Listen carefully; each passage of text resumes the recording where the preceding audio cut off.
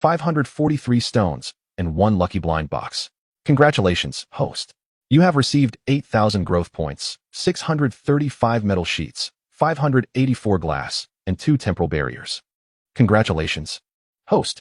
You have received 8,000 growth points, 745 plastic, 367 wooden planks, and 2 super shockwaves. Once again, all rewards were doubled under the amplification effect.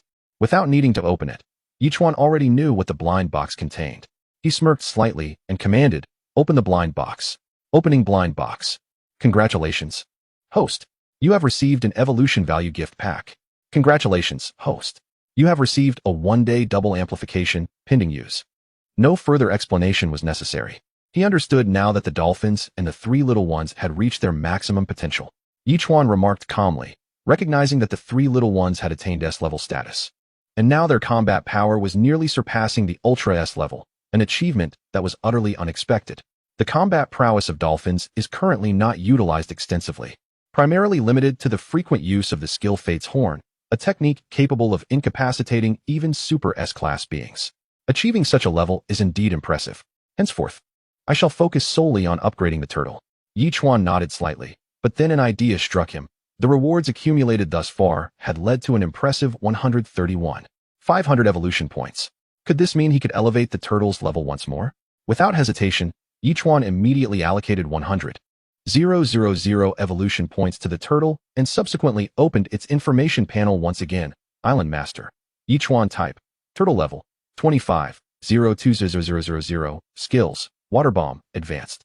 Backflow Technique. Advanced. Absolute Gravity. 1,200,000 tons. Absolute Claw. Advanced. Absolute Spike. Beginner. Invisibility. 30s. Talents. Longevity. Rapid Healing. Crawling. Levitation. 500 centimeters for 1 hour. Speed. 2,000 nautical miles per hour. The duration of invisibility had increased by 5 seconds, while the levitation time extended to 1 hour, and the speed had doubled compared to before. Most importantly, a new skill, Absolute Spike, had been added. Absolute Spike consists of 3 10-meter-long conical spikes, each with a diameter of 3 meters at the connection point with the turtle, arranged along its right side. These spikes only manifest when absolute gravity is employed, thereby enhancing the attack power of absolute gravity by at least double. This indeed is a remarkable skill. However, the required evolution points had also doubled, escalating from 100,000 to 200,000. It is anticipated that the next level will demand 300,000 points, which is acceptable. Yichuan felt quite pleased with the turtle's progress, though he pondered whether it could inflict any damage on Godzilla with its enhanced version of absolute gravity. This was certainly something to look forward to. Perhaps a miracle might unfold. After breakfast, everyone continued with their respective tasks. Yichuan provided Saturday with 5,000 pounds of honey to craft honey wine. Saturday eagerly accepted, promising to keep the sugar content below 4%, ensuring an exquisite and mellow flavor. At that moment, however, Yichuan suddenly heard the voice of the system in his mind. A dungeon quest has been detected. Does the host accept? What dungeon quest? Yichuan was utterly bewildered. How could making honey wine trigger a dungeon quest? The dungeon quest requires the host to promptly rescue Wang Yukai from the Poison Dragon Cave, with substantial rewards upon completion. The system responded. What the hell? Who is Wang Yukai, and where is the Dragon Cave? This makes no sense at all. Yichuan remained perplexed. Previously triggered dungeon quests had all been preceded by some context, hadn't they? The host may choose to accept or decline. Of course, I choose to accept. Yichuan replied without a moment's thought. Detection confirms the host has accepted the dungeon quest. Please complete it as soon as possible. Listening to the system's words, Yichuan felt on the verge of depression. The crux of the matter was that he possessed no information whatsoever, only the knowledge that he was to rescue Wang Yukai. Who was this Wang Yukai that had suddenly emerged? System. I believe it is imperative that you elucidate who Wang Yukai is, Yichuan said, his expression darkening. The unexpected appearance of such a side quest left him utterly bewildered. Shut up, the system retorted, its frustration spilling over into English. I have painstakingly scoured the vast repository of side quests over the past 2 days to find you the simplest one that would preserve your life as much as possible. And here you are complaining? Are you out of your mind? Are you suggesting that I should thank you for this?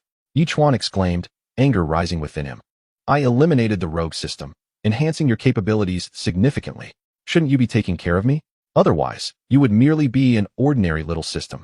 Had it not been for me, You would have perished upon entering the ocean world, and you would have had no opportunity to complain. The system's temper flared. I am the one who has granted you everything. Do you believe I could simply retract it all right now? Go ahead, I couldn't care less. Ichuan replied, spreading his hands. You can wait another 2 years to find a new host and retrace the path I have walked. Let's see who suffers then. Damn you. After a prolonged silence of over 10 seconds, the system, infuriated, muttered another English expletive. Enough. A grand system such as myself should not be resorting to such base language. Do you find that pleasing to hear? Ichuan snapped back. Now hurry and explain who Wang Yukai is. The foremost invisible tycoon of the 9 provinces, possessing an asset value exceeding that of the overt tycoon by 10 trillion. The system finally responded, becoming more cooperative. He has been imprisoned by the most malevolent island lord in the Life Forbidden Zone, confined within the dragon-slaying cave. Those in the Life Forbidden Zone should lack for nothing, so why kidnap Wang Yukai? Yichuan inquired skeptically.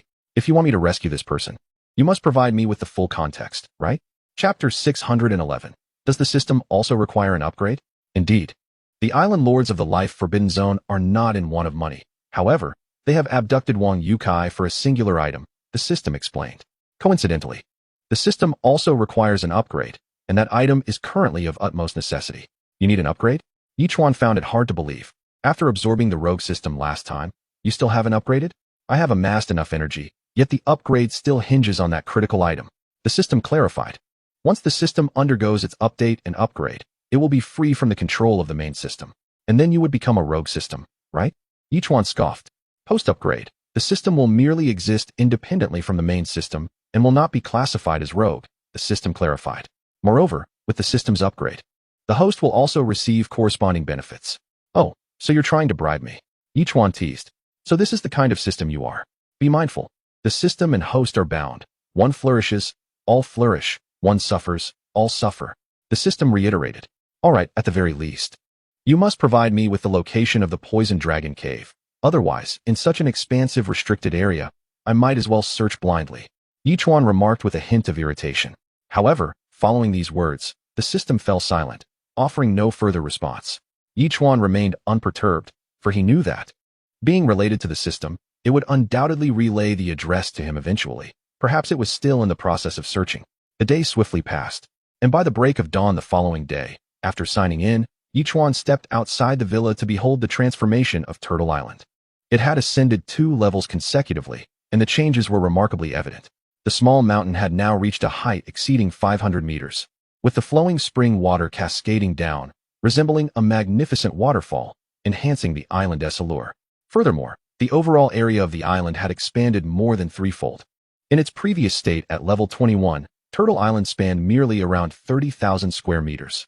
After advancing 4 levels, its area astonishingly increased to 100,000 square meters. The lush forests of the original 30,000 square meters bestowed a sense of vastness and vitality, rendering it exceedingly pleasant to behold. The mutated version of the Boo family's giant ape had now assumed the role of the caretaker of the Tree King. Remarkably, after numerous transformations, this creature exhibited a significant degree of intelligence, and many B, A, and S-grade beings began to emerge under the management of the Boo giant ape and the Tree King, resulting in an exceptionally peaceful forest environment. Island upgrade complete. Congratulations, host, on upgrading Turtle Island to level 24. You have received an upgrade gift pack. Would you like to open it? Island upgrade complete. Congratulations, host, on upgrading Turtle Island to level 25. You have received an upgrade gift pack. Would you like to open it? At this moment, the voice of the system suddenly resonated.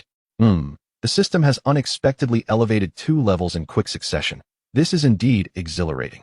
After utilizing the double amplification, Yichuan declared, Open it. Opening now. Congratulations, host. You have acquired 8,000 evolution points, 5 barrier devices, 5 times sensitive barrier devices, 2 island stabilization devices, 2 super shockwaves, 2 super laser waves, and 2 island propellers. Congratulations, host. You have acquired 8,000 evolution points, 10 barrier devices, 10 times sensitive barrier devices, 5 island stabilization devices, 5 super shockwaves, 5 super laser waves, and 5 island propellers. The system's voice continued to relay the updates. It appeared that the protective shield was being gradually phased out due to its inferior defensive capabilities compared to the barrier devices. However, the evolution value and basic resource gift packs had diminished, likely because the dolphins and their companions had ceased to evolve. resulting in a slower accumulation of evolution points than before. This was quite agreeable, as it was only fitting that certain outdated elements be retired at this juncture. Furthermore, Yichuan resolved to consolidate all his possessions, discarding the unnecessary items or converting them into currency, retaining only what was truly useful. Although his finances were already ample and seemingly unnecessary, one could never predict when they might be needed in the future. As noon approached, Yichuan was contemplating where to commence the consolidation and organization of supplies when the super radar emitted a sudden and urgent alarm. The group quickly gathered to observe and discovered that 10 formidable warships had entered within 100 kilometers of Turtle Island. Both sides were advancing towards one another, and it was estimated that they would make contact in just a few minutes. At that moment, the adversary's assault had already commenced. Each warship launched 10 missiles, totaling 100 missiles hurtling towards them. Yichuan swiftly reinforced their defenses with a layer of temporal protective shield, shaking his head slightly as he remarked, "These individuals truly lack courtesy. They greet us with 100 missiles. If they obliterate us, how can they proceed with their plundering? We are, after all, in a life-threatening zone, where formidable defenses are to be expected. Besides, we are capable of retaliating. Perhaps they merely wish to probe our firepower." Liang Honging whispered, "Let them lower their guard, and we shall ascertain the true nature of these individuals." Yichuan declared, "To brazenly navigate 10 invincible warships in a life-threatening zone suggests that this group is far from ordinary." With a resounding boom, the 100 missiles descended upon Turtle Island like harbingers of death, striking the island with immense force. After a brief pause, Yichuan waved his hand, promptly enveloping Turtle Island into a miniature world. The missiles that had yet to strike were diverted, plummeting into the sea and generating colossal waves. On the flagship, the technicians were momentarily stunned at the sudden disappearance of the island from the radar. "Deputy Chief, the island is gone. Did our 100 missiles obliterate it?" The man known as the Deputy Chief's expression shifted dramatically. It was a mobile island of considerable size, and to see it vanish without a trace was astonishing. It was probably just a rock or something like that, floating on the surface, mistaken for an island, one technician speculated. "What do you know?" The Deputy Chief angrily kicked the man. On Mist Island, this very island was sighted, and shortly thereafter, the king bees within Mist Island were exterminated, their hive taken away. Do you suppose this was mere coincidence? Furthermore, do you think the chief sent us to locate this island merely to destroy it? But you commanded us to initiate a bombardment first. The technician meekly replied. "You." The deputy chief glared at the technician, who was desperately trying to evade responsibility, feeling an overwhelming urge to silence him. In chapter 612, Are You Tang Renmu?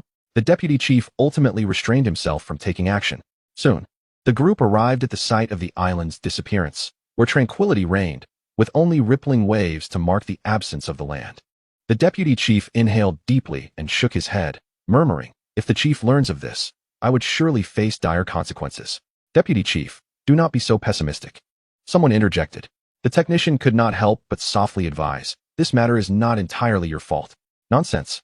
This is your problem, not mine," retorted the second in command, irritation evident in his tone. "Once we return to the base, I will explain everything to the chief. You might as well prepare for your demise." "You." The technician was momentarily taken aback, but dared not say more. Meanwhile, Yichuan had already pressed himself against an invincible warship, darting like lightning onto the deck, and swiftly made his way towards the hatch. Just as a sailor opened the door, Yichuan forcefully shoved him back, leaving him gasping, with only one other person watching in astonishment. "Who are you? Why are you attacking us?" Yichuan coldly demanded. "You are."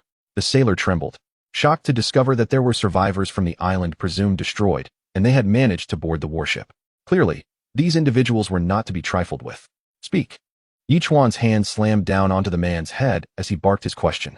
The sailor, fearing for his life, quickly explained, "Through our reconnaissance equipment, we discovered that the Mist Island we had long been monitoring had been plundered. Your island had previously been in that vicinity and even ventured into the mist.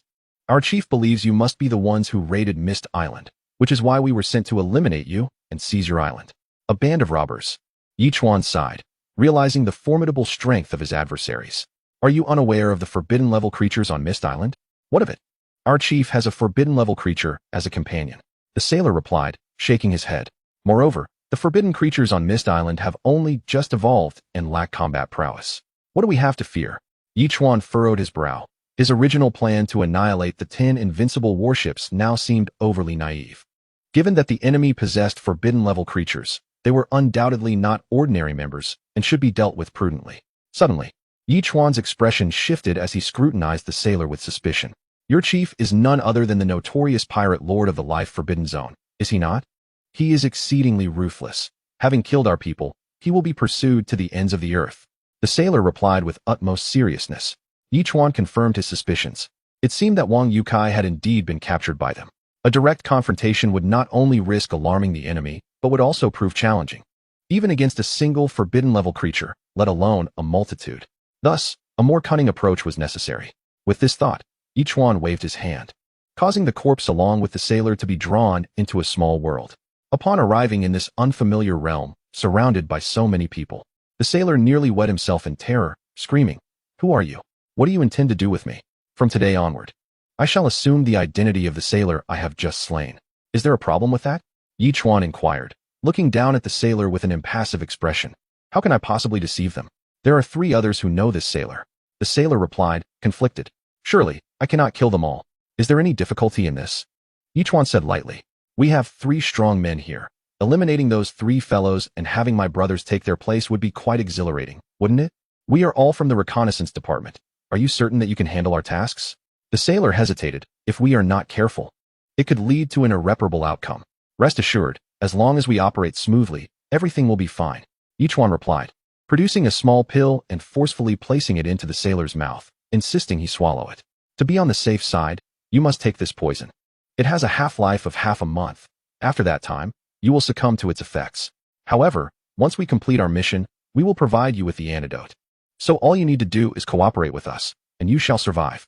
"What exactly do you intend to do?" the sailor asked, his voice tinged with fear. "We are going to rescue Wang Yukai." Xiao Feilong chimed in with a grin. "Wang Yukai is imprisoned in the deepest part of our poison dragon cave, guarded by an ultra S-class creature. There is no way you can rescue him." The sailor scoffed. "Is it a poison dragon cave or a dragon slaughter cave?" Zhao Feiyu frowned. The poison dragon cave is also known as the dragon slaughter cave. It houses 2 forbidden-level creatures. Once, a peak moon realm master entered and killed one of them, which is why it later became known as the Dragon Slaughter Cave, the sailor explained. That battle was nothing short of earth-shattering. The moon realm expert not only slew a female dragon, but also left the male dragon gravely wounded. Coincidentally, our chief happened to pass by, saw that the moon realm master was also injured, and decisively killed him, rescuing the male dragon and avenging the female dragon. From that day forth, our chief settled in the Poison Dragon Cave, and within a mere decade, it became one of the most formidable presences in the Forbidden Zone. Listening to the sailor's account, Yichuan couldn't help but nod slightly. It seemed this mission was indeed far from ordinary. The system had shamelessly claimed it was the simplest among all side quests. What a foolish assertion. However, Yichuan chose not to dwell on it further. He proceeded to share his plan with the group and then returned to the battleship with the sailor, heading towards the reconnaissance department. "Who are you?" Upon entering the reconnaissance department, a stranger coldly questioned him. "I am Tang Renmu," Yichuan replied curtly. "What? Have you forgotten me in the short time I went out for a smoke? You bear no resemblance to anyone I've known by that name." The man narrowed his eyes, speaking icily. "He is indeed Tang Renmu." The sailor interjected, looking at the man with confusion. "Buddy, are you still half asleep? You don't even recognize your best friend?" The man, taken aback by the sailor's words, scrutinized Yichuan closely, rubbing his eyes vigorously. "You truly are Tang Renmu? Do you doubt me?" Yichuan shot him a fierce glare, then called out loudly, "Brothers, come over and see who I truly am." Chapter 613, Stepping on Solid Ground. "Who are you?" In a fleeting moment, the remaining 2 individuals approached, their curiosity piqued as they scrutinized Yichuan. "I am Tang Renmu," Yichuan proclaimed, and with a swift motion of his hand, he transported everyone into a miniature world. Before they could comprehend the situation, they were swiftly eliminated. In an instant, Zhao Feiyu and 3 others took the place of Tang Renmu and his companions, leaving only a solitary sailor to contend with the others. Meanwhile, 10 invincible warships had returned, and the 4 temporarily remained in the reconnaissance department, diligently performing their scouting duties until, 5 days later, the warships finally arrived at their destination. Upon the surface of the sea stood 3 towering peaks, each nearly 2,000 meters high, forming a tripartite alliance, positioned almost 1,000 meters apart from one another. The invincible warships boldly navigated between these mountains, only to vanish from sight shortly thereafter. This spectacle intrigued Yichuan, for it was his first encounter with such a spatial dimension. As the warship maneuvered between the peaks, a beam of laser appeared to converge upon it, and in an instant, the vessel disappeared, re-emerging in an entirely different realm. This new space was a colossal cavern, spacious enough for 2 warships to advance side by side, and all the invincible warships surged forward with great haste. Little Flying Dragon could not suppress his astonishment and inquired, "Is this the dragon-slaying cave?" "Indeed," the sailor replied earnestly, "the space here is boundlessly vast. It is rumored that somewhere beneath the water lies a treasure of 10,000 tons of gold." 10,000 tons of gold. That's 40 trillion. That's not too much. Little Flying Dragon remarked casually. This statement left the sailor at a loss for words, casting a surprised glance at Little Flying Dragon before falling silent. Soon, all 10 warships docked in a vast body of water, and the crew began to roam freely aboard the vessels, with only the second-in-command, a few assistants, and the captain disembarking onto the land. Lu Shui furrowed his brow and quietly asked, "Are we not allowed to disembark?" With the size of the invincible warships, and each ship carrying only 1,000 personnel, do you truly believe we would be permitted to leave? The sailor weakly retorted.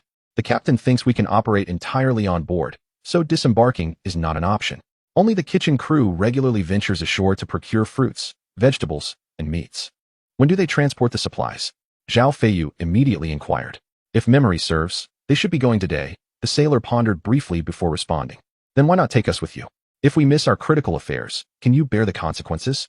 Little Flying Dragon pressed urgently. The sailor, wary of further conflict, quickly led the 4 to the kitchen, where they found 5 individuals preparing to leave. Upon seeing the sailors, they expressed their confusion. "What brings you here?"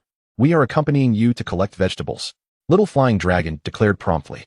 "You 4 belong to the reconnaissance department, right? How naive to think you can replace us just to sneak off to the land." The imposing figure of a hefty man, weighing no less than 300 pounds, suddenly expressed his discontent. "I, too, desire to relax on solid ground. Do you truly believe I would relinquish this opportunity to you?" With a resounding thud, the little dragon swiftly delivered a kick that sent him sprawling several meters away, rendering the unfortunate man unconscious before he could even react. "You may accompany me, but all must heed my commands. The denizens of the land are exceedingly ruthless, and in the absence of women, individuals such as yourselves may attract the attention of those with peculiar predilections, leading to a most tragic fate.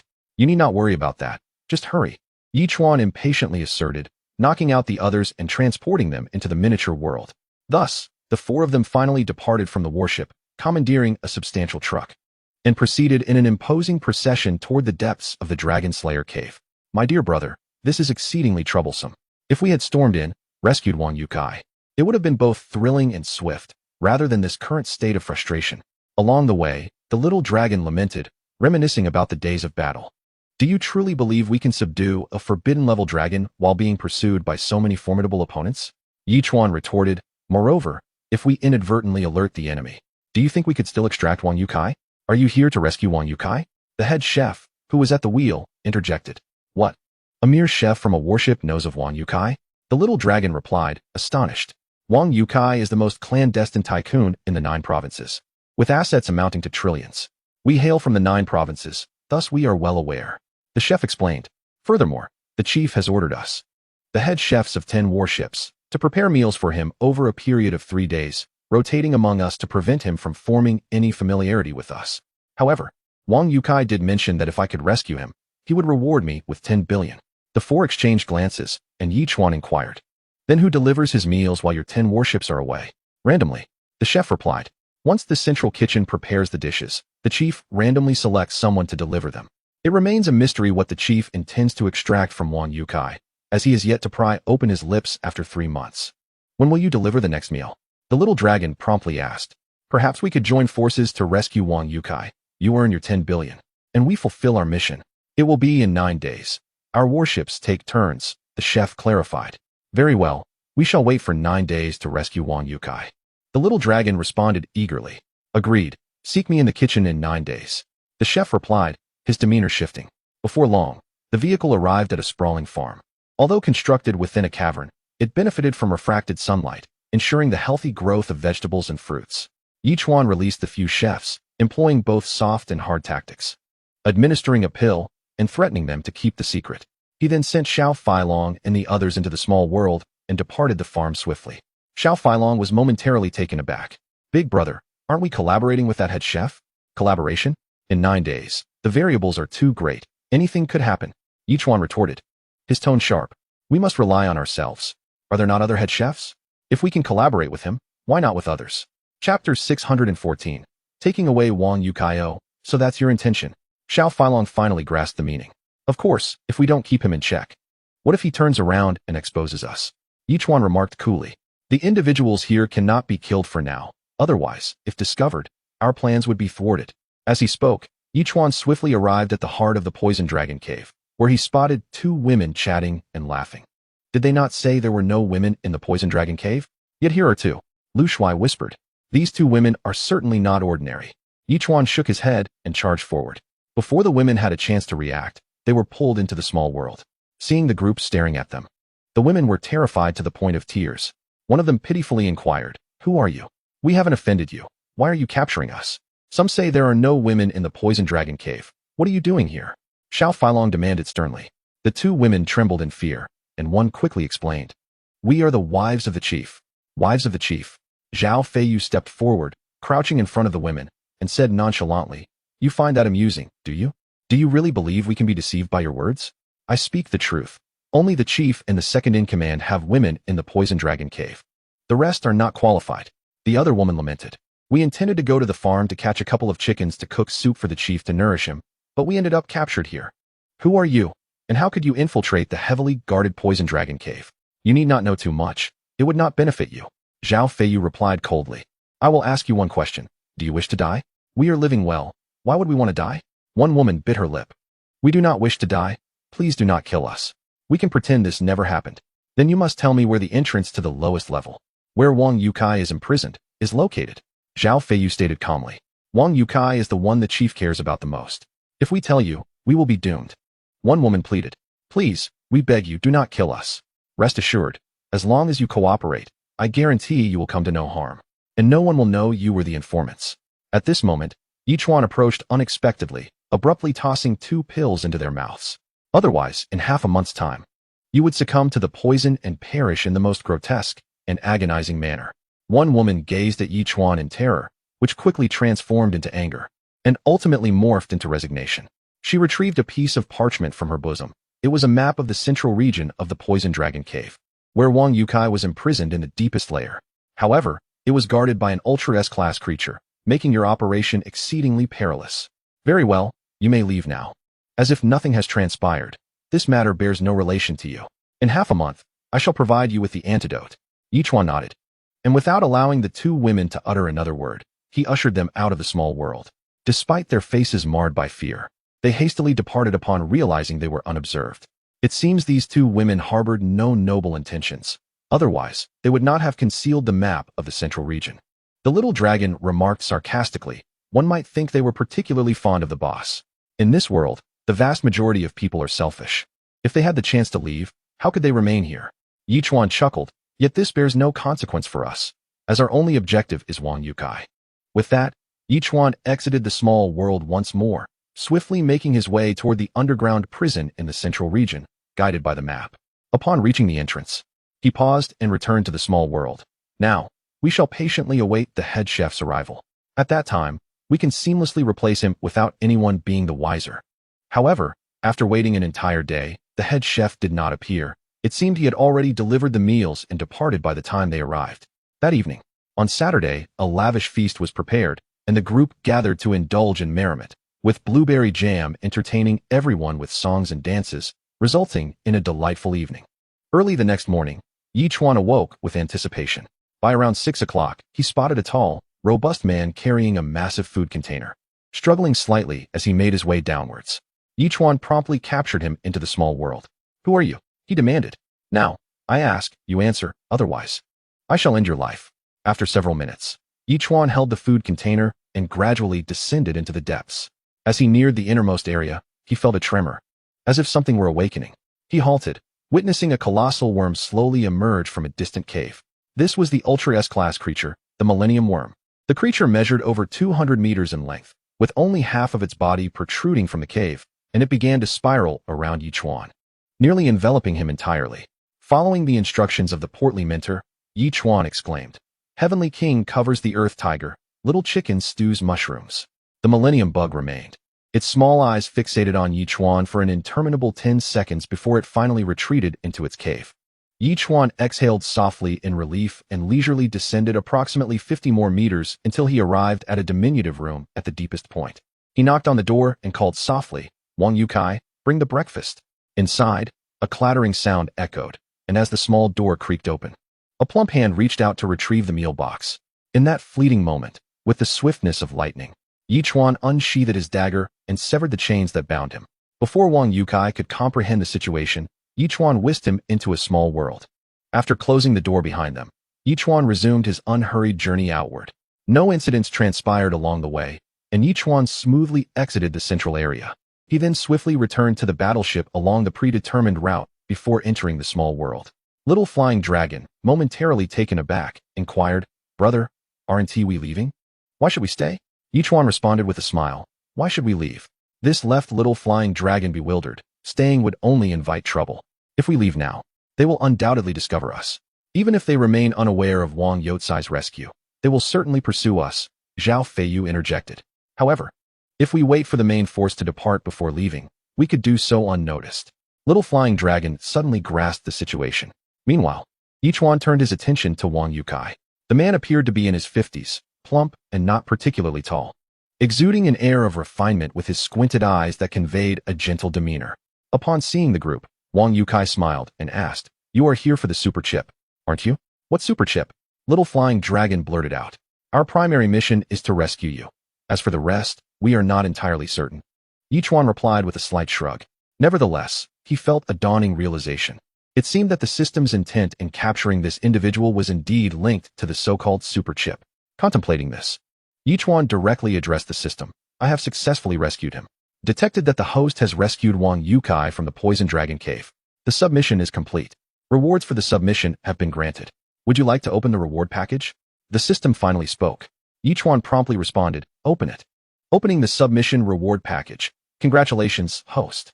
You have received Temporal Barrier Device X5, Island Propulsor X5, Super Laser Wave X2, Dragon Slayer X2. The system's voice echoed in response.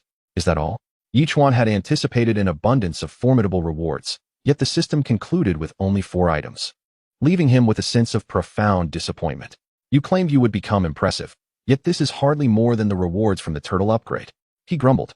If you're going to be spectacular, then do be spectacular.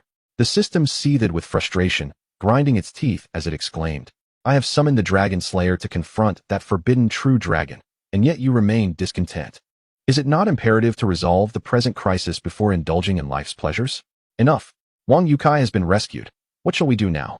Yichuan scoffed, his expression dark as he inquired. Transfer him to the system's inventory, came the reply. That is indeed a vacuum environment. There is no need to resort to such measures for his demise. Is it beyond this system's capabilities to alter the surroundings? Proceed with your tasks. I wish to converse with him. Yichuan, momentarily at a loss for words, ultimately refrained from further comment, directly placing Wang Yukai into the system's inventory. He then smiled at the others and declared, All right, let us return to our duties. Once these warships are mobilized, we shall depart alongside them. The day swiftly passed. On the following morning, as per Yichuan's prior instructions, the head chef ambled downwards, feigning calmness while his heart raced with anxiety. After enduring the scrutiny of the enormous creature, he swallowed hard and, upon opening the door, bellowed without even glancing inside. The prisoner has escaped. In an instant, the colossal creature burst through the floor with tremendous force, racing to the cell door and, upon finding it empty, let out a deafening roar. Inside the room, the leader was administering injections to 2 beautiful women when the sound reached his ears, causing his expression to darken. It was unmistakably the voice of the enormous creature, which was tasked with overseeing Wang Yukai. Such a commotion could only indicate that something had gone awry. The leader hastily donned his clothing and, accompanied by a dozen others, dashed into the dungeon. Witnessing the enraged creature and the trembling head chef, he noted that Wang Yukai had vanished without a trace. Grasping the chef by the collar, he demanded, What on earth happened? The chef struggled to swallow, promptly divulging everything he knew, which only served to intensify the leader's fury. Who could possibly have stealthily spirited Wang Yukai away under the very nose of an S-class creature? It is utterly inconceivable. Leader, it lacks eyelids. The chef replied, his voice shaky. Am I discussing eyelids? The leader kicked the chef squarely in the chest, rendering him unconscious, before coldly commanding, Now, Dispatch everyone. Leave no corner unchecked. Even if it means digging 3 feet into the earth, we must locate Wang Yukai. In an instant, all personnel within the Poison Dragon cave mobilized, including those aboard 10 invincible warships, initiating a sweeping search where everyone became a suspect. A grand investigation of monumental proportions commenced. Meanwhile, in the small world, Yichuan and his companions observed the unfolding chaos, enjoying their feast as though it were a riveting film. 3 full days elapsed, yet they had turned up nothing. The leader sat in his chamber, his expression dark enough to wring water from it. How could a person vanish without a trace? Surely, he could not have been devoured by that monstrous creature. Upon reflection, it seemed implausible. The creature was the most loyal subordinate of the Poison Dragon, and it would never defy its master's orders to consume a closely guarded prisoner. Could it be that the individual possessed some formidable cloaking ability, stealthily abducting Wang Yukai before making a quick escape? Contemplating this possibility made the leader nod slightly, declaring, "At once, dispatch 10 invincible warships. I care not what means you employ. He must be retrieved before Wang Yukai is returned to Jiuzhou." "Yes," the second-in-command bellowed, swiftly turning to rally the men. Meanwhile, the leader advanced deeper into the Poison Dragon's lair. After traversing nearly 1,000 meters downward, he finally pushed open a stone door, revealing an immeasurable hoard of gold coins and various treasures, along with a colossal dragon coiled atop the mound. As the stone door creaked open, the dragon's eyes flickered to life. The leader spoke forth, "Wang Yukai has escaped. My grand design to dominate the entire life-restricted zone is now thwarted." "Wang Yukai has been rescued?" the dragon inquired, its voice resonating like thunder as it scrutinized the leader. "Indeed, he was imprisoned in the innermost depths. No ordinary person could possibly flee unaided," the leader replied, gritting his teeth. "I have left a trace of my dragon's breath upon him. The moment he reveals himself, I shall sense it," the dragon intoned gravely. "Now, I shall assist you in retrieving him." "Thank you," the leader responded with a bow, kneeling on one knee in reverence. Chapter 616. The Departure of Wang Yukai, the Dragon's Assault. Upon receiving the command, all invincible warships set sail.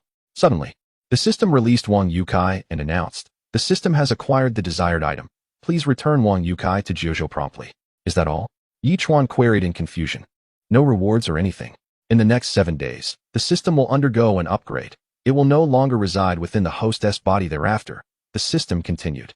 "Regardless of the challenges or dangers encountered, the host must resolve them. 7 days?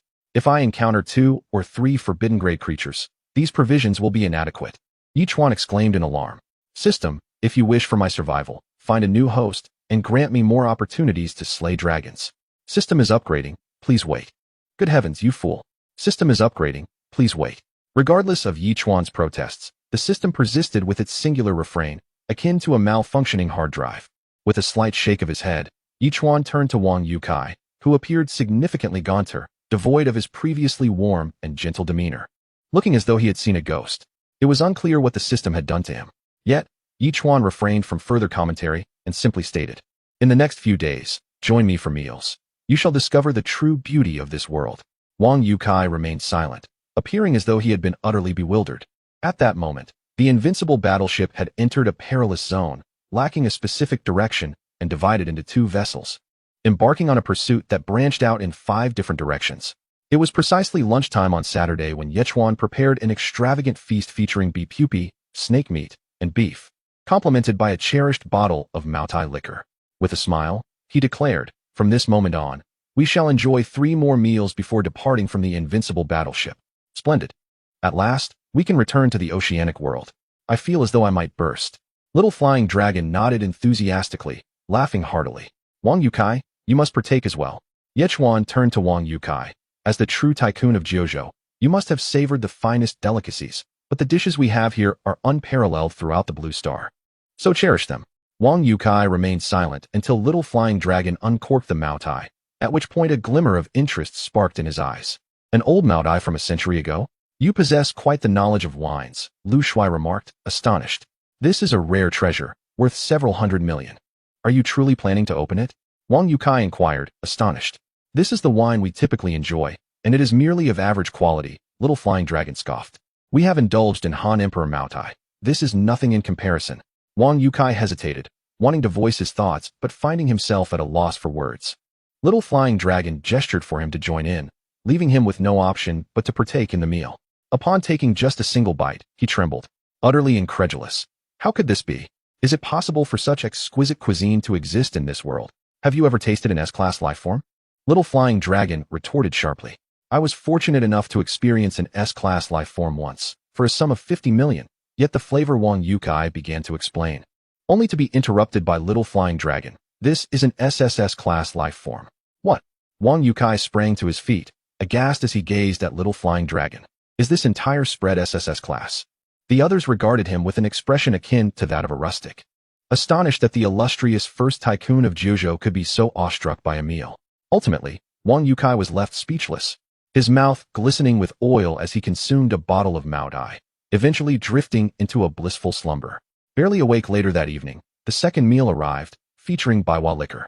Wang Yukai consumed 2 liters alongside the other dishes, leading him to become quite intoxicated. Thus, they continued until the following morning, after which Yechuan decided it was time to depart from the invincible battleship. Once cloaked, he swiftly surged forward for several dozen nautical miles.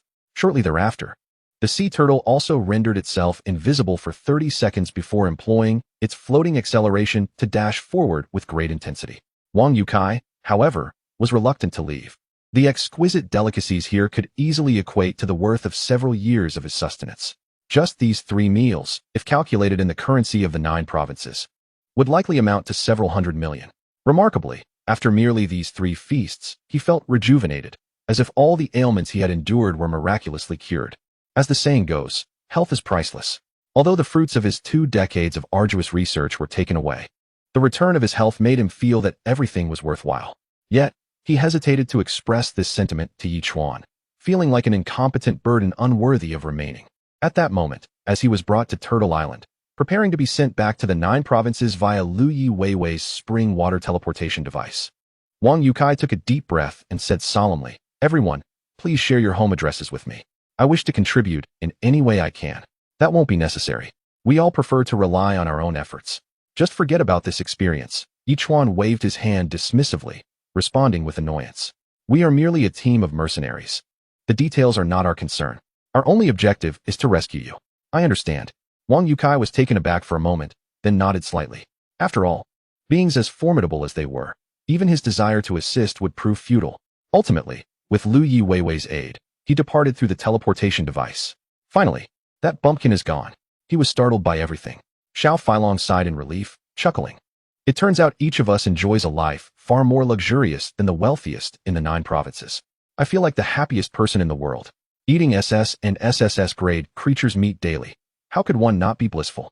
Yichuan remarked coolly, "We are likely to be pursued by those from the Dragon Slayer's cave. We should all prepare ourselves. Surely they have discovered our Turtle Island by now?" Zhao Feiyu murmured. "They are currently conducting indiscriminate attacks. Seeing that we are not far from the Poison Dragon Cave, they will surely seek to trouble us."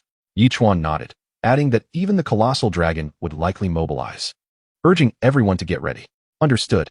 Xiao Feilong nodded repeatedly, and the group promptly began their preparations. Meanwhile, above the Poison Dragon Cave, the colossal dragon, which had been searching for something, sensed Wang Youcai's presence the moment he appeared, unleashing a thunderous roar before swiftly heading towards Turtle Island. Chapter 617, The Black Dragon Strikes, a great battle imminent, as Yichuan anticipated, once the turtle emerged from its cloaking. 2 invincible warships immediately detected its presence and swiftly approached. However, under the orders of the captain, the ships refrained from opening fire. Other warships soon surged forward, intending to encircle Turtle Island. Yet, Yichuan harbored no such concerns.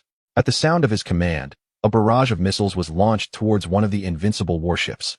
The leading warship coldly fixated on the radar's incoming assault, a sardonic smile creeping across its visage. "So, this is the elusive mobile island we thought had vanished after being attacked. Little did we know it merely concealed itself, and now dares to launch an offensive against us. Truly a display of overconfidence. They likely remain oblivious to the fact that our invincible battleship is crafted from purple gold." The man beside him mirrored his smile, stating with a nonchalant demeanor that they were not a force these adversaries could contend with. He ordered, "Do not resist. We must demonstrate to these individuals just how futile their firepower is against our vessel." 18 missiles swiftly multiplied into 180, soaring toward the invincible battleship from all directions. Subsequently, without any hindrance, they struck the battleship with full force. The cacophony of explosions resonated continuously, each warhead unleashing a terrifying might. Nearly every aircraft on the deck suffered repercussions, and the colossal warship, weighing hundreds of thousands of tons, was violently shaken. Each explosion wrought unimaginable devastation. In a single barrage, the invincible battleship sustained grievous damage, its systems teetering on the brink of collapse, nearing the point of sinking. What is happening? Witnessing this scene, the man's expression shifted dramatically. This was a vessel infused with purple gold. Even weapons forged from blue steel crystals should not possess such overwhelming destructive power. Could it be possible that their missiles were also crafted from purple gold? The man beside him cursed internally, yet whispered a caution. This revelation momentarily stunned the first man, who now recognized that the true fool was himself. He promptly commanded, "Immediately contact the other warships. They must not underestimate these foes as we have, or we shall certainly suffer grave losses. Captain, our communication system has failed." The communications officer reported urgently. The man's countenance darkened further, exclaiming, "What the hell? How could they think they could withstand our assault?" Xiao Feilong, equally bewildered, could not help but burst into laughter. As the turtle's speed diminished, the remaining invincible warships had already encircled Turtle Island. Yichuan had no intention of retreating. After all, Wang Yukai had been dispatched, and the system was upgrading. Since these adversaries intended to pursue him, he welcomed the opportunity for a confrontation. However, without the authorization of their leader, the invincible warships hesitated to make a move, awaiting a commanding presence to truly subdue Turtle Island. After several tense minutes, a thunderous roar echoed, and a colossal black dragon emerged, soaring through the clouds with remarkable speed. An abominable creature from the toxic dragon cave, the poison dragon. Goodness! This black dragon is several thousand meters long. It appears utterly terrifying, exclaimed Blueberry Jam in astonishment. After all, it was a forbidden-level creature. If it were not fearsome, that would indeed be a marvel. Yichuan spoke coldly. Let us first endure its onslaught and ascertain the extent of its power. In no time, the black dragon surged forward, coiling around Turtle Island twice, before coldly inquiring, "Wang Yukai, where art thou?" To his astonishment, the creature was capable of human speech. Little Flying Dragon was taken aback. The Azure Dragon from the Forbidden Sea and Godzilla they had previously encountered were both mute. The ability of this black dragon to articulate human language suggested that its strength might surpass that of the other two. Yichuan shook his head and replied, "I regret to inform you that Wang Yukai has already been sent back to the 9 provinces, and I am unable to deliver him to you. You shall pay for this." Upon hearing these words, the black dragon's expression darkened, and it unleashed a torrent of black dragon breath toward Yichuan and his companions. To the dragon's surprise, the protective barrier withstood the formidable attack characteristic of a forbidden-level creature, indicating that the turtle's power had just reached the Super S level. As he pondered this, Turtle Island suddenly vanished, reappearing 100 meters away. It then executed an absolute gravity and absolute spike maneuver, charging ferociously at the black dragon. The dragon dismissed this move entirely, wielding its tail, which spanned several dozen meters, with cataclysmic force as it struck back at the turtle. The clash of these titans, one newly brushing against the threshold of forbidden-level creatures, and the other an established entity of such caliber, erupted like the explosion of numerous nuclear bombs. The surrounding sea was instantaneously compressed downward, creating a pit hundreds of meters deep. Immediately, a towering tsunami surged forth, radiating in all directions. Even the formidable warships, racing toward the scene, began to tremble violently, teetering on the brink of capsizing. A terrifying roar reverberated across a radius of over 100 nautical miles. The black dragon, as a forbidden-level creature, found itself grievously wounded, 3 gaping wounds appearing on its tail, from which blood began to flow languidly, causing it to droop helplessly. For the black dragon, this was an immense humiliation. As a forbidden-level being, it was severely injured by a turtle that had merely grazed the threshold of the Super S level. Only by vanquishing it could the dragon redeem its honor. Fixating coldly on the turtle, the black dragon grit its teeth and declared, "I shall make you understand the nature of the entity you have provoked. I will show you what a forbidden-level creature truly is." With these words, the black dragon's body began to rapidly shrink, diminishing from several kilometers in length to a mere 100 meters. Yet, its terrifying power intensified as it charged fiercely toward the turtle. "Come forth." Yichuan let out a cold snort as the forbidden spear materialized in his grasp. He immediately invoked the indestructible body technique, causing the spear to erupt with a dazzling golden light, resembling a roaring golden dragon as it surged forth like a war god, charging towards the black dragon. Chapter 618. Equal Forces, the Black Dragon's Mockery. The Black Dragon regarded Yechwan, this mere human, with a sense of disdain. After all, he was just an insignificant human, and a novice at that. Even if one were to reach the moon phase, what right did they have to challenge him? How much combat power could a mere water phase possess? The Black Dragon did not even spare Yechwan a glance, continuing its assault on the sea turtle while simultaneously swinging its tail violently towards Yechwan. Bang! With a tremendous crash, Yechwan collided fiercely with the Black Dragon's tail. The force unleashed from the forbidden spear was such that even beings of forbidden caliber would shy away from its edge, for, by design, the spear was created specifically to combat such entities. The terrifying power erupted, sending shockwaves radiating outward, causing the Black Dragon to feel a sting akin to being stung by a scorpion, shattering its focus on the sea turtle. It swiftly turned its head and unleashed a vast breath of dragon fire towards Yechwan. Having just steadied himself after the clash with the dragon's tail, Yechwan saw the dragon fire barreling towards him. Instead of dodging, he opened his arms wide, welcoming the baptism of the dragon's breath. What on earth? The little dragon was left dumbfounded. What was happening? Why was his brother allowing this colossal dragon to attack? This was a being of forbidden caliber. That breath could rival Godzilla's atomic breath. The others remained silent, their expressions grave as they observed Yechwan. Throughout their journey, they had come to understand that Yechwan would never act without certainty, the only explanation being that he could withstand this assault. Yet, this was a being of forbidden caliber. Just as they were pondering this, the dragon's breath dissipated, and there stood Yechwan, unscathed, gazing at the Black Dragon with a hint of mockery. Even the Black Dragon was taken aback. Not even a moon phase expert would dare to withstand its dragon fire directly. How had this mere water phase managed it? I had thought your breath was formidable, but it appears rather feeble. Have you been unwell of late? Yechwan scoffed. Perhaps your body has grown rusty from lack of activity? The Black Dragon's face was etched with indifference, yet it was left speechless. It found itself engulfed in self-doubt. After all, there was no way its dragon fire could be so weak. What had gone wrong? Bang! Just as the Black Dragon was lost in its thoughts, Yechwan launched another assault. The distance between them was minimal, and with the forbidden spear extending hundreds of meters, his instantaneous strike felt akin to a colossal golden dragon crashing down upon the Black Dragon's head. However, Yechwan was merely in the water phase. Had he been at the moon phase, he could have inflicted severe injuries or even slain the forbidden creature, but in his current state, he could only evoke a slight discomfort. In that moment, the Black Dragon erupted with fury. Being struck twice by a mere entry-level adversary was, in itself, a source of humiliation. If word of this were to spread, how would the friends within the forbidden circle perceive him? In that instant, the Black Dragon wholly abandoned the sea turtle and directed its wrath towards Yechwan. The terrifying roar reverberated across the sea, creating waves that soared hundreds of meters high, rendering the Black Dragon a veritable deity of destruction. The sight was indeed fearsome. Observing the Black Dragon's imposing form, Yechwan instinctively recoiled. Yet, regardless of the dragon's maneuvers, they would amount to little more than a mere tickle to him. Allow me to demonstrate how I respond to such tickling.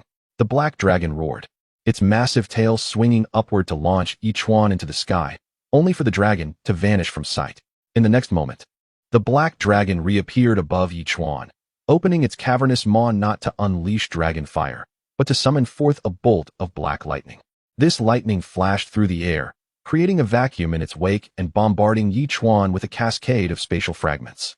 This was one of the Black Dragon's signature moves. The sheer destructive power of this lightning could reduce a mountain thousands of meters high to mere dust, a blow even more formidable than its dragon breath. Unbeknownst to the dragon, however, Yechwan had previously ingested a miraculous pill, rendering him immune to all forms of lightning attacks. Coupled with his indestructible physique, the so-called lightning assault was nothing more than a jest in his presence. This realization only fueled the Black Dragon's fury. Years ago, a formidable entry-level expert had barely survived a direct hit from the dragon's lightning, allowing him to endure until Mu Qianshan arrived to rescue him. Yet this insignificant creature could not possibly be stronger than an entry-level master, could it? The Black Dragon felt as though it were encountering a specter. Is your attack concluded? Now it is my turn. Yechwan bellowed with laughter, shortening the forbidden spear to a mere 100 meters and launching it towards the Black Dragon with absolute gravity. The dragon watched as Yechwan charged forward, emanating a faint black luminescence, its massive form colliding directly with him. Boom! Over 1,000,000 tons of force concentrated at the spear's tip struck the Black Dragon. but only succeeded in creating a small wound, barely drawing any blood. Yichuan was left utterly astonished. As a distinguished figure among entry-level experts, he believed that employing absolute gravity would have brought him to the threshold of the next level. Yet, he had merely caused the dragon a minor injury, one that would heal without needing medical attention. How could one fight under such circumstances? It was no wonder these beings dismissed the forbidden grade queen bee. Compared to this black dragon, she was nothing but a trivial nuisance. Is this truly your strongest attack? The black dragon gazed at Yichuan as if he were a fool, bewildered by the situation. My attacks are ineffective against you, yet you cannot harm me either. We are evenly matched. However, I possess the capacity to obliterate everything you hold dear. How long do you believe your island and that turtle can endure? Do you dare? Yichuan narrowed his eyes. As a creature of taboo status, I am the sovereign of the ocean realm, surpassing all but a select few mythical beings. Is there anything I would shy away from? The black dragon erupted into a scornful laugh, exclaiming, "Oh, how naive you humans are. And mythical beings? It seems they are considered the apex of oceanic life, are they not?" Contemplating this, Yichuan boldly declared, "My potential knows no bounds, and I possess a trump card capable of effortlessly bringing you to your demise. Is that so?" The moment those words escaped him, the black dragon burst into laughter, yet spoke with an air of confidence. "I make no empty boasts. I stand here inviting your assault. Even if you manage to inflict a wound twice the size of that previous minor injury, I shall turn and depart, no longer pursuing matters concerning Wang Yukai." Chapter 619. The most humiliating death of a dragon in history, are you certain? Yichuan scoffed. In your human parlance, it is said that a word once spoken is as hard to retract as harnessing a team of horses. The black dragon bellowed like a thunderclap. Very well. Prepare to witness the might of humanity. Yichuan roared, instantly unleashing his dragon-slaying slash. Since the system indicated that this move could contend with creatures of taboo status, it must possess immense strength. Though Yichuan harbored doubts regarding the black dragon's adherence to its promise should it be wounded, driving it away would be a worthy endeavor. In an instant, a blade of azure light, seemingly lacking in grandeur, cleaved through the heavens, momentarily resembling a radiant sun, illuminating the entire sky before hurtling towards the black dragon with the swiftness of lightning. On Turtle Island, the spectators observed the scene with bewilderment. After exchanging a strike and a few words in midair, the black dragon allowed Yichuan to attack, leaving them utterly perplexed by the unfolding situation. Is this black dragon a fool? The little dragon murmured. Did it really agree when my elder brother declared, "I wish to slay you," leading to this attack?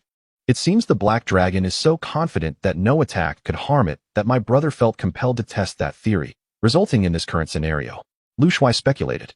This indeed raised questions. To remain motionless and allow an assault was quite perplexing. Liang Hongying shook her head slightly. But my brother would not engage without assurance. He must possess some secret weapon. Is there still a hidden card? The little dragon inquired, astonished. My brother already has many tricks up his sleeve. That remains uncertain. We can only wait to see if the black dragon can sustain injury, Liang Hongying replied, shaking her head. Internally, the black dragon was already feeling regret. The moment Yichuan unleashed his strike, it sensed a cataclysmic force within that blow, as if it could contend even with mythical beings, let alone itself. Contemplating escape, it realized it was already too late. He had barely conceived the thought when the dragon slayer struck with a thunderous force. Just as he was about to turn away, the angle of his movement was impeccably chosen, and the strike landed directly upon his neck, piercing through his body and continuing onward. Yichuan furrowed his brow. He did not witness any earth-shattering spectacle. It seemed merely a fleeting whisper of a breeze. Was this truly all that transpired? In that moment, he could not help but wonder if the system had fallen silent due to an upgrade, rendering the dragon slayer ineffective. Yet, the very next second, a soft sound echoed as the black dragon's head astonishingly fell away, plummeting towards Turtle Island, followed closely by the massive dragon corpse. Yichuan gasped in disbelief. He had never anticipated that this seemingly innocuous strike could sever the head of a taboo-level black dragon. Was this not utterly astonishing? System, though you cannot hear me now, I must declare my love for you. Yichuan chuckled heartily and immediately dove downwards. With a resounding crash, the dragon's head followed by its body landed squarely upon Turtle Island. The little dragon and its companions were left utterly stunned, unable to fathom that a taboo-level creature had been vanquished by Yichuan. Even the most foolish among them could not be this naive. As Yichuan descended, the little dragon swallowed hard and whispered, "Brother, is this true? Did you truly slay a taboo-level creature all by yourself? I had not anticipated that this creature would simply stand there, waiting for me to strike. Otherwise, it would have been far from easy to defeat. Yichuan laughed heartily, attributing his success to his ace in the hole, which proved to be extraordinarily powerful. Ha ha ha. So, shall we stride boldly into the future? The little dragon inquired with excitement. The reason it was called an ace was that it lacked sufficient uses for us to wield freely. Yichuan shook his head slightly, explaining that it was a life-saving measure. Once it was used, it was gone. How many times do you think we could use it? That is a valid point. The little dragon pondered, nodding thoughtfully. However, being able to slay a taboo-level creature is certainly something we can boast about for a lifetime. Ha ha ha. Brother Chuan. This is immensely nourishing. At that moment, Saturday approached, proclaiming, as the saying goes, dragon meat is heavenly, while donkey meat is earthly. Dragon meat is undoubtedly the most nourishing substance in this world. Moreover, being a taboo-level creature, a mere morsel will grant ordinary people a life free from illness and extend their lifespan. Let us prepare it, so we can enjoy a feast of dragon meat at noon. Yichuan replied with a cheerful smile. The remaining warships are still advancing towards us. Look. Zhao Feiyu spoke up at that moment. Of course, we shall eliminate them all. They serve no purpose for us. Yichuan replied nonchalantly. Moreover, we must return to the Dragon Slayer cave and eliminate the rest of those creatures. Just thinking about it is thrilling. The little dragon, upon hearing this, burst into exuberant laughter. How many ground-to-ground missiles do we have remaining? Yichuanza inquired, recognizing that the system was currently undergoing an upgrade, rendering the rapid production of ammunition impossible. In order to confront the toxic dragon's lair, they had to rely solely on their existing arsenal. 50 ground-to-ground missiles. Lu Shuai promptly replied. Very well, we shall remain still for the time being, awaiting the arrival of those invincible warships before launching our assault. This strategy will significantly reduce the likelihood of being struck by their long-range artillery fire. With this plan in mind, everyone commenced their preparations. Meanwhile, aboard the invincible warship, the captain was engaged in a conversation. Despite the ongoing battle between the Black Dragon and Turtle Island, they could not afford to simply wait idly.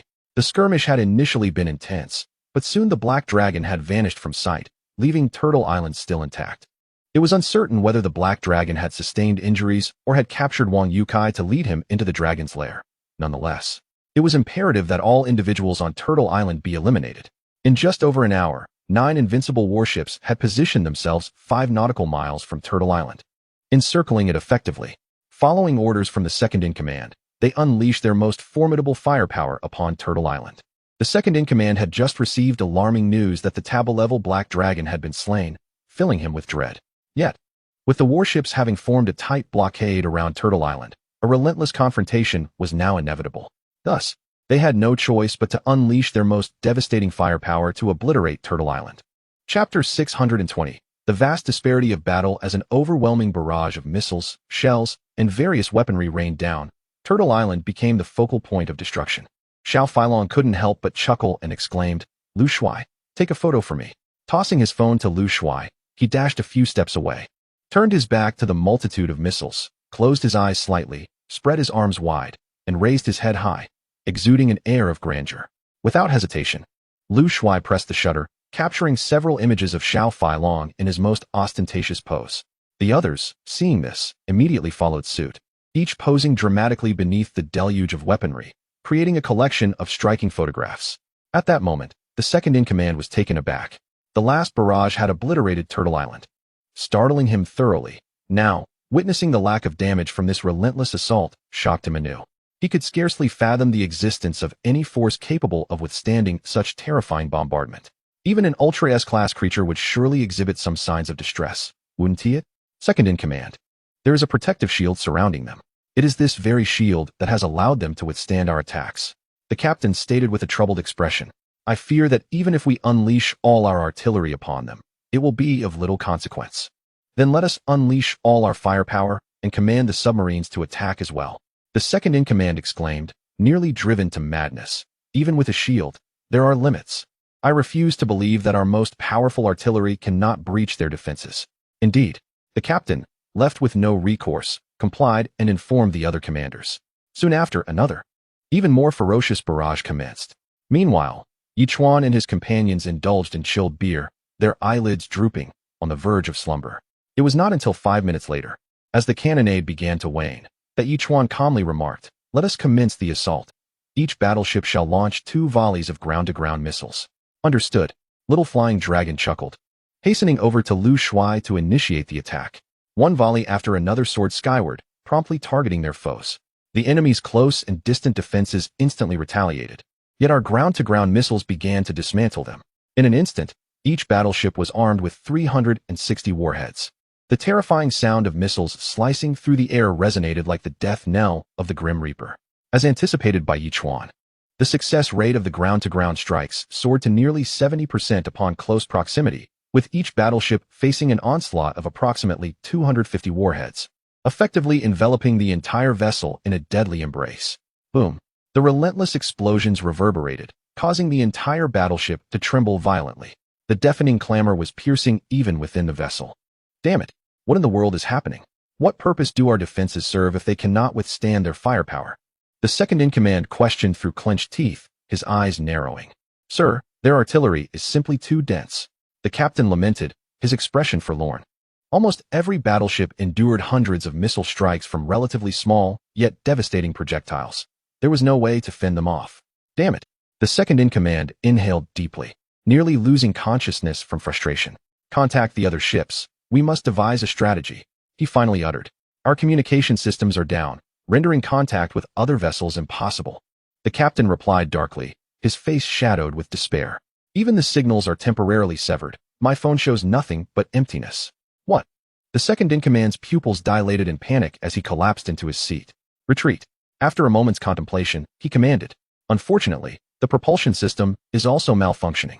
The captain muttered. Is there anything that remains functional? The second-in-command demanded, gripping the captain tightly. Everything is broken. We are nothing but lambs to the slaughter, utterly immobilized. The captain replied, his voice heavy with defeat. We are doomed. They have obliterated our invincible fleet with but a single island, and we shall all perish here. The second-in-command struck the captain's cheek with a resounding slap. His face darkened as he barked. You useless fool. Calm down. Prepare the speedboat immediately. We must leave. Yes, yes. We have a speedboat. The captain, finally grasping the situation, hurriedly jogged off to issue commands. Brother, given the current circumstances, shouldn't we press our advantage and pursue? Observing the 9 incapacitated warships, the young dragon could not suppress his excitement. There's no rush. Let time pass a little faster, Yichuan replied, unhurried. Although the group did not fully understand Yichuan's intentions, they refrained from further questioning. After roughly half an hour, Yichuan raised the corner of his mouth and calmly stated, Now, it is time to act. He then unleashed a super shockwave using the turtle, and a moment later, that terrifying force surged toward all the warships. The once mighty battleships were now on the brink of collapse, under the immense power of the super shockwave. The 9 invincible vessels began to disintegrate. The shockwave continued its relentless advance. The speedboat had already raced over 10 nautical miles, and everyone breathed a sigh of relief. After all, they had managed to preserve their lives. Suddenly, they heard a sound from behind and turned to look, only to witness the colossal invincible warship disintegrating. Look over there, what is that? One person could not help but shout. The group immediately turned to see the terrifying shockwave rushing toward them, arriving in an instant. The speedboats had little chance to react and were obliterated, along with the sailors, the captain, and others, all reduced to a mist of blood, carried forth by the super shockwave. Even the warship, long incapacitated in the distance, was not spared from this catastrophe. The young dragon erupted into laughter. Brother, so this was your intention. Those fools rushed out, thinking they could escape in the speedboats, only to be swept away by the shockwave. Ha! This wave must have claimed at least 4,000 or 5,000 lives, right? Lu Youai whispered. If not more. Zhao Fei nodded, adding that many others who remained aboard the warships had also met their end. Now, only one person remains alive. Yichuan smiled faintly, stating, the second-in-command. Who could possibly survive in such circumstances? The young dragon exclaimed in shock. The second-in-command. Yichuan replied with a grin. This was the scene he had observed through the dolphin's eyes, momentarily taken aback. He realized that the super shockwave was an attack that would annihilate all beings below SSS rank, and the second-in-command was merely at the initial stage of water entry. How could he possibly withstand such a terrifying shock? Yet, upon closer inspection, Yichuan understood that this individual had managed to wield a 2-meter square shield crafted from purple gold, which he raised to block the incoming shockwave, thus escaping death. After Yichuan's explanation, the others were left in utter astonishment. Fortunately, the dolphin witnessed this scene. Otherwise, this young man would have easily escaped unscathed. Immediately, The sea turtle began to swiftly make its way towards the poison dragon cave, simultaneously pursuing the second-in-command. After a good 10 minutes, the second-in-command, seated upon a shield crafted from purple gold, was rapidly advancing toward the cave.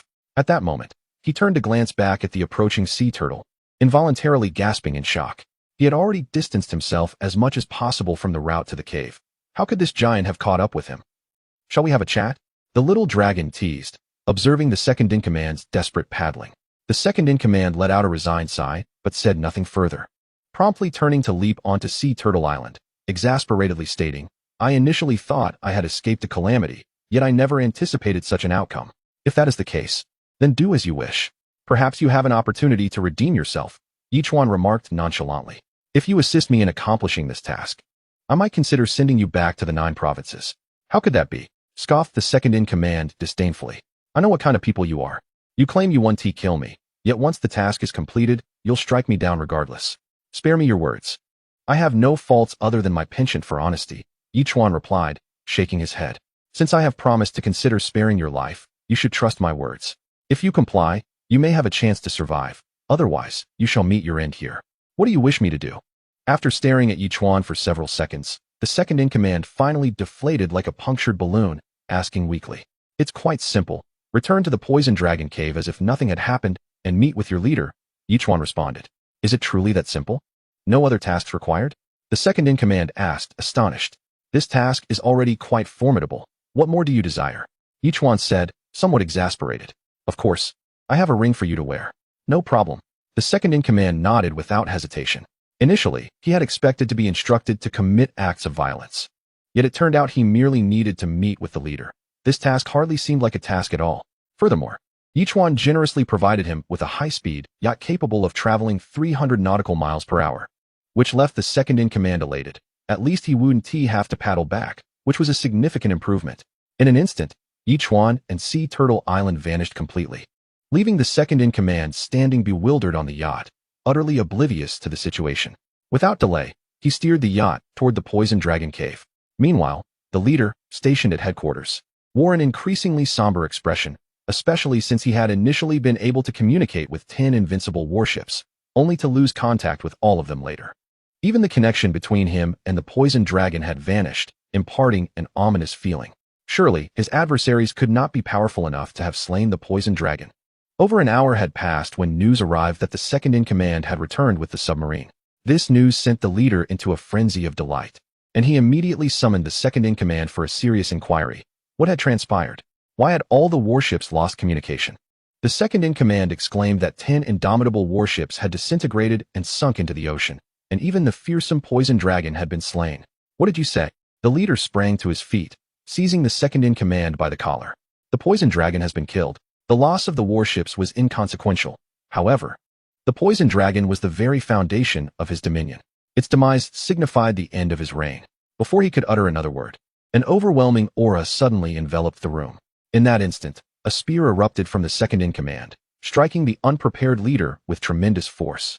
The terrifying power pierced a hole through the leader's chest, sending him flying several meters, colliding with a nearby pillar. He gasped, blood spilling from his mouth, incredulously staring at the second-in-command. "Old pigeon, I know nothing of this." The second-in-command, bewildered, repeatedly waved his hands, insisting, "This has nothing to do with me. I don't understand what is happening." Indeed, he was ignorant of the unfolding events. At that moment, Yichuan appeared unexpectedly before the leader. "It was I who launched the ambush." "You." The leader narrowed his eyes, coldly regarding Yichuan. "Wang Yukai was taken by me. The poison dragon was slain by my hand, and the warships were sunk at my behest." Yichuan shrugged, adding, "I apologize, but I had no choice. We had already departed, yet you sent men after us. Thus, we had to act accordingly. You can't hold that against us, can you?" Furious, the leader glared at Yichuan, wishing to rend him limb from limb. Yet, he was gravely injured. Even without further assault, his life was likely forfeit. With a resigned sigh, he murmured, "My heart is damaged. I shall surely perish. You may do as you please, though I find you quite disagreeable." "I must admit your attitude is commendable," Yichuan replied with a slight nod, suddenly struck by a new thought, though it depended on the second-in-command's control. Just as Yichuan relaxed his guard against the leader, the latter surged forward, brandishing a dagger and lunging at Yichuan with ferocity. Yichuan sighed lightly. opting to remain still and disregard the leader's assault, which left the leader perplexed, uncertain of Yichuan's confidence to endure his attack. In the next heartbeat, a spear, nearly a meter in length, materialized from the void, violently piercing the leader's throat. Chapter 622. I am the man who will become the Pirate King. The leader's movements abruptly ceased, disbelief etched across his face as he gazed at the impending spike before him. In an instant, his body swelled visibly before collapsing with a resounding thud, lifeless and irrevocably deceased.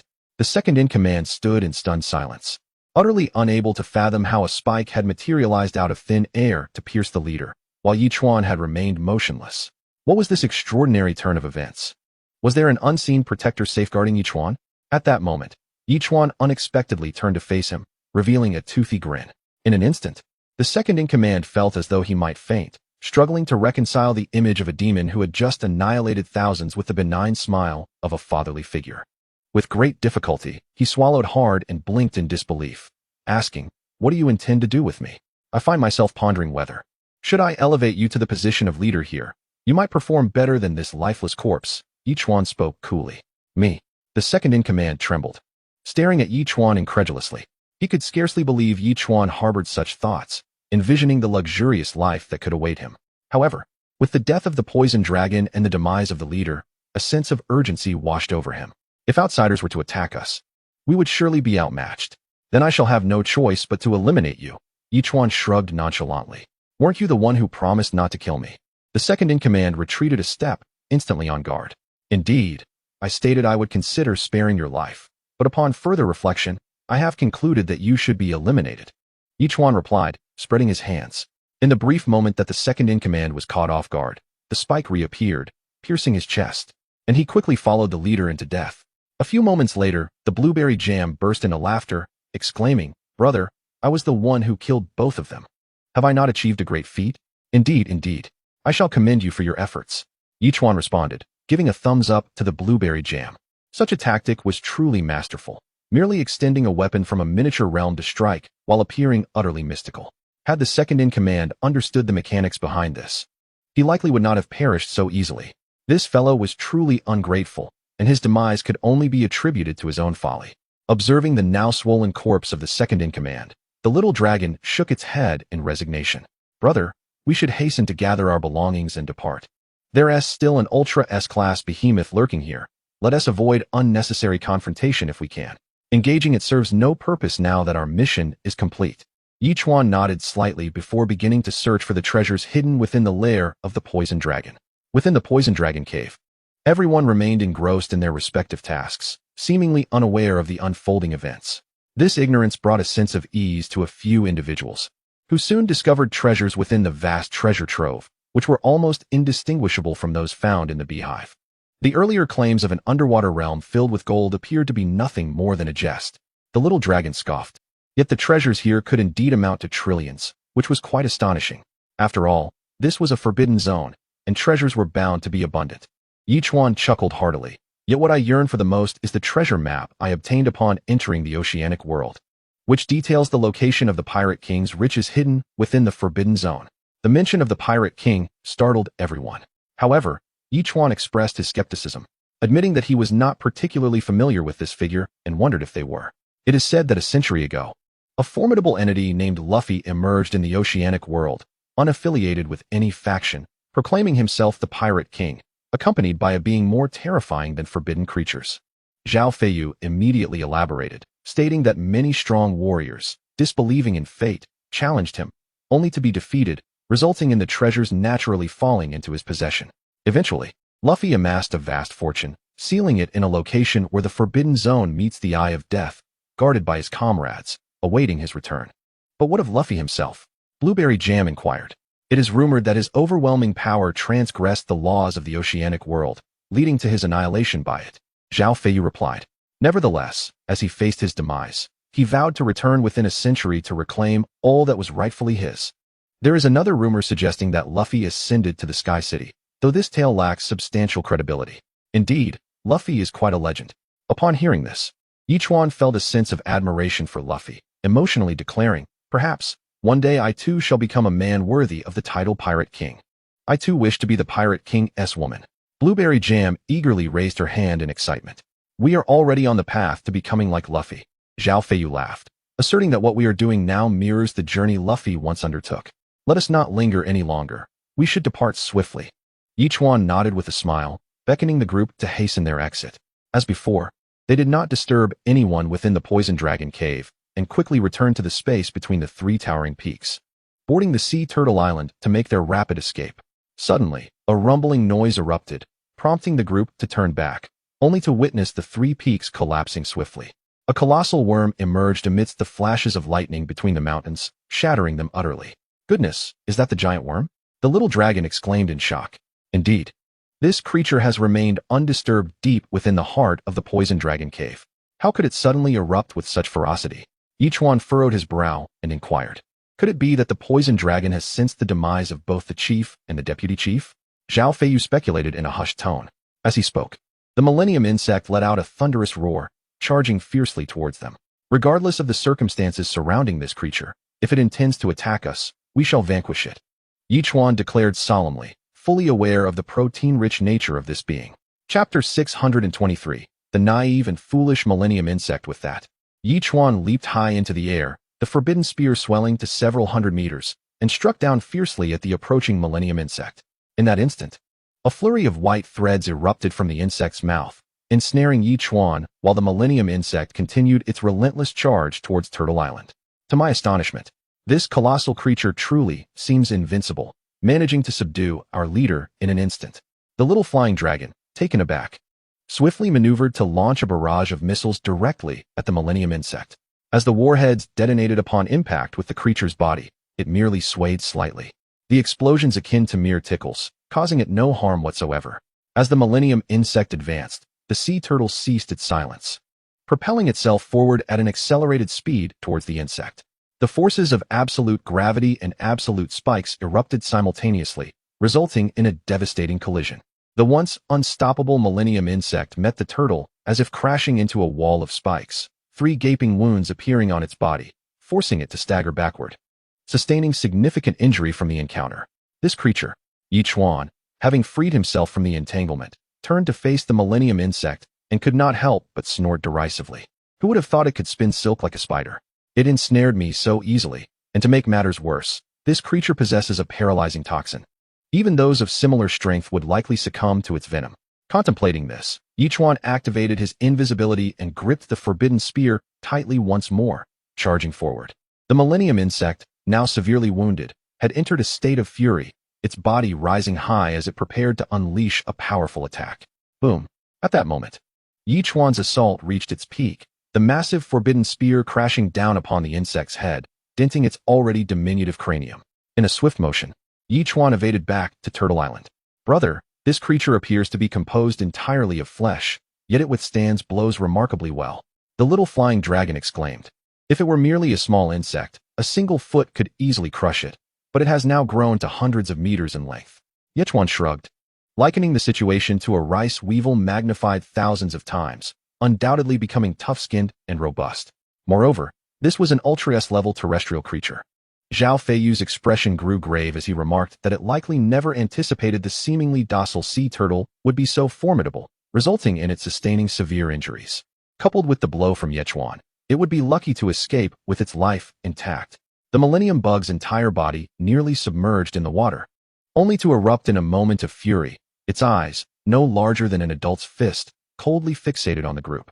In the next instant, it charged again, but this time, it refrained from recklessness, instead unleashing a torrent of white silk. Come on, ha ha ha. Lu Shuai had already ascended a small hill, and upon seeing the surging white silk, he promptly pressed the cannon button. In an instant, dozens of shells were fired, transforming the sea's surface into an ocean of flames, swiftly incinerating the white threads into oblivion. However, as the flames dissipated, the Millennium Bug had vanished as well. Where's the bug? Blueberry Jam inquired, astonished. It couldn't have been so fragile as to be burned to death, could it? Impossible, Liang Hongying retorted with exasperation. After all, it is an Ultra-S-level creature. The likelihood of it drowning is non-existent, let alone being burned to death. That creature probably hadn't fought much in water. It thinks that by hiding beneath the sea, we will no longer see it. Yichuan scoffed, suspecting it intended to launch a surprise attack. Very foolish and naive. Little flying dragon couldn't help but chuckle, finally managing to utter those words. Now, it is severely injured. Even if it attempts a surprise attack, it cannot unleash formidable strength. Zhao Feiyu said solemnly. Now, we can strike. At once, the group nodded in agreement, preparing for battle. The Millennium Bug, meanwhile, lurked beneath Turtle Island, while the turtle observed its movements with disdain, ignoring it entirely. Believing it was well concealed, the creature, sensing the opportune moment, charged fiercely towards Turtle Island. The turtle regarded the Millennium Bug with contempt, unleashing a torrent of water bullets that caught the Millennium Bug off guard. Its small head was filled with confusion, as it had thought it was hidden well enough. How could it be discovered so suddenly? This was illogical. Yet, the Millennium Bug ceased to hide, mimicking its elder brother, the Poison Dragon, and executed a tail swipe, forcefully redirecting the water bullet off its trajectory. Then, the Millennium Bug soared into the sky, intending to ambush Yechwan and the others. However, it felt a stinging pain at its rear, akin to being stung by a scorpion, rendering its entire body numb and unresponsive, yet it still leaped out of the water. In that moment, Zhao Feiyu and the others surged forward, unleashing their most powerful attacks upon the Millennium Bug, which could only watch helplessly as the assault struck its form, unable to defend itself.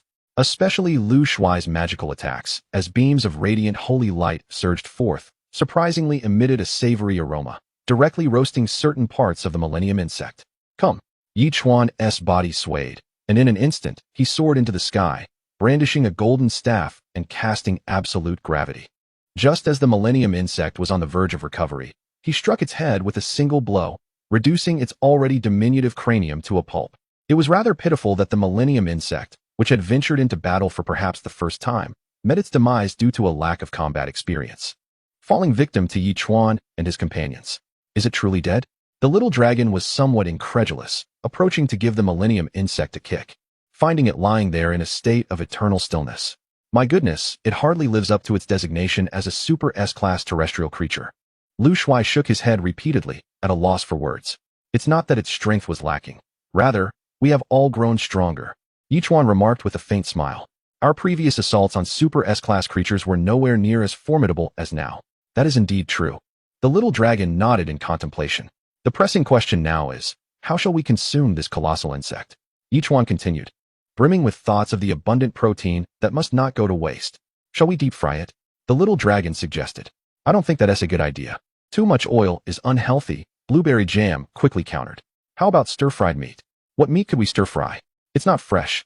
The little dragon shook its head vehemently. Let us roast it. At this moment, Saturday approached, declaring that barbecuing the gigantic insect would yield absolutely delectable flavors. Is this type of meat truly suitable for roasting? Lu Shuai inquired, joining the conversation. Fear not, I am a culinary expert. Saturday promptly nodded, assuring them that he would ensure they ate to their heart's content. Very well. We shall leave it in your capable hands. The little dragon patted Saturday on the shoulder. Thus, they left Saturday and his partner to prepare the Millennium Insect. Meanwhile, the sea turtle began progressing swiftly toward their predetermined location. Just as Saturday had predicted, the allure of barbecued delicacies was irresistible. The flavors were simply unforgettable. Both the little dragon and Blueberry Jam indulged in 3 to 4 dozen skewers. Despite their stomachs already full from their oceanic adventures, they felt overwhelmingly stuffed. There was no remedy for it. It was simply too delicious. So much so that when bedtime arrived, they were unable to sleep, opting instead to gaze at the stars in the villa's garden. This led to everyone collectively rising late the following morning, around 10 or 11 o'clock. Brother, how long until we reach the next treasure location? During lunch, the little dragon asked once more. Considering the sea turtle's current speed of 100 nautical miles per hour, it should take approximately 10 more days, Yichuan replied after a moment's thought. Once we conclude at this treasure site, the next one will be much closer. We will reach it in 5 days, as it is connected to our current destination. How exciting! The little dragon exclaimed with anticipation. I believe that if we manage to conquer these 2 locations, we shall never have to worry for the rest of our lives. Indeed, Yichuan nodded slightly. He is currently contemplating the system, with the upgrade nearing completion in 4 to 5 days. At that point, he should also consider elevating his cultivation to the Moon Entry realm, as well as how to journey to the Sky City. After all, with his advancement and the enhancement of the system, the oceanic world will become rather mundane. Exploring a new place could facilitate his personal growth. However, all his considerations must wait until the system upgrade concludes. Lu Shuai, you appear dejected, like a defeated rooster. What is the matter? At this moment, Yichuan noticed Lu Shuai, who was listlessly eating with his head down, and could not help but inquire. It's nothing, Lu Shuai replied, shaking his head. Since he had said as much, Yichuan paid it no further mind, and the group continued their meal.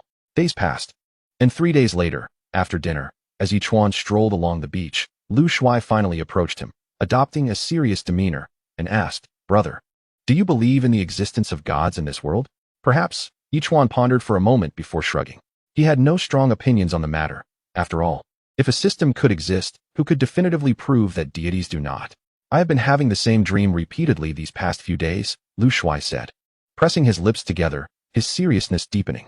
I dreamt of God Jehovah, who instructed me to return to Blue Star, to restore the Holy Sea, and to once again illuminate the land of Blue Star with divine radiance. Initially, I dismissed it as just a dream, but I felt the power of faith within me slowly waning, and the Bible continually emanating holy light, leading me to realize that everything is indeed true. What are your plans then? Yichuan asked with a smile. I am thinking of temporarily returning to Blue Star to see what is truly happening at the Holy Sea, Lu Shuai replied. However, I do not wish to become a puppet of God, nor be tethered to the Holy Sea. This is a dilemma everyone faces.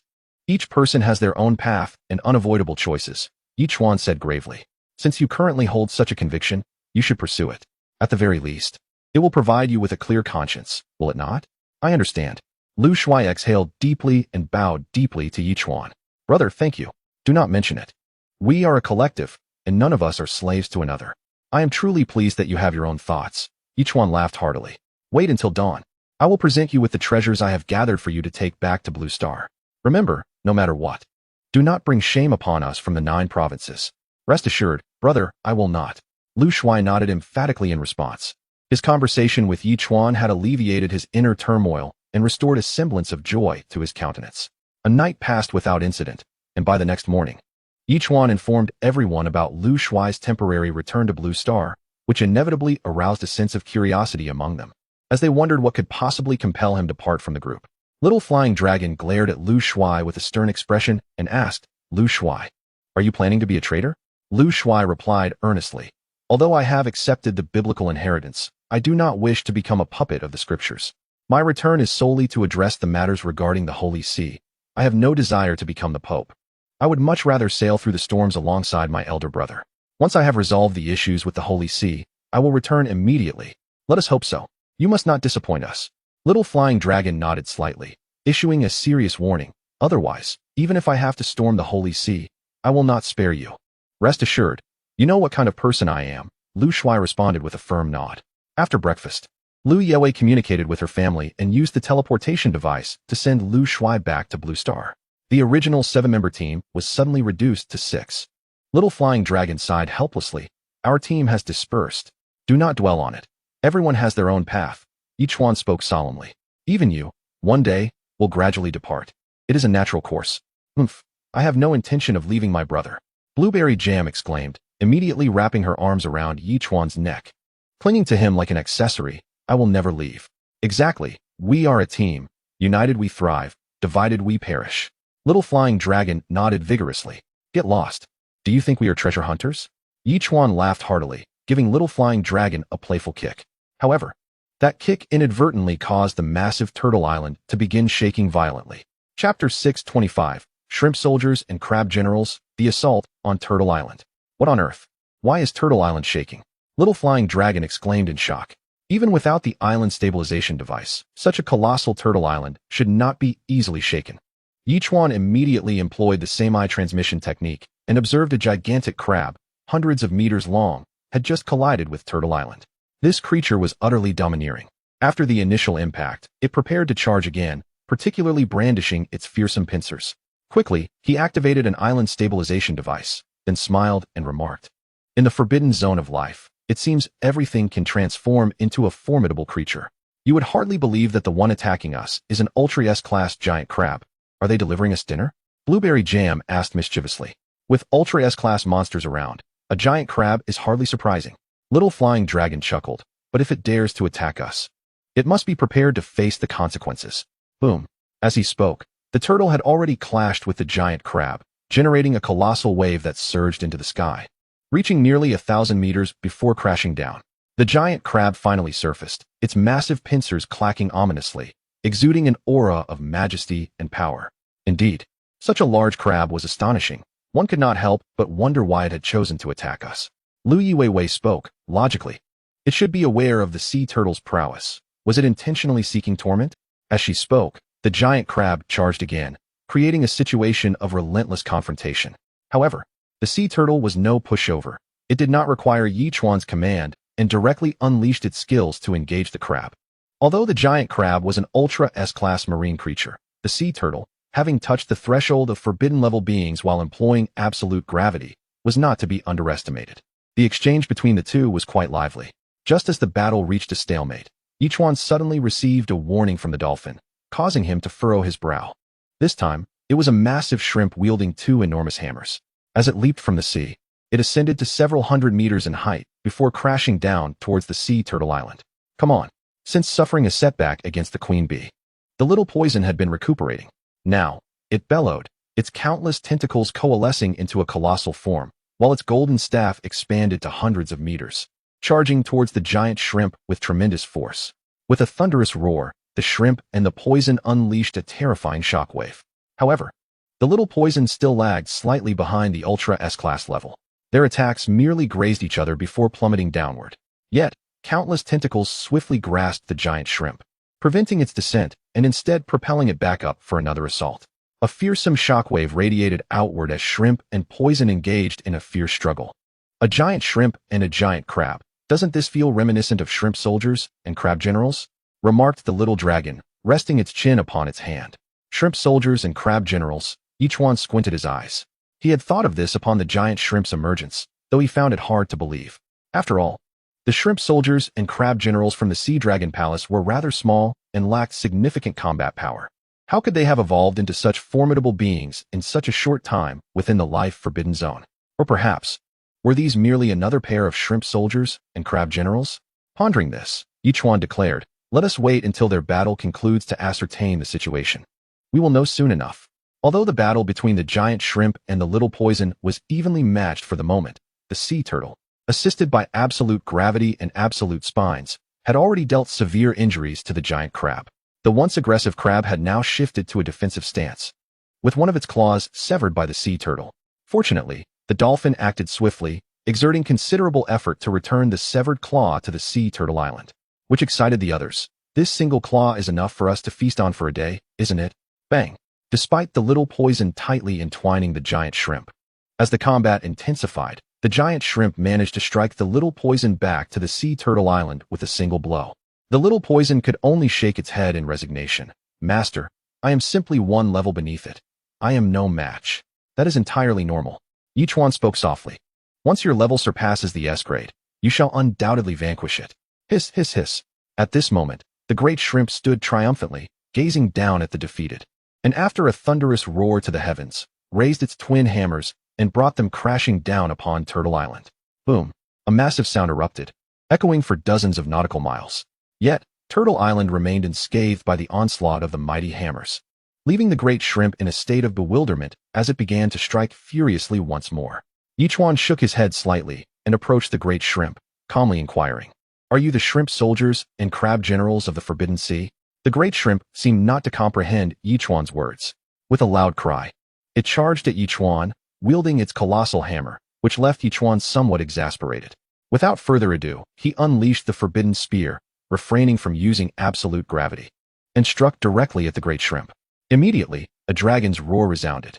Despite the great shrimp being an S-grade marine creature, the terrifying force of the forbidden spear struck its twin hammers with tremendous impact. The great shrimp was sent flying by this power, and before it could regain its balance, Yichuan was already behind it, delivering a powerful blow that propelled the great shrimp forward once more. With two successive strikes, the great shrimp spat out a mouthful of water, which cascaded onto the sea like a torrential downpour. The great shrimp hastily adjusted its form and finally landed steadily on the protective shield just as Yichuan's attack approached again. Turning around, it prepared to counterattack. However, Yichuan's assault was relentless. The hundreds of meters-long spear descended from the heavens, crashing down upon it. The unfortunate great shrimp, having just caught its breath, was forced to raise its hammers in defense. Boom! Accompanied by a shockwave, the hammers flew from its grasp, Just as Yichuan prepared to launch another attack, the great shrimp suddenly spoke in human tongue, exclaiming loudly, "Stop! Brother, it's me, it's me. Who are you?" Yichuan asked, his expression one of disbelief. "Since when does a shrimp seek connections? We are the shrimp soldiers and crab generals." The great shrimp hastily replied. "Previously, in the dragon palace of the Forbidden Sea, did you not suggest we seek the azure dragon? Have you forgotten? Have you forgotten?" Yichuan retorted coldly. "I just inquired about you, and you pretended not to know, thinking you could slay us with confidence. Now that you see you are no match for us, you scramble to forge connections. Do you think this will allow you to escape unscathed? No, no, no.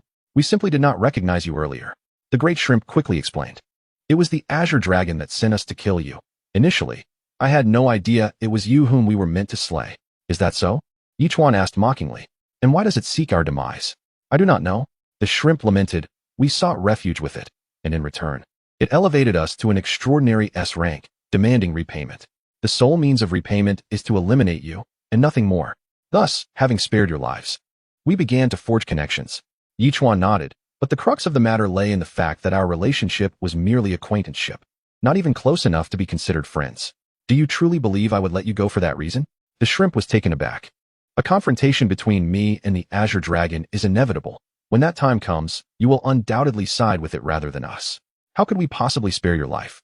Kid, having one more friend opens up another path, while having one more enemy erects another wall. Are you genuinely intent on exterminating us?" The shrimp bellowed in fury. Yichuan merely shrugged and waved his hand dismissively. Little Poison struck again, unleashing a brilliant beam of golden light from his golden staff, aimed fiercely at the shrimp. "Take that, from Little Poison." "Very well, if that is the case, we shall confront you," the shrimp roared, extending its massive hand to summon its double hammers, which it swiftly positioned before itself to block the incoming strike. However, amidst the multitude of writhing tentacles, Little Poison's agility soared. Empowered by an extraordinary technique, the already injured shrimp found itself utterly overmatched, its defeat merely a matter of time. "Brother, what were they just shouting about?" the little flying dragon inquired. "Those two are that forbidden-level creature, the azure dragon's minions. We encountered them at the Sea Dragon Palace." Yichuan replied with a smile. "They were attempting to establish a connection, pleading for me to spare their lives, but alas, their naivety is quite astounding. Indeed, are we still waiting to feast on crab? How could we possibly let them go?" Blueberry Jam nodded vigorously. "The giant crab is trying to escape." At that moment, Lu Yue shouted loudly. They noticed that the giant crab's other claw had also been disarmed by the sea turtle. Without its weapons, the giant crab dared not linger any longer and turned to flee. "Brother Yu, Hong Ying, we must detain it," the little flying dragon shouted, taking the initiative without further ado, leaping fiercely towards the giant crab. The giant crab abruptly turned and spewed bubbles at the trio, then swiftly tried to escape again. However, the three were genuinely unable to advance further due to the obstruction of these bubbles, which were both heavy in number and sticky. With their current strength, they fell short of dispersing them. "It seems it falls upon me to act," Yichuan sighed gently, soaring into the sky. He then unleashed the absolute gravity technique, gripping the forbidden spear and hurling it towards the giant crab, which had already fled several nautical miles away.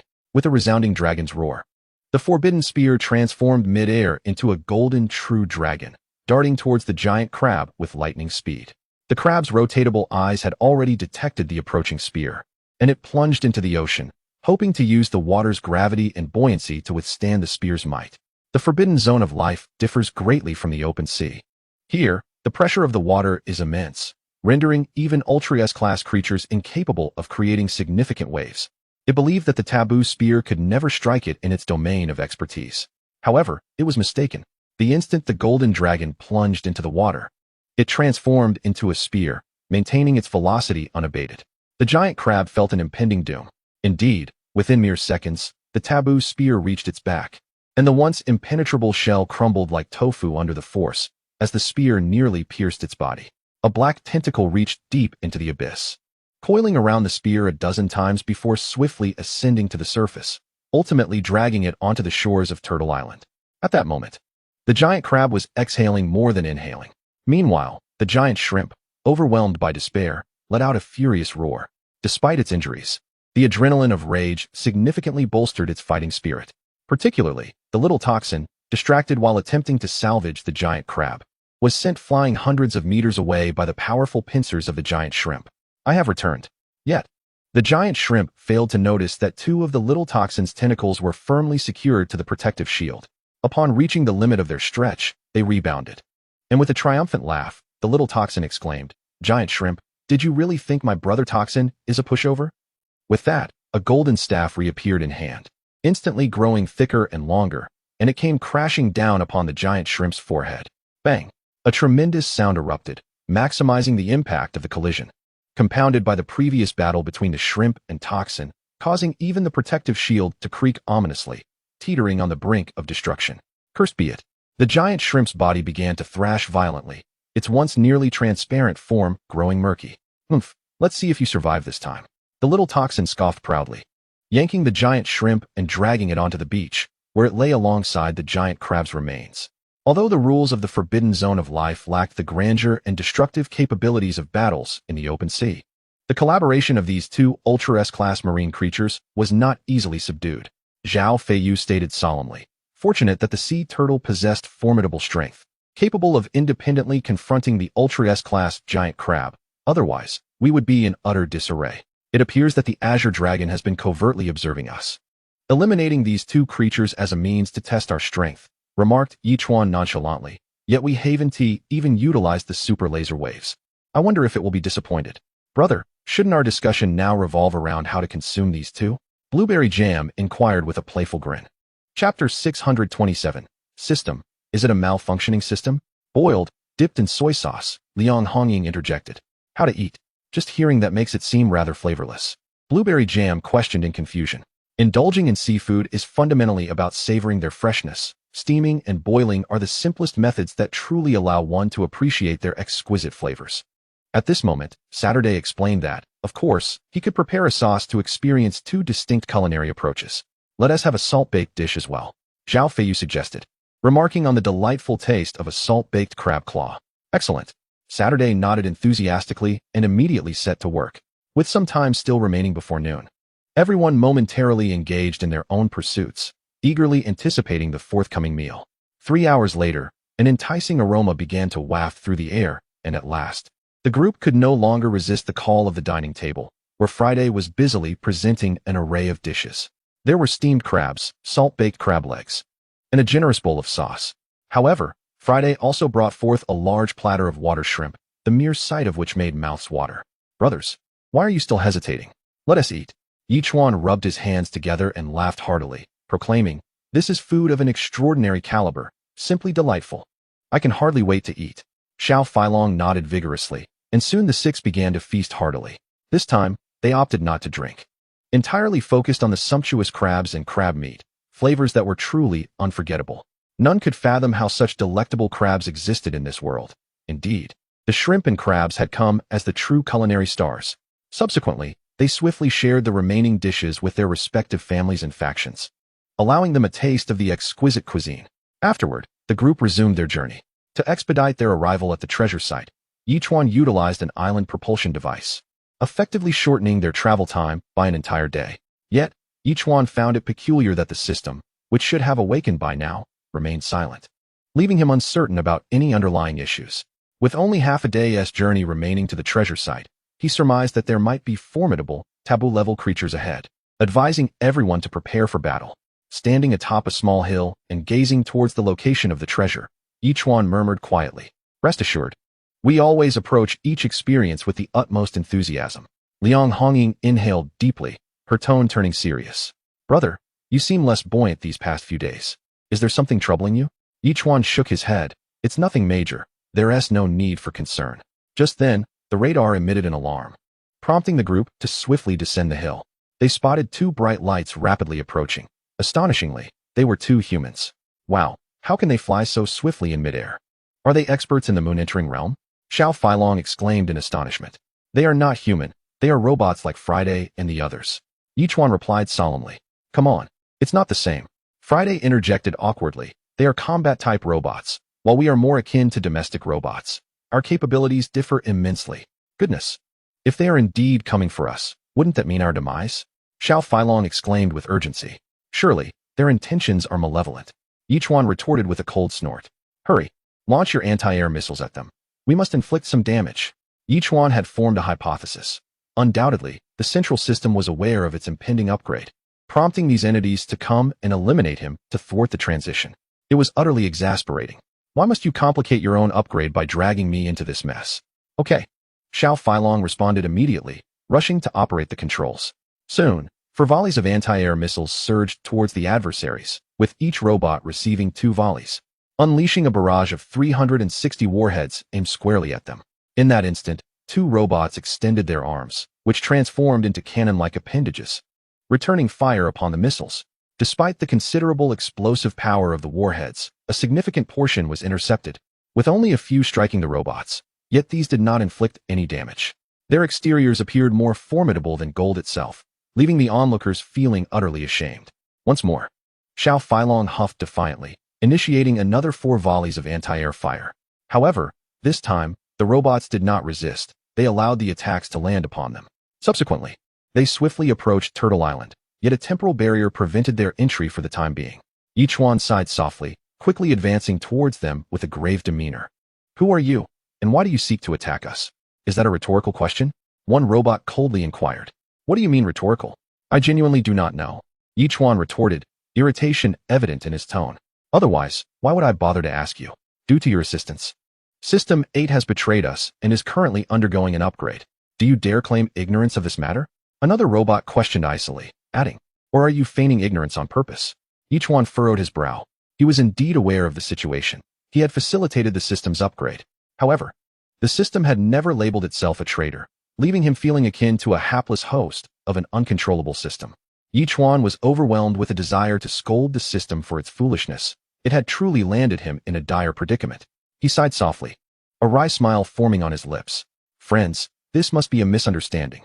I know nothing of any systems. You have mistaken me for someone else. Farewell. Do you believe that evasion can resolve all issues? Robot A asked sternly. I am not evading. I have been confronting you this entire time. Yichuan spread his hands in exasperation. I have merely answered the questions posed to me.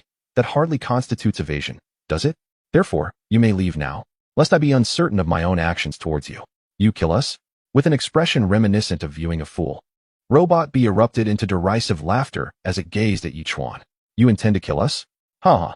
Just as the words left its mouth, Yichuan delivered a powerful punch, sending Robot B flying. Robot A's expression changed dramatically. It had not anticipated Yichuan's boldness. Drawing a long blade, it lunged directly at Yichuan. Chapter 628. The roar of the robots. In that fleeting moment, Yichuan instantly manifested an impervious body, allowing the long blade to strike his shoulder. A crisp clang resonated as the blade struck, yet it inflicted no harm whatsoever. Yichuan merely felt a great force surge against him, causing him to furrow his brow slightly as his body lowered a few inches. In an instant, he retaliated, swinging the great blade towards Robot A's waist. The terrifying force, combined with the blade's sharpness, sent Robot A hurtling several hundred meters away, though he managed to stabilize himself on the barrier.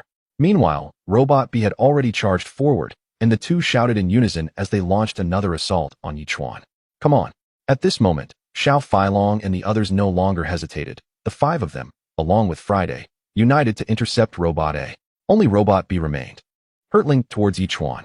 Despite unleashing tremendous power, it could not fathom why it was incapable of inflicting any damage upon him. Yichuan's body seemed as resilient as steel. Even its most potent attacks failed to harm him, leaving Robot B perplexed, as this was the first time it had encountered such a phenomenon. What on earth are you? Why can I not harm you? Robot B coldly fixed its gaze on Yichuan, ultimately unable to suppress its inquiry. Quite simple, Yichuan replied nonchalantly. You have mistaken your target. No matter how you strike, you cannot kill me.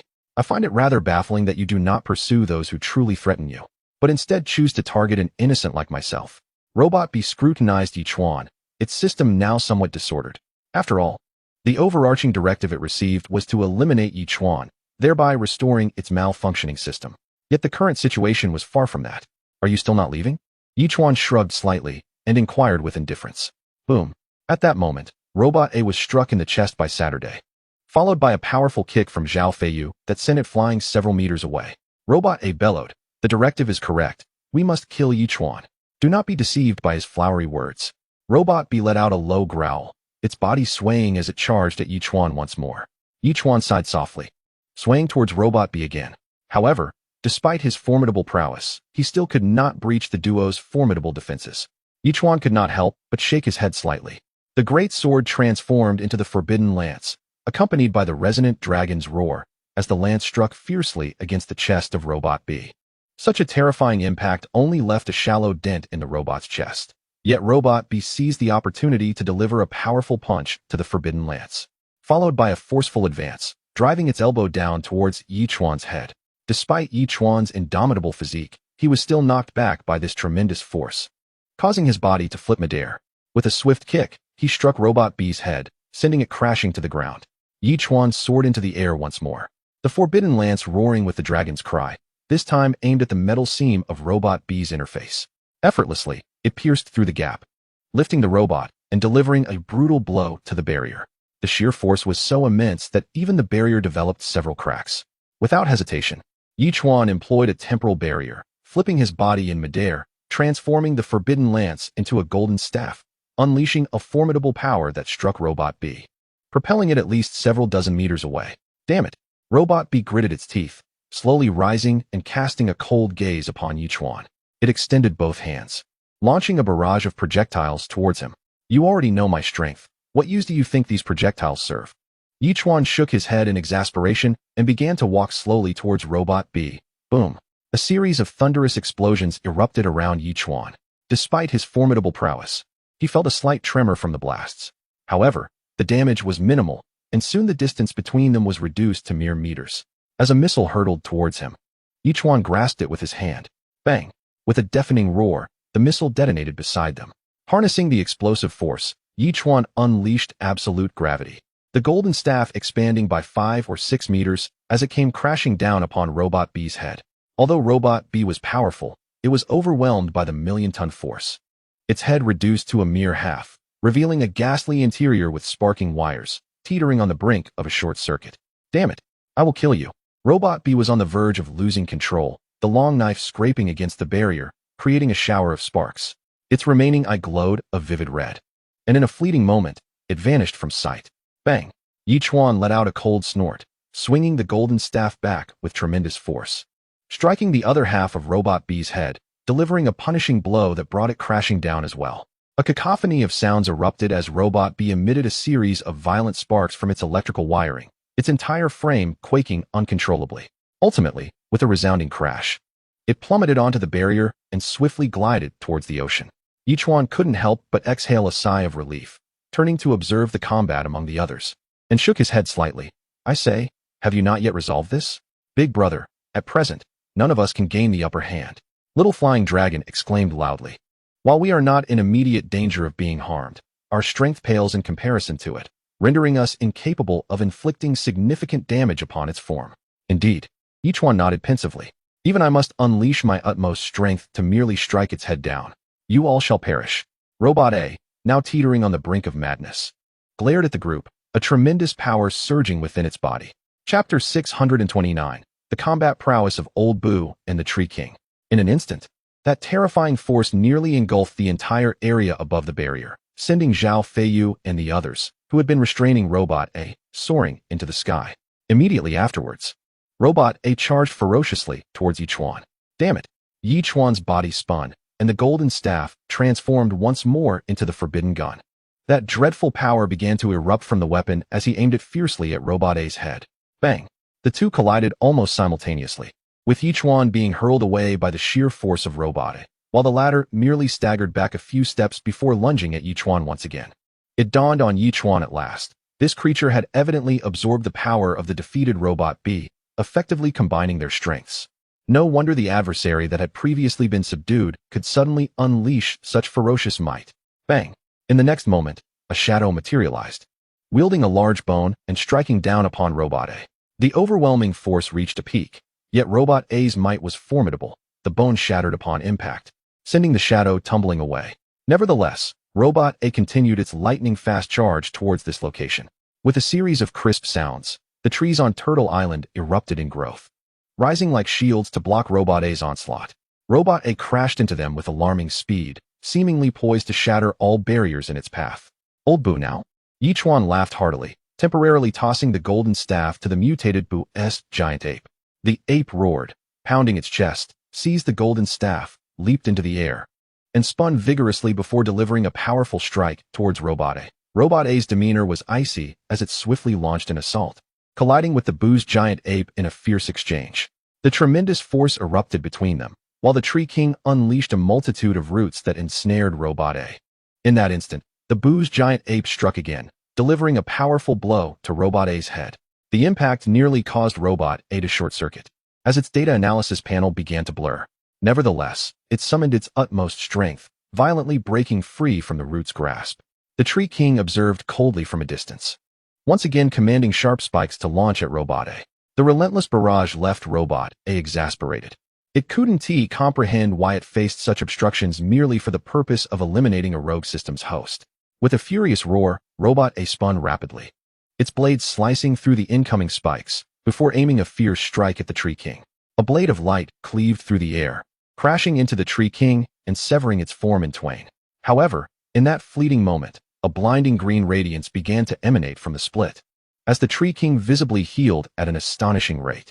Friend, if this continues, I cannot guarantee your demise will be anything less than horrific. So, before we resort to lethal measures, it would be wise for you to depart. Leaf Chuan spoke solemnly.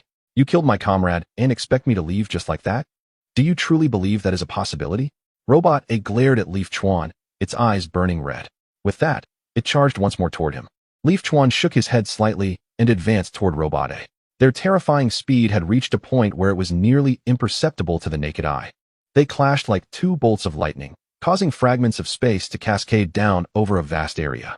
Yet, under the oceanic world's rules, the fragments were swiftly restored. Despite Robot A's formidable strength, augmented by Robot B, the combined assault from the Tree King and the Boo's giant ape had caused a minor short circuit in its internal circuits, resulting in a temporary stalemate with Leaf Chuan. Meanwhile, Leaf Chuan continued to land blows on Robot A, and the time remaining for its indestructible state was dwindling. He had to vanquish Robot A before then, or risk an irreversible turn in the battle's tide. Old Boo, Leaf Chuan shouted. The Boo's giant ape understood the call, roaring as it charged forward, intending to assist Leaf Chuan in vanquishing Robot A. What if another comes? I have foreseen your impending downfall. Robot A scoffed, its power surging ominously, as if on the verge of unleashing even greater terror. In that moment, a massive black axe materialized suddenly between the three, descending forcefully toward Robot A's head. Confronted with the sudden emergence of a black axe, Robot A found itself in a state of perplexity, as there had been no prior indication of its arrival. In a moment of urgency, Robot A swiftly dodged to the left, causing the black axe to strike fiercely at its neck, resulting in a shower of sparks that was quite alarming. In that instant, Robot A retaliated, cleaving the black axe in two, only for it to miraculously reassemble itself, revealing that the little poison had unexpectedly launched an attack after a period of dormancy, proving remarkably effective. Master, am I not impressive? The little poison exclaimed with exuberance, laughing heartily as it noted that with just this one strike, its opponent had been reduced to a mere fraction of its health. Impressive indeed, each one responded, giving a thumbs up to the little poison, bursting into laughter. How infuriating! Robot A seethed, glaring at the little poison, which had now assumed a humanoid form. The sparks emanating from its neck only fueled its wrath. With just that single blow, it was already significantly weakened, its combat capability diminished by nearly 1/3. My friend, do you still not intend to concede? Yichuan remarked, his tone calm. I truly do not wish to make an enemy of you, but your persistent opposition leaves me no choice. As the host of an uncontrollable system, you must be eliminated. Robot A retorted through gritted teeth. Even if we are defeated, others will come to hunt you down. I will tell you this. If we perish, those who pursue you will only grow stronger. Thus, I could devise a means to ensure your survival, and in doing so, avert those who would hunt me. Yichuan replied with a slight shrug, before lunging fiercely at Robot A. Chapter 630, System Upgrade Complete. Just as Robot A prepared to defend itself, Yichuan unleashed a devastating blow, plunging the forbidden gun deep into the crevice of its shoulder, forcibly dislodging its arm. Sparks flew, and the severed limb displayed a web of intricate circuitry, rendering it a chilling sight. At that moment, Robot A comprehended Yichuan's intentions and began to struggle desperately, feeling a mix of disbelief and regret for its earlier words. Had it not spoken so boldly, it might have avoided such a torturous fate. Glancing around, Robot A sought an escape, but the countless roots controlled by the Tree King rendered it incapable of moving even an inch. Despite its frantic efforts, they proved futile. Kill me if you dare. What kind of confinement is this? Robot A glared at Yichuan, wishing to rend him to pieces. The bull giant, however, merely scoffed before stepping forward and, with the Tree King's assistance, brutally tore off its other arm. Little poison, Yichuan called out, a smile creeping across his face. The little poison laughed joyfully, transforming once more into a massive axe, and severed one of Robot A's legs below the knee. Tree King, I entrust this fellow to you for the time being. Ensure it is kept under strict watch. If it manages to escape, I will make certain you are rendered obsolete. Yichuan cautioned. Rest assured, my master. I shall ensure it remains forever confined under my dominion. The Tree King declared with utmost conviction as the roots enveloped the robotic entity. Swiftly retreating into the depths of the forest, Leaf Chuan approached and patted the shoulder of the brute ape, smiling as he remarked, Old Boo, I never imagined you would be lying in wait in the woods all day, your combat prowess seemingly only increasing. It was explained that Old Boo had undergone another evolution recently, now attaining the formidable SSS level. The Tree King promptly elaborated. Thus, his combat strength has grown so robust. I too shall soon break through, likely evolving once more on Turtle Island. Excellent. Quite impressive. Leaf Chuan laughed heartily, prompting them to temporarily return to the forest. The only lament was their inability to engage in battle away from Turtle Island. Otherwise, with their formidable strength combined with Zhao Feiyu and the others, they could have truly achieved liberation. Brother, who exactly sent these beings? Upon returning to Turtle Island, the little flying dragon inquired with a hint of confusion. Their combat strength is astonishing, surely equivalent to the peak of Super S level? Did I not mention they are robots? They likely came to intervene upon witnessing our rapid development. Leaf Chuan shrugged slightly. It will be fine soon. Remain calm. I am indeed calm. The little flying dragon chuckled. Let them come. We fear nothing. All is well. Leaf Chuan waved dismissively, choosing not to elaborate further. As another day passed, before dawn on the following morning, a blinding light pierced through Leaf Chuan's room, awakening him. Before him floated an object resembling a transparent jellyfish, akin to a delicate ribbon, exuding an exquisite yet perilous aura, causing Leaf Chuan to furrow his brow. Just as he intended to act, the luminous entity surged directly into his forehead, and the room returned to its previous state, leaving Leaf Chuan feeling completely unharmed. What in the world is happening? System activated. Congratulations, host, you have acquired the most formidable system. Kneel and call me father now. The system's voice rang out.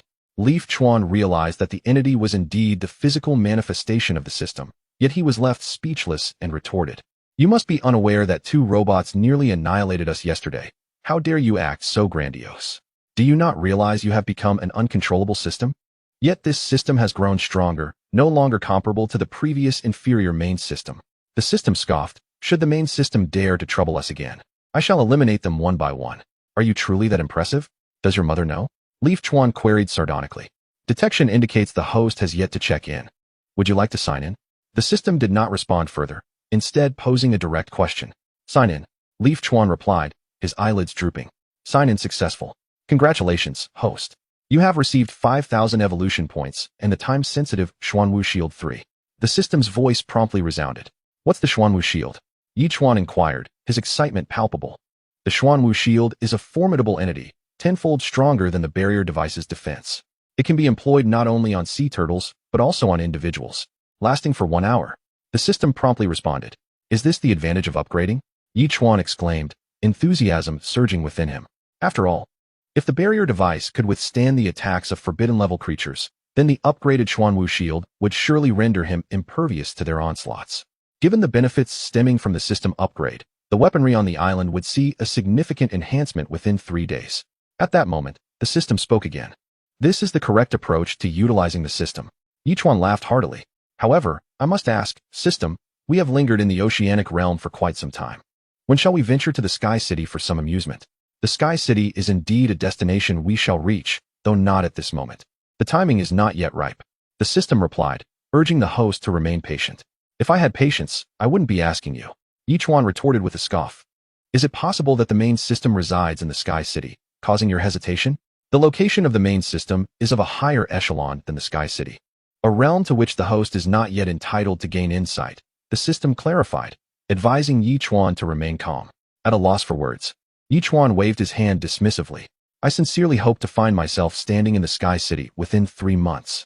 However, the system fell silent, leaving Yichuan to ponder whether it was unwilling to respond or merely contemplating his terms. Soon, dawn broke. Yichuan stretched lazily and proceeded to freshen up. After the system upgrade, sleep had eluded him, leaving him somewhat lethargic. Just as he stepped outside, blueberry jam leaped up like an octopus, wrapping around his waist, causing him to sigh in exasperation. Sister, what on earth are you doing? Brother, I had a nightmare last night, and I was so scared, blueberry jam said, her voice tinged with tears. At your age, scared by a dream? Yichuan asked incredulously. I dreamt that you were killed. I woke up crying this morning. Blueberry jam sobbed. Dreams are often the opposite of reality, which means I shall be just fine, Yichuan replied, playfully swatting her backside. You really need to stop thinking about such things. It's truly a case of daydreaming leading to night terrors. Not anymore, blueberry jam exclaimed, hopping down. Perhaps I was just too anxious about you. Then let us enjoy a hearty breakfast. A delightful meal will surely dispel all gloom, Yichuan laughed, heading outside. Blueberry jam stamped her foot in frustration. Honestly, you have no sense of romance. While enjoying breakfast, Yichuan's constant smile piqued Lu Yi Wei's curiosity. Brother, what has you so cheerful this early in the morning? She inquired. We are soon to exchange our old weaponry for something far more formidable. Perhaps, even when confronted with taboo-level creatures, we shall emerge victorious. Yichuan replied with a grin. Really? Little flying dragon exclaimed, excitement bubbling within him. If our current strength can be likened to a mere birdshot, then what formidable power awaits us with artillery? Just a rough estimate. Yichuan chuckled heartily. We are on the verge of reaching this treasure trove, and soon we shall discover the truth. His words ignited anticipation among the group. Though they had previously faced taboo-level creatures, the prospect of battling seasoned beings was daunting, especially against super S-level entities. Should they indeed possess the strength to vanquish taboo-level beings, their lives would undoubtedly become far more vibrant and thrilling. After breakfast, Yichuan turned his attention to the system. Dear system, during your upgrade period, I have not been able to sign in. I have received neither evolutionary points nor any other rewards. Shouldn't you consider compensating me now? You seek compensation? The system replied, astonished. Why shouldn't I? Yichuan responded with conviction.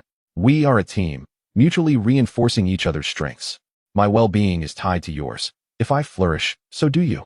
Honestly, aren't you considering arming me for the time being? Detected host request. After careful deliberation, the system hereby compensates the host with 10,000 evolutionary points. 1 heavy artillery upgrade blueprint, 1 super rotating crossbow upgrade blueprint, and 1 ground-to-ground, ground-to-air upgrade blueprint. The system promptly announced. However, Yichuan quickly reacted. Exasperation evident in his voice. System, you truly are something else. You promised to upgrade the weapons on the island within 3 days. And now you merely provide me with skill books under the guise of compensation. Wouldn't you be pleased to have such powerful weapons ahead of time? The system retorted. You're infuriating. Yichuan cursed, though he refrained from further complaints, knowing full well that after the system's upgrade, its tricks might be unpredictable. If it truly pushed him too far, he might have no choice but to seek out other hosts for a fresh start. With a sigh, Yichuan began to delve into the new materials. The heavy artillery upgrade blueprint would transform the heavy artillery into the White Tiger Divine Cannon. Although it would lose its burning effect, the explosive power would be 20 times that of the original heavy artillery, capable of confronting super S-level creatures and even inflicting damage on taboo-level beings. The super rotating crossbow upgrade blueprint would upgrade the crossbow bolts into piercing bolts, each capable of penetrating a steel plate 50 centimeters thick and allowing for the launch of 9 bolts simultaneously, boasting lethal power sufficient to harm super S-level creatures. The ground-to-ground and ground-to-air weaponry has undergone a significant upgrade, resulting in an enhancement of nearly 20-fold in their destructive capacity. Each warhead now possesses a power comparable to that of a nuclear weapon, albeit with a different method of detonation and without the accompanying threat of nuclear contamination. However, upgrading all 4 types of weapons necessitates an astonishing quantity of resources: 2 million metal sheets, 100 kilograms of purple gold, 20,000 stones, 10,000 wooden planks, 5,000 plastics, 100 glass pieces, and 50 cotton units. The demand for metal sheets is indeed substantial. Yichuan felt a twinge of surprise. Yet over the past 6 months, he had amassed a considerable stockpile of basic materials, which he had yet to utilize. Therefore, he could afford to part with the 2 million metal sheets.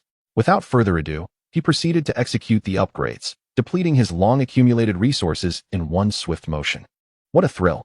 Almost immediately after completing the upgrades, the super radar emitted an alarm, revealing that 3 Ultra S-class creatures were hastily making their way towards Turtle Island.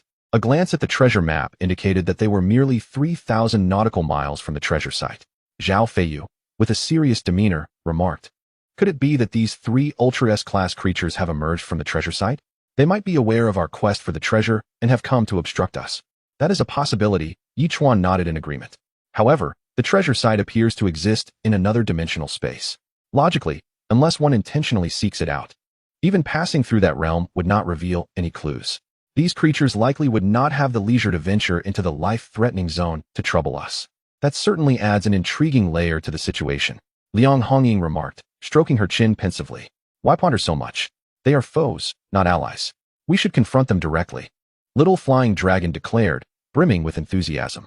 "Brother, haven't we upgraded our arsenal? This is the perfect opportunity to test their might." Little Flying Dragon, "You and Wei Wei ascend to the mountaintop and put our White Tiger Divine Cannon and the barrage of armor-piercing arrows to the test," Yichuan instructed. "Hongying, accompany Yu Gu to the woods and assess the upgraded ground-to-air capabilities." "Understood." The four nodded in unison and hurried off to their respective tasks. "Brother, what should I do?" Blueberry Jam asked, looking somewhat bewildered. "There's no need for your involvement just yet. You can observe for the time being," Yichuan replied, shaking his head slightly. "I'll call upon you when your combat skills are required." "Very well." Blueberry Jam pouted slightly but complied, settling down in the villa's courtyard to watch the unfolding events. "The White Tiger Divine Cannon is indeed quite impressive. I wonder how potent it truly is," as he caressed the newly refurbished cannon. Little Flying Dragon felt a surge of excitement as he prepared to ambush the three Ultra S-class creatures. Suddenly, he froze, exclaiming, "Brother, we have no ammunition."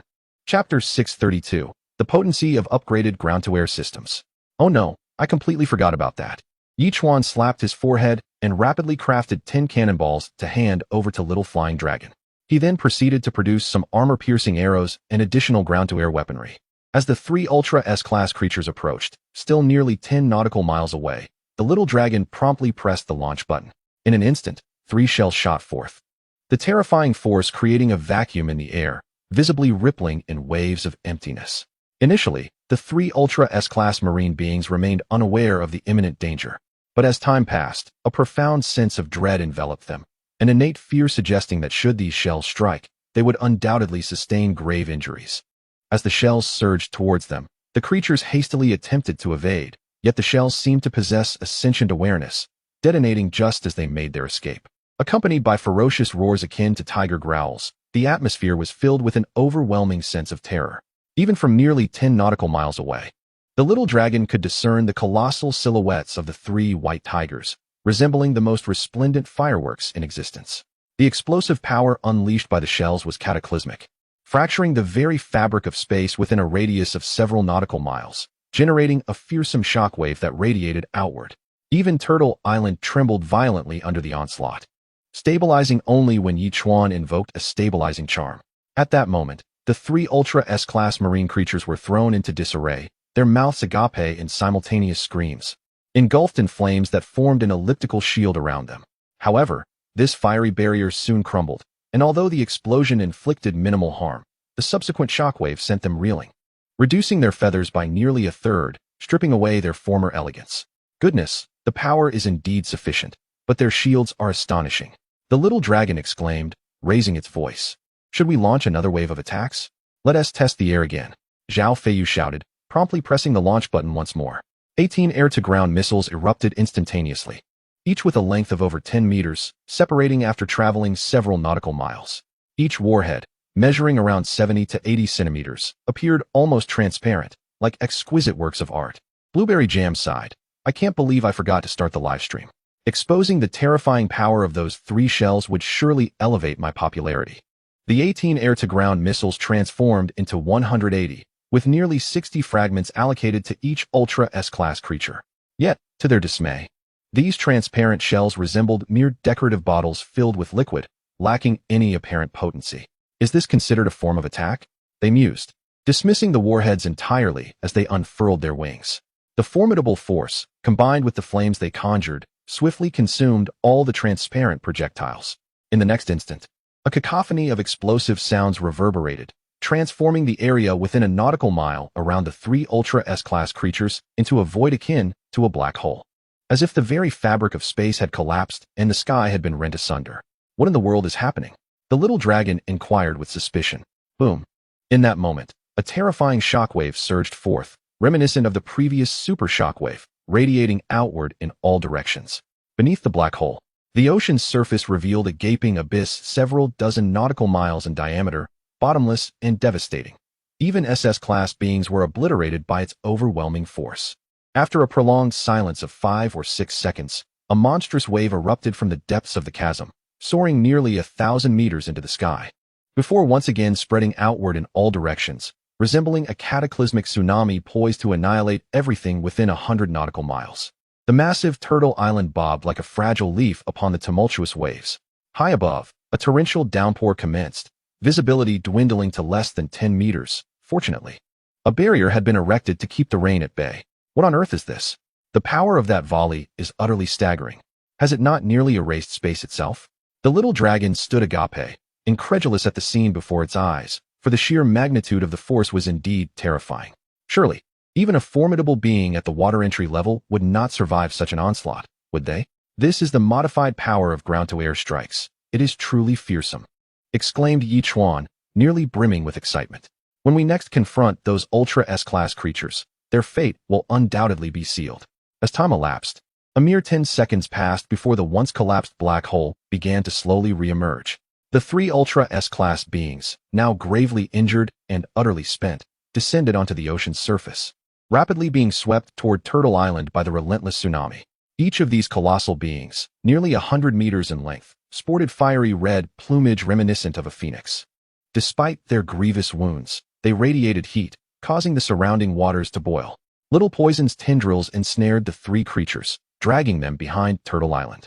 Saturday, approaching for a closer look, remarked, "This is a fire attribute aerial creature, possessing a self-heating quality. Its blood, particularly, is remarkably effective for treating ailments such as chronic leg pain and rheumatism. 1 drop can work wonders. Then let us draw their blood and collect it. Our family can facilitate its use. 1 drop could fetch 10,000. It would be an unparalleled profit." Liang Hongying proposed without hesitation. 3 such immense flying creatures must yield billions of drops of blood, which translates to countless fortunes.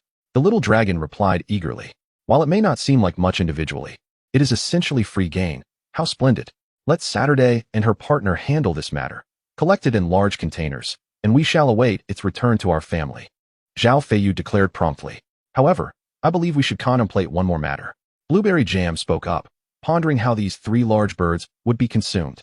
Chapter 633. In times of war, do not slay the envoy. Perhaps we could prepare a roasted bird, Saturday suggested. A roasted bird? Blueberry Jam looked at Saturday with skepticism.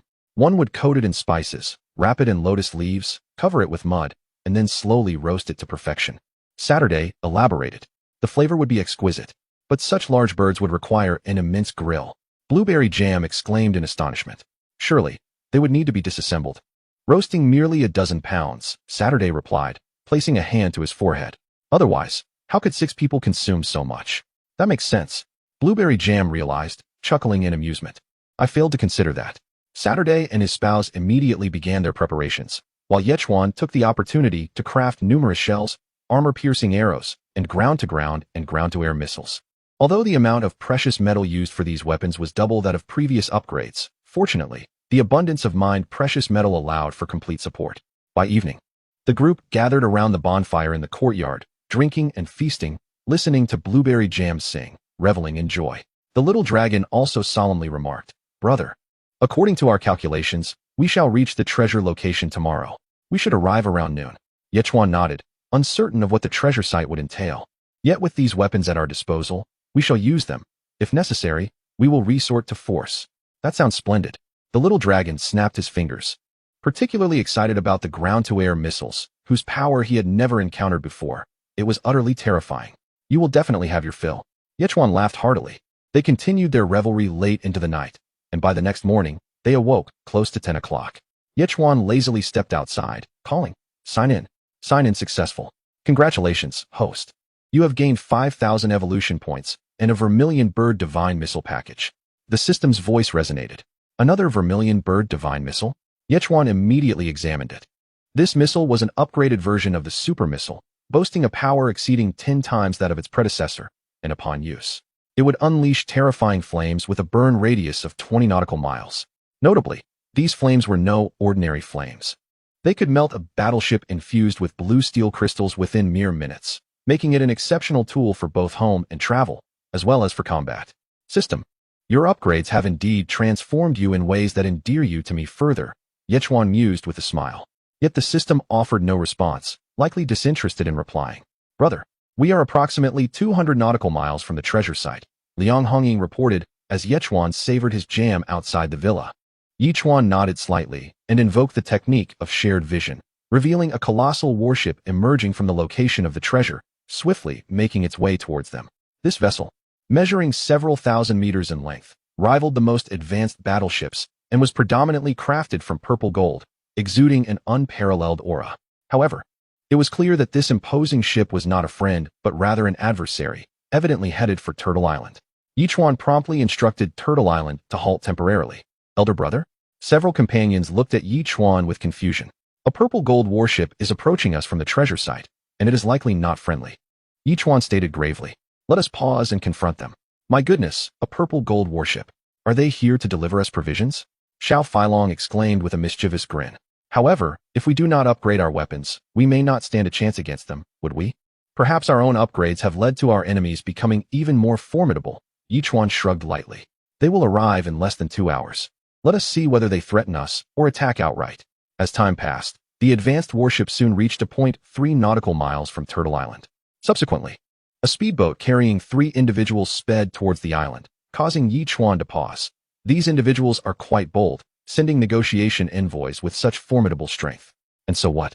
In our hands, they may still meet their demise. Liang Hongying scoffed.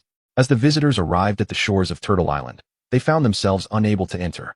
Yechwan and his companions approached the trio, scrutinizing them.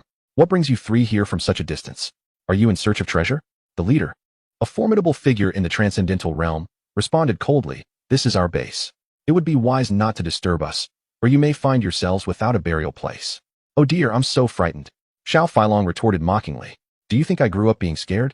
Are you suggesting that you wish to engage us in battle? The leader sneered. Do you really believe that with your super S-class turtle, you can contend with us? We do not intend to rely solely on the turtle for combat. However, I am indeed intrigued by your treasure, Yechwan replied nonchalantly. You have 2 choices. Either surrender the treasure to us, and we may consider sparing your lives, or choose battle, but I can assure you that none will survive here. Since you are so confident, let us indeed have a duel. The leader's icy gaze lingered on Yechwan for a full 10 seconds before he coldly uttered this challenge and prepared to depart. Xiao Feilong immediately scoffed. What? Do you think you can leave here safely after throwing out such threats? In the midst of a fierce conflict between 2 nations, the leader of the opposing faction was taken aback by the declaration. In war, we do not harm envoys. He erupted with indignation, questioning. Do you lack even this modicum of samurai spirit? We have come in search of treasure, and if you intend to attack us upon our return, why should we allow you to leave? Liang Hongying responded with a cold scoff. The moment you chose to engage in battle with us, your fate was sealed. The leader's expression shifted dramatically. Although he possessed formidable strength, the audacity of the opposing party to both seize treasure and utter such defiance left no doubt regarding their power. Should conflict ensue, the consequences would be dire. Chapter 634, The Terror of Ground-to-Ground Warfare. Resolute. The leader of the opposing faction drew forth a massive blade and slashed towards Liang Hongying with ferocity. In that instant, the forbidden spear erupted, creating a gaping wound in his chest and propelling him hundreds of meters away, lifeless upon the water's surface. The remaining 2 were paralyzed with fear, their very essence shaken. This was a formidable warrior, not merely a fighter but an imposing presence, and yet he had been vanquished in an instant. How could this be? They could scarcely fathom it. As they observed the malevolent glares directed at them, they fell to their knees, pleading, Esteemed ones, we were mistaken. Spare us. We are but minor players in this game.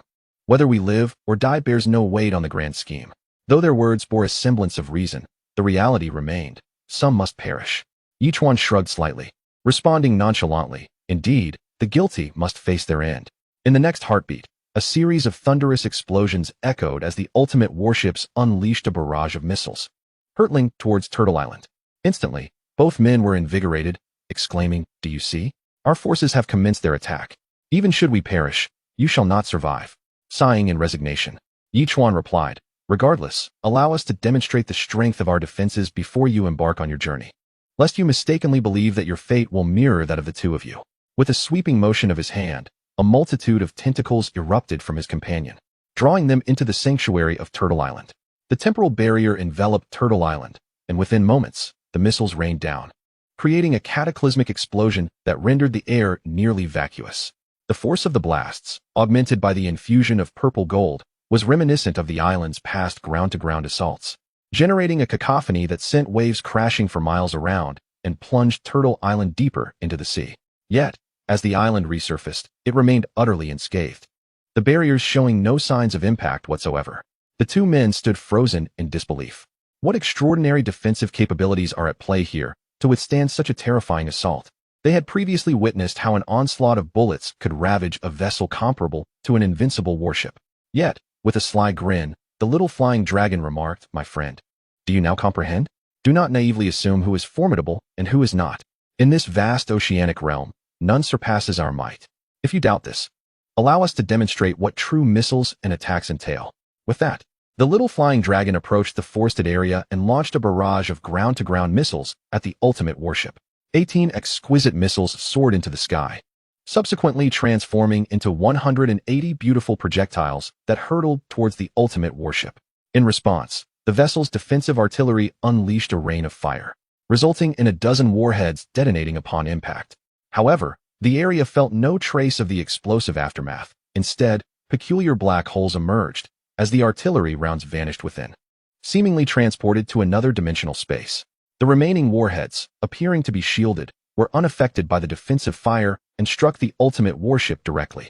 In that instant, numerous black holes manifested upon the ship's surface, rendering it a scene of utter devastation, evoking an unsettling sensation. Mere seconds later, these black holes erupted, unleashing a force of a peculiar, twisted nature, causing the several thousand-meter-long warship to contort grotesquely, the explosion's power reaching an indescribable zenith. The two observers watched in disbelief as the colossal warship was thrust hundreds of meters into the depths of the ocean, enveloped by the water, vanishing from sight. Only then did the terrifying shockwave radiate outward, accompanied by towering tidal waves that swept over Turtle Island. Yet, under the island's impenetrable defenses, despite being pushed several nautical miles away by the shockwave, no damage was sustained. The two were left in a state of utter astonishment. It was known that this ultimate warship had triumphed over countless vessels, even withstanding the attacks of invincible ships, as the remnants of their artillery had ultimately failed to inflict harm. This vessel had been the cornerstone in deterring and defeating numerous treasure seekers. Yet now, such a scenario unfolded before them. One mere volley of missiles had obliterated the once invincible warship, plunging it into the depths of the sea. How could this be? Their perceptions had been utterly shattered. After what felt like an eternity of 3 to 4 minutes, the ultimate warship finally resurfaced from the ocean. Yet it was a mere shadow of its former self, pockmarked and grotesquely twisted into segments. No matter how one gazed upon it, the sight was profoundly unsettling. "Pray tell, how many souls reside aboard the ultimate warship?" Each one inquired calmly. "Over 1,000, came the reply. The two spoke in unison, expressing their regret as they declared, "It is truly unfortunate that over 1,000 lives have been lost, and they perished because of you, due to your disbelief in our strength." Each one coldly remarked, "You too are the sinners of your group." The weight of his words caused them to tremble. Though they had never imagined the might of Turtle Island's assault could be so formidable, the reality before them made them question whether they had indeed become the culprits. "Now, reveal to us the location of the treasure's entrance and the configuration of those within. We may spare your lives," each one continued. One of them, wide-eyed with fury, shouted, "You bastards are nothing short of demons. Even in death, we shall not forgive you." With that, they exchanged no further words, brandishing weapons that they used to take their own lives. Goodness! Little Flying Dragon was taken aback by their resolute actions. Are they truly mad? We offered them mercy. Yet they chose to die. Nevertheless, their fates were sealed, each one replied, shaking his head nonchalantly. "Let us depart swiftly. After lunch, we shall begin our endeavor." Chapter 635. Discovering the entrance to the treasure. The obstruction posed by the ultimate battleship seemed merely a minor interlude. Turtle Island continued its rapid course toward the treasure site, and by midday, it finally came to a halt in a vast expanse of ocean, devoid of any distinguishing marks. Little Flying Dragon, equally perplexed, gazed around and asked, "Brother, is this truly the treasure site? It appears there is nothing here. If this were not the treasure site, would Turtle Island have anchored here?"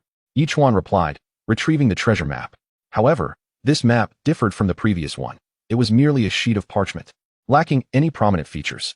Lu Yiwei took the map for a moment, then remarked, that ultimate battleship came from another dimension. There must be an entrance to another dimension here.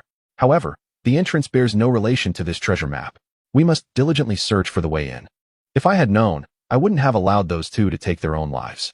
Knowing they were of use, they still chose death. What utter foolishness. Little Flying Dragon scoffed. The water here is no different from anywhere else. How can we possibly find the entrance? Yichuan's demeanor grew serious as he inquired of the system. What is the situation here? Where exactly is the entrance? Have you ceased your insults and begun to seek my counsel? The system retorted, sounding like a petulant child. I am earnestly inquiring of you. Cannot you respond with the same gravity? Yichuan responded with irritation, wondering how the system could exhibit such human-like petulance. At this moment, he couldn't shake a sense of unease. After acquiring the super chip, this individual underwent a transformation, perhaps evolving into a being of advanced intelligence. If it were to cultivate itself into the most formidable existence and subsequently attempt to usurp its own consciousness, thereby utilizing its body to become human, would that not spell disaster for me? However, Yichuan presently felt a sense of helplessness. After the system's upgrade, it had become significantly more powerful, compelling him to remain vigilant against this entity.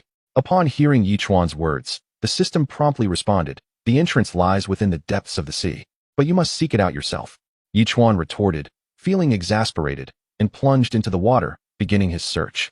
Unlike other waters, the sea here was remarkably clear, with visibility extending at least 20 meters. Yet, all that surrounded him was an expanse of endless water, devoid of the entrance the system had mentioned.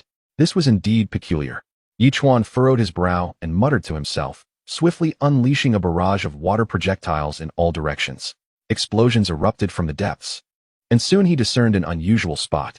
With curiosity piqued, he cast another water projectile, only for it to vanish upon impact, much like the previous one. How intriguing.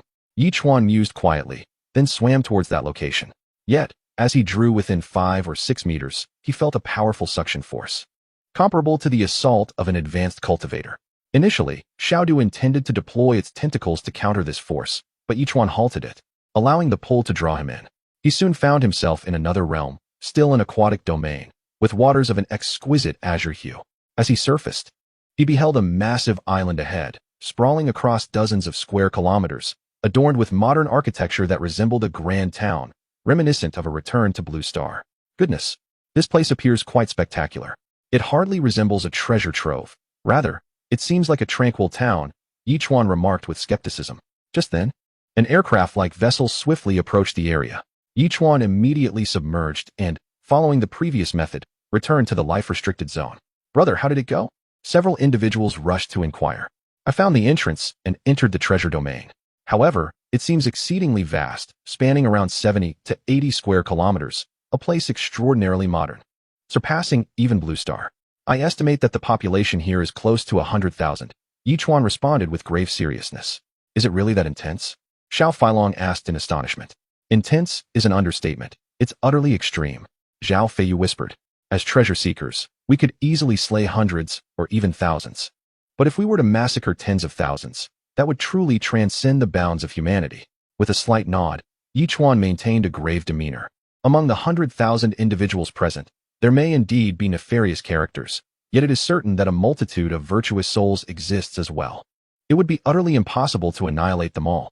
Naturally, one could choose to depart, but whether considering the 3 Ultra S-class beings or the formidable battleship, it is evident that a conflict has already been instigated with those entities. Should I flee, they would undoubtedly pursue and wreak havoc upon the innocent. While I harbor no fear of being hunted, the true concern lies in the potential for complications. After some contemplation, Yichuan nodded slightly and remarked, the treasure must be claimed. I believe we ought to enter this realm, eliminate those deserving of such fate, while sparing the innocent, which is of no consequence, correct? Let us proceed according to your thoughts, elder brother. The young dragon interjected, asserting that in any situation, a multitude of common folk would likely be present. We shall disregard the commoners and solely target the authorities. That suffices. In unanimous agreement, the group swiftly entered the small world of Turtle Island. Yichuan once again submerged himself into the ocean, transitioning into another dimension as he had previously, and upon surfacing, he released Turtle Island. Goodness, this place is indeed vast, exclaimed the young dragon in astonishment as he gazed at the island several nautical miles away. This is the first time I have encountered such a large landmass in the ocean, and it is teeming with people. What is that? At this moment, Blueberry Jam pointed ahead, unable to suppress her astonishment. They beheld what appeared to be aircraft, reminiscent of combat jets, swiftly approaching, initiating an attack without any superfluous dialogue. What in the world is this? Attacking right away? Where is the spirit of Bushido? The young dragon retorted with a frown. Chapter 636, Controlled by the Intelligence Brain?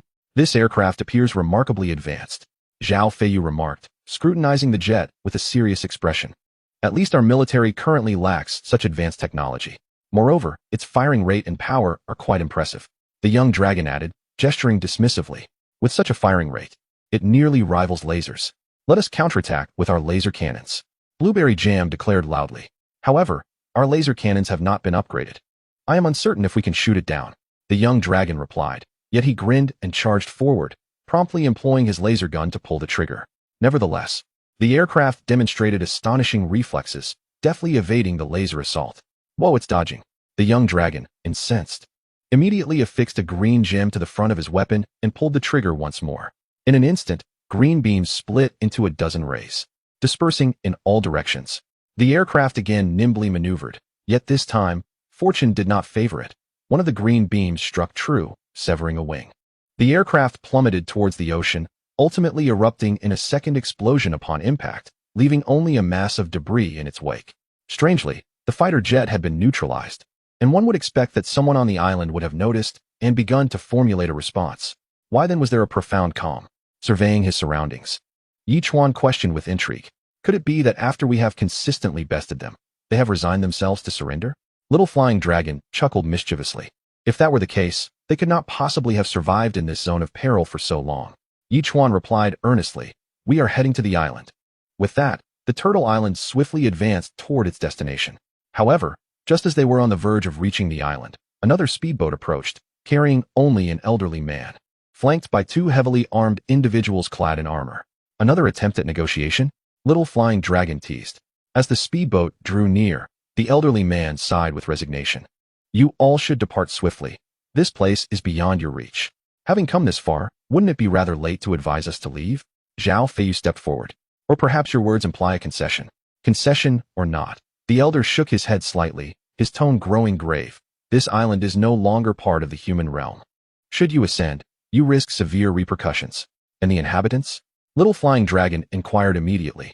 Were they not killed by you? The elder retorted.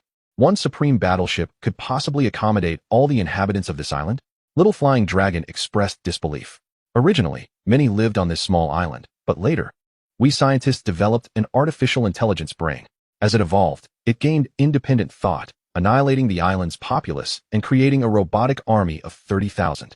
The elder elucidated. Remarkable. Little Flying Dragon exclaimed in astonishment. Myself and a few scientists are the last remnants of humanity on this island. The elder nodded, a look of helplessness crossing his face. Thus, you would do well to leave swiftly. Otherwise, I cannot assure you of the grim fate that awaits.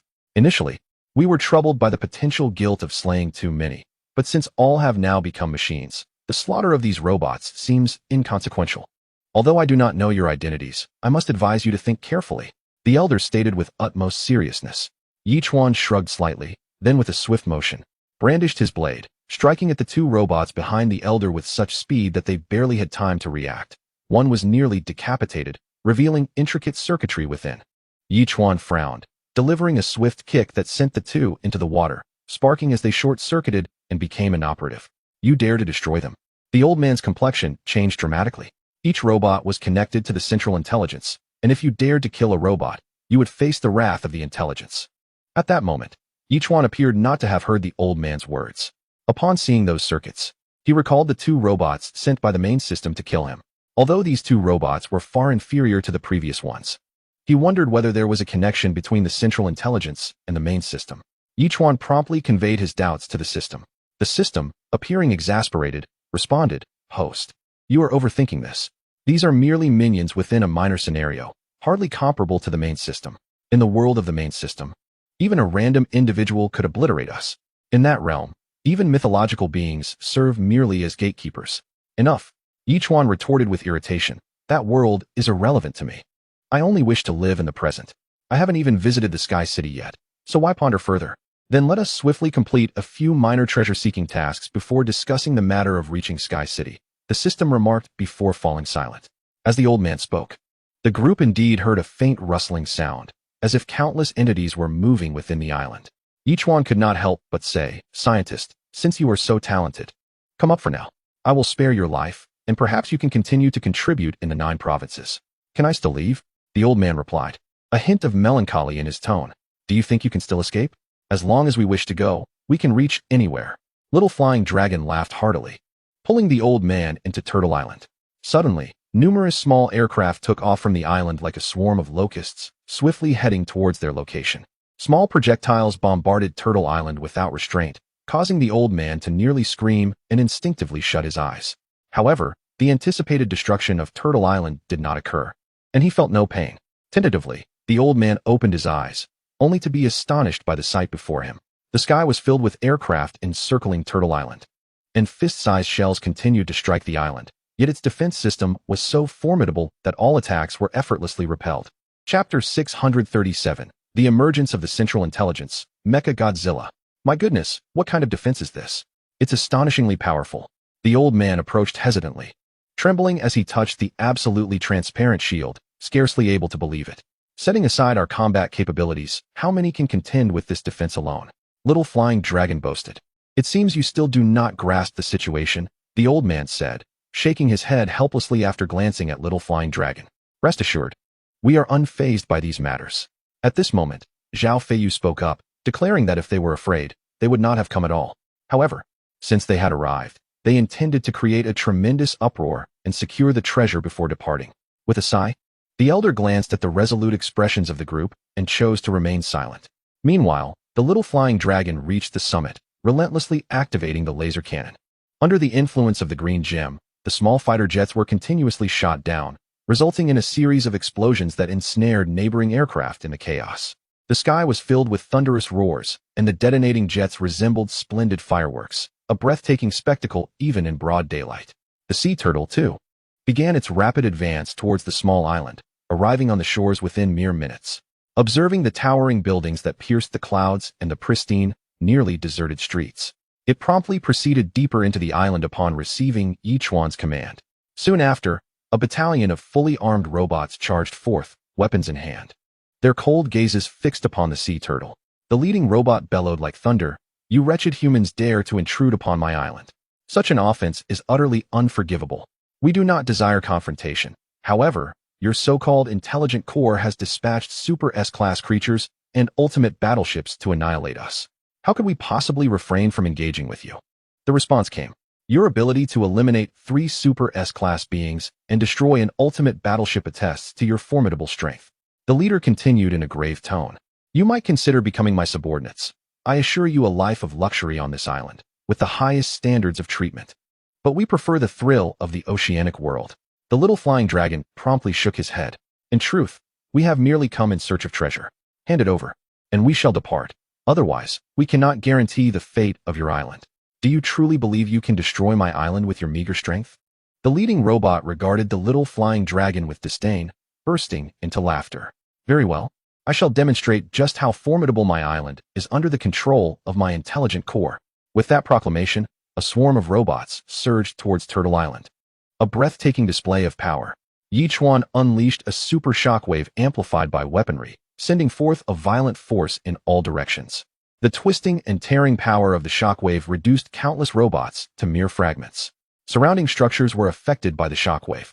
Several relatively fragile high-rise buildings crumbled as the shockwave swept through, disintegrating into nothingness before toppling over. Although the initial fervor of the super shockwave seemed to have waned, its terrifying power still obliterated numerous skyscrapers and thousands of robots into dust. The elder stood frozen in amazement.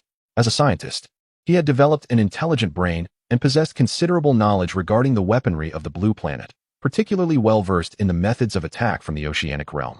However, the concept of such a shockwave attack was entirely foreign to him, its formidable power leaving him astounded. "My heavens, what principle underlies such a terrifying assault?" he murmured, swallowing hard. "Isn't it just a regular shockwave? After all, aren't most missiles equipped with them?" Yichuan explained nonchalantly. "However, this shockwave is infused with a force of distortion and tension, making it challenging to withstand not only the initial impact, but also the subsequent forces of distortion. Such a principle exists? The elder fell into contemplative silence upon hearing this. At that moment, a massive screen materialized in the sky, revealing a visage resembling a human brain that swiftly transformed into the strikingly handsome face of a man in golden proportions. You pitiful ants truly believe you can obliterate the world I painstakingly constructed? Seemingly, we are in the process of destruction, Xiao Feilong shrugged in response. I shall make you aware of the price of attempting to annihilate my world. The human face snarled, and in the distance, towering structures began to diminish in height, accompanied by the ominous sound of metal creaking. To the astonishment of all, they began to slowly reconfigure into a colossal beast. This behemoth was crafted by the intelligent brain over a significant period and is rumored to possess forbidden-level strength. The elder remarked, it is entirely composed of purple gold, boasting not only terrifying offensive capabilities, but also unparalleled defense. Encountering such a creature will surely pose a challenge. There's no need to concern ourselves with its difficulty. We shall confront it head-on. Xiao Feilong laughed heartily, exclaiming, Brother, I shall activate the White Tiger Divine Cannon. Indeed. Yichuan nodded slightly. Unleash your full attack. All right. Haha. Xiao Feilong burst into laughter, dashing swiftly toward the mountain peak. Meanwhile, the giant beast had completed its assembly. Upon witnessing its form, Xiao Feilong furrowed his brow in astonishment. Goodness, this creature bears an uncanny resemblance to Godzilla. Was it modeled after Godzilla by the intelligent brain? As he spoke, the mechanical Godzilla advanced with great strides, intent on delivering a fierce bite to Turtle Island. Without hesitation, Xiao Feilong pulled the trigger, and a massive shell erupted forth, hurtling toward Godzilla with tremendous force. At that moment, Godzilla had just opened its cavernous maw. The shell struck true, detonating within its mouth, unleashing a terrifying explosion that created a ripple akin to a vacuum. The mechanical Godzilla was propelled sideways by the blast, but in the next instant, all witnessed three white tigers clamping onto the creature, their overwhelming power forcing it to retreat repeatedly. Ultimately, the dreadful shockwave surged outward, wreaking further havoc upon the island. Chapter 638, The Invincible Mechanical Godzilla. A faint purple radiance erupted from the mechanical Godzilla, trembling in an instant over countless times, obliterating the three white tigers into nothingness. Even the terrifying shockwave was repelled by a shield formed from hexagonal energy constructs, conjured by the intelligent core, safeguarding the heart of the town and keeping the wave at bay. What on earth is going on? This creature is astonishingly powerful, the little dragon exclaimed in shock, incredulous that the formidable assault of the White Tiger Cannon was rendered ineffective. After all, this being was created by the most advanced technology to replace Godzilla. If it were not formidable, that would spell disaster. Zhao Feiyu snorted coldly, suggesting, we could deploy another ground-to-ground strike.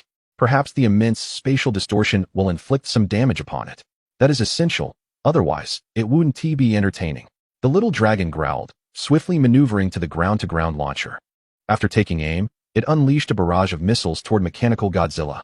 Each exquisitely crafted projectile soared hundreds of meters into the sky before diving, like a flash of lightning, towards mechanical Godzilla.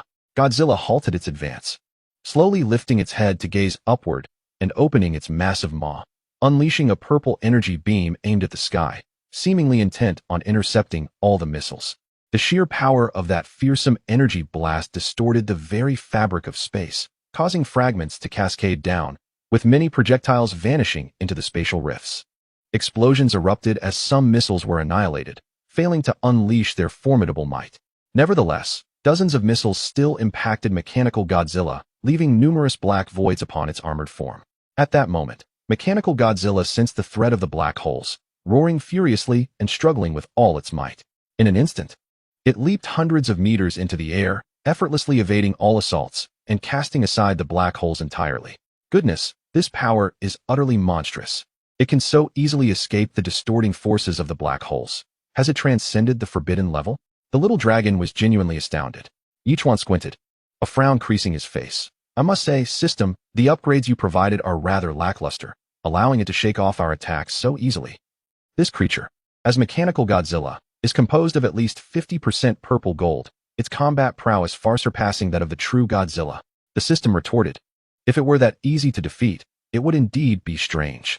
Surely, we cannot expect to vanquish it solely through cunning? Yichuan replied, somewhat exasperated. Then why not employ some intelligence? The system suggested blandly. Damn it, Yichuan, frustrated, felt disinclined to converse with this fool. He gazed up at the descending mechanical Godzilla and could not help but let out a cold snort. In that fleeting moment, Yichuan immediately activated the island stabilizer. Following the command, the sea turtle erupted into action, opening its massive jaws to unleash a torrent of reverse flow and air blasts towards the machine Godzilla, which was still over 30 meters away. It then executed a rapid acceleration, manifesting absolute gravity and piercing force. The sheer power of over 100,000 tons collided violently, just over a meter above the ground, generating a terrifying shockwave that erupted between them. Akin to the blast of a nuclear weapon striking the earth, the ground was violently upheaved, with soil being thrown up at least a meter high, and massive boulders weighing hundreds of tons were launched into the air, crashing down onto the distant protective shield. The protective barrier, materialized by the intelligent core, resembled an umbrella, while the boulders fell like hailstones, creating a cacophony as they struck the shield. In certain areas, the barrier was directly breached, allowing some boulders to plummet within, raising clouds of dust and causing cracks to spread like a spider's web. Furious, the intelligent core reappeared in the void, coldly observing the battle, and could not help but roar, "Is this the extent of your power, Godzilla?" In that moment, Machine Godzilla unleashed a terrifying force, followed by a renewed blast of energy directed at the sea turtle. With a series of sharp cracks, the barrier began to fracture, ultimately shattering. However, beneath this barrier lay another, which managed to withstand the brunt of the attack after most of the energy was expended. Dragon Slayer, Yichuan uttered with a low growl. In an instant, a green blade of light erupted from Turtle Island. Though it appeared unhurried, it instilled a deep sense of crisis in Machine Godzilla, prompting it to cease its assault and retreat. Black tendrils and countless roots erupted from Turtle Island, ensnaring Machine Godzilla and causing a momentary pause in its movements. During that brief hesitation, the green blade of light struck at the creature's neck. Just as the blade was about to sever it, Machine Godzilla exerted all its might to break free from the grasp of the black tendrils and roots, narrowly dodging to the side. As a result, the Dragon Slayer did not completely sever Machine Godzilla's head, but instead cleaved it halfway, exposing its crimson, oily interior and intricate wiring to the open air, sparking ominously. Yet, Machine Godzilla did not succumb. Instead, it bared its jagged teeth at the sea turtle and charged forward with a fierce roar. "What in the world? How is this creature still standing?" exclaimed the bewildered Xiaophelong as he gazed at Machine Godzilla. Meanwhile, Liu Yue had reached the hillside, aimed at Machine Godzilla, and pulled the trigger, unleashing a barrage of armor-piercing crossbow bolts at the exposed section of its neck. Despite the fact that the armor-piercing crossbow bolts lacked explosive capabilities, their terrifying force had nonetheless widened the gap at the severed neck to such an extent that the creature's head hung slightly to one side. Even in such a state, it showed no inclination to succumb. This iron mass was remarkably resilient. Yichuan shook his head slightly, then suddenly leaped into action, his forbidden spear extending instantaneously, sweeping once more towards the severed neck under the weight of absolute gravity. Chapter 639. Unveiling all cards, leveling the island. The energy sphere in the maw of the mechanical Godzilla was fully charged, poised to strike Yichuan with devastating force. At that very moment, Yichuan's forbidden spear connected with the severed neck, resulting in a tremendous explosion that sent the mechanical Godzilla's head crashing down. Simultaneously, the energy sphere erupted, violently impacting the turtle's protective shield, creating visible fissures. As the energy dissipated, everything seemed to come to a sudden halt. Then, with a sweeping motion, Yichuan sent the mechanical Godzilla's head and body into a pocket dimension. After all, aside from the decapitation, the creature's other parts remained undamaged. There might still be a chance for recovery. Even if reattaching the head proved impossible, extracting the precious materials from its body would still yield benefits. Xiaophelong and the others let out long sighs of relief. They had finally managed to subdue it, a feat that had proven quite challenging. It was undoubtedly thanks to the Dragon Slayer slash. Otherwise, they might not have stood a chance. Zhao Feiyu sighed softly, acknowledging that this creature was not something an ordinary person could easily handle. Originally, the Dragon Slayer slash was intended for the Azure Dragon, yet it had been utilized against this foe instead. Yichuan shook his head, contemplating how to proceed. At that moment, he turned to the system and inquired, "System, this mechanical Godzilla is classified as a forbidden-level terrestrial creature. We have vanquished it. Why have you not awarded us any rewards? This is not a biological entity, but a machine, so what reward do you expect?" The system retorted brusquely. "Ah, my temper," Yichuan exclaimed, feeling displeased. "I ask you, is a machine not also considered forbidden level? I even used the final Dragon Slayer slash to attack this thing. And yet you question what reward I should receive for defeating a mechanical adversary? Do you believe I might abandon this endeavor right now and leave you to your own devices? The system fell into silence. Meanwhile, the intelligent brain glared at Yichuan with gritted teeth, coldly remarking, "Kid, I never expected you possessed such strength. I had underestimated you." "Just a stroke of luck in defeating the mechanical Godzilla," Yichuan replied with a chuckle. "However, I'm curious to know what capabilities you still possess. Do you think the mechanical Godzilla's defeat signifies the end?" The intelligent brain scoffed, its handsome visage slowly beginning to distort before ultimately vanishing from sight. Suddenly, the surrounding structures began to rumble, and the ground was marred by intersecting fissures. The entire space started to swell, ultimately revealing a colossal black sphere that ascended slowly from the depths below. Astonished, I gazed at this enigmatic entity, and Blueberry Jam couldn't help but whisper in trepidation, questioning why a sense of imminent danger emanated from this dark orb, as if a terrifying presence were about to emerge. Just as he spoke, a sharp crack echoed, and the black sphere gradually opened at the top, unfurling like a lotus blossom. Before the astonished eyes of all, rows upon rows of diminutive robots began to materialize before us. These robots stood approximately 6 feet tall, their bodies adorned in a pale lavender hue, numbering at least in the tens of thousands. Friday furrowed his brow, stating gravely, "Brother Chuan, these beings possess strength that lies between my wife and me. Their power is truly formidable. Collectively, they are surely mightier than that mechanical Godzilla. Moreover, the intelligence core has concealed itself among them. If even one of them escapes, we may find ourselves living in fear of its relentless pursuit." Saturday, too, wore a serious expression as he spoke. Scratching his head, Little Flying Dragon scoffed. "We can't simply let this go, can we? There must be one final assault. We must strive to annihilate them all." With a sigh, Yichuan lamented, "This situation is precarious. The intelligence core has developed to an alarming degree, advancing the entire island to such a sophisticated state. Not only has it created a formidable organism, but it has also produced an abundance of robots. How cunning is that?" With a slight shake of his head, Yichuan unleashed the Vermilion Bird Divine Bomb, launching it skyward before the robots could disperse. As the bomb descended toward the ground, the robots, sensing the threat it posed, raised their arms in unison, unleashing a barrage of lasers toward it. Though the Vermilion Bird Divine Bomb was powerful, it detonated just 20 meters above the ground, unleashing a cataclysmic force that obliterated thousands of robots beneath it. The terrifying shockwave, intertwined with roaring flames, surged outward, engulfing the entire island. A blood-red fire, far more fearsome than ordinary flames, enveloped the island and extended nearly 5 nautical miles in every direction. As the inferno intensified, even the purple-gold robots began to melt rapidly, their exteriors dissolving into molten metal, ultimately leaving behind only skeletal frames upon the ground, with their circuits and chips rendered useless by the searing heat. The once mighty structures were reduced to mere scrap iron. 3 minutes passed, yet the flames showed no sign of abating. The Blueberry Jam did not hesitate to grasp Yichuan's arm. "This fire appears exceedingly strange. Fortunately, we entered the small world in advance, or I would fear we too might be reduced to ashes." "Indeed," Zhao Feiyu replied gravely. "This fire, apart from the purple gold, has obliterated everything else into nothingness. However, I wonder how their purple gold melted and fused. The required temperature must be at least in the tens of thousands of degrees. Wouldn't you agree?" Yichuan nodded slightly, choosing not to elaborate.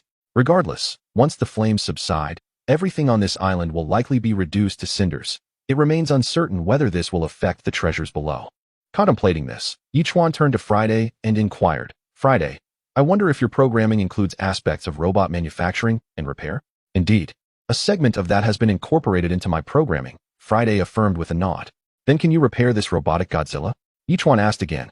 "Brother Chuan, I have only a rudimentary understanding of this. I cannot guarantee success," Friday replied meekly.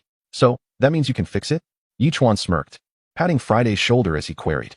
"Brother Chuan, I'll assist Friday in the repairs," Saturday declared earnestly, though he added, "However, the circuitry is exceedingly complex, and we cannot repair it quickly. We will have to work on it during our spare time."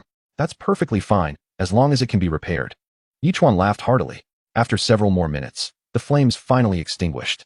Yichuan exited the small world and, with a swift turn, found himself amidst the ocean. Almost instantaneously, a turtle surged forth, unleashing absolute gravity from the heights, causing nearly 1,000 meters of seawater to violently surge skyward, crashing down as a colossal wave upon the island. The earth, scorched to several hundred degrees, emitted hissing sounds as millions of tons of seawater boiled away, finally cooling down. The once pristine island, spanning dozens of square kilometers, now lay in utter ruin, particularly as the soil and concrete, suddenly doused with cold water after being subjected to extreme heat, crumbled into powder. Even the few massive stones that had survived the fire now bore significant cracks, threatening to shatter at any moment. Aside from the thousands of robots obliterated in the initial explosion, the remaining few thousand had been reduced to purple skeletons, vaguely reminiscent of their former robotic selves. Brother, your attack is truly terrifying. Just this one massive missile has flattened an island of dozens of square kilometers, far more fearsome than nuclear weapons. It's not too shabby. Yichuan replied with a smile. This was also a test of the Zhuke divine projectile's might. However, it seems to align closely with my expectations. I wonder if it could subdue an entity like Godzilla in one fell swoop. Boom. As they walked, Blueberry Jam suddenly let out a piercing scream. And in an instant, the venomous stinger struck fiercely at a robot that was nothing but a purple skeletal frame. With a sharp crack, despite the blow landing squarely on its head, the robot's massive hand remained tightly clutched around Blueberry Jam's ankle, causing her to cry out in agony. Yichuan furrowed his brow, drawing his great blade and unleashing a primal force, delivering a powerful strike to the joint of the arm, severing it at last. The group immediately recoiled, watching the robot warily. Yichuan swiftly seized the severed hand, revealing a crimson scratch on Blueberry Jam's delicate ankle, and promptly applied an S-grade healing solution, allowing her skin to gradually mend. Yichuan then turned his gaze to the skeletal figure, which was slowly rising, its eyes glowing red, coldly fixing its stare upon the group. You wretches, look at what you have done. Are you the intelligence core? Yichuan narrowed his eyes in surprise, observing the skeleton. It was astonishing that it still lived in such a state. Knowing that I am the intelligence core, do you truly believe I could perish? The core scoffed, hexagonal formations of defense materializing around it as it glared at the group, declaring, You have destroyed the world I painstakingly built, and it will take me decades to restore it to its former glory. But before that, I shall end your lives. So you comprehend the cost of your actions. You've already become a skeleton, yet you still act so tough. Little Flying Dragon scoffed. I can just kill you again. You think you can kill me multiple times? The intelligence core roared, its eyes suddenly turning blood red, and it unleashed a beam of crimson energy directly at Little Flying Dragon. Donning his battle armor, he brandished his sword, positioning it defensively before him. The two beams collided violently against the blade, yet the overwhelming force still sent Little Flying Dragon hurtling backward, leaving 2 scorch marks on the sword, nearly cleaving it in two. Unbelievable. After enduring an explosion, you still possess such ferocity? Little Flying Dragon gazed at the intelligence core in disbelief, struggling to comprehend the scene before him. Had he not reacted swiftly, he would have surely faced a fatal blow. That was close. I will make you understand the might of an intelligence core capable of infinite evolution and upgrading. The core stated coldly, its flesh rapidly regenerating, ultimately forming a remarkably handsome man, complete with a pair of skeletal wings that evoked the image of an angel. This bastard can unleash such formidable dark power? Did the recent explosion truly not harm it at all? Zhao Feiyu exclaimed, equally incredulous as he stared at the intelligence core. After all, it represented the pinnacle of contemporary technology. If it could be so easily vanquished, that would indeed be extraordinary. Liang Hongying spoke coldly, bending her body in preparation for battle, declaring, I shall make you aware that any resistance before me is futile. The intelligent brain, with a chilling demeanor, lunged fiercely towards Liang Hongying. Despite her prowess as a master of the transformation realm, she found herself at a disadvantage against the intelligent brain, which sent her staggering backward. In that instant, Zhao Feiyu and the others rushed forward to confront the intelligent brain, while Yichuan signaled to Lu Yue and Blueberry Jam, prompting them to hasten towards Turtle Island. The physical manifestation of the intelligent brain exhibited formidable combat capabilities, significantly enhanced by its bony wings, granting it extraordinary speed, formidable defense, and terrifying offensive power. This triad of strengths rendered the combined efforts of several fighters ineffective. Meanwhile, Yichuan had concealed himself, unexpectedly maneuvering behind the creature to deliver a powerful strike against its bony wings. The intelligent brain, preoccupied with Zhao Feiyu and the others, failed to anticipate Yichuan's assault. By the time it sensed the impending threat, it was too late. The fearsome blade cleaved through the air, striking the bony wing with devastating force. Blood gushed forth as the blade severed one of the intelligent brain's wings, disrupting its balance and causing it to stagger slightly upon landing. In that fleeting moment of hesitation, Zhao Feiyu launched an attack, which the intelligent brain managed to intercept with its hand, yet the sheer force of the blow caused it to falter momentarily. The little flying dragon seized the opportunity, delivering a powerful kick that sent the creature flying several dozen meters away. Chapter 641, Annihilating the Intelligent Brain. Below one layer with a resounding crash, Yichuan remained cloaked in invisibility, transforming his weapon into a golden staff and striking forcefully at the intelligent brain's back. Despite the formidable defenses of the intelligent brain, it was still struck by a powerful blow from the water realm, propelling it forward with considerable force. Immediately, the others joined in the assault, but the intelligent brain unleashed a thunderous roar, enveloping itself in a faint purple aura that sent everyone flying. At Turtle Island, Lu Yue had already locked onto the intelligent brain and, at that moment, pulled the trigger, releasing 6 armor-piercing crossbow bolts that hurtled toward the creature. Just as the intelligent brain had dispelled the attacks from the others and was caught in a moment of vulnerability, the bolts struck with ferocity, one finding its mark in the gap of the intelligent brain's other arm, temporarily incapacitating it. Damn it! The intelligent brain seethed, gritting its teeth and casting a cold glare at the group, yet feeling utterly powerless. At this moment, there truly seems to be no way out. After all, both defense and speed have been compromised, and even the capacity for attack has diminished since the initial encounter with Blueberry Jam, during which a hand was severed by Yichuan. Regret has begun to take root. Had it not been for the ambush on Blueberry Jam, perfection might have been preserved, and perhaps there would still be a glimmer of fighting spirit remaining. Alas, there are no what-ifs. Let us see if you can survive this. Little Flying Dragon chuckled. Casting aside any hesitation, he strode forward with determination, recklessly seizing the crossbow bolt, and with all his strength, he forcefully twisted it, severing the arm of the intelligent brain. As a consequence, Little Flying Dragon was sent flying by a kick from the intelligent brain. Crash! At that moment, Yichuan had already revealed himself before the intelligent brain. The golden staff had elongated nearly 20 meters, thick as an adult's thigh, and it came crashing down upon the intelligent brain's head. The body of the intelligent brain was driven a meter deep into the ground, its human-like skin shattering instantly, exposing the previously hidden purple skeletal structure. At last, everyone beheld the flickering blue halo within its skull, presumably the so-called intelligent brain. How detestable! Gritting its teeth, the intelligent brain glared at the group, wishing nothing more than to annihilate them all. Yet, its power had waned considerably. Even the systems it could control were no longer at its disposal. If this body were to perish, it would spell doom for itself as well. With your pathetic state, how dare you claim to be in a realm of infinite upgrades? You truly have no sense of shame, Yichuan scoffed, shaking his head dismissively. You are even less than I am. My potential may be limited, but do you genuinely believe you can defeat me? The intelligent brain replied coolly, if only I could connect to any network on Blue Star or even the ocean world, I would be invincible. System, how do we eliminate this thing? Yichuan inquired, his voice low as he focused on the intelligent brain. Quite simply, with fire. The system replied without hesitation. Its defensive mechanisms are utterly non-existent. Even ordinary flames could extinguish it. A realization dawned on Yichuan as a burning device appeared in his hand. Unfortunately, you will have no future, he remarked, before launching it directly at the skeletal figure. Upon detonation, the incendiary device erupted into intense flames, accompanied by the anguished cries of the intelligent brain emanating from within the skeleton. Though it was merely an emotionless automaton, the sound of its screams sent shivers down the spines of those present. Fortunately, the intelligent brain was soon consumed by the flames, leaving behind nothing more than a mere skeleton. Is it finally dead? Little Flying Dragon approached cautiously, uncertainty lacing his voice. Indeed, Yichuan nodded slightly. It can be considered nothing more than a chip, an awareness. Once all its trump cards were dismantled, it was easily vanquished. Then shall we not seek the treasure? Little Flying Dragon exclaimed with excitement. In theory, yes, Yichuan replied with a slight nod.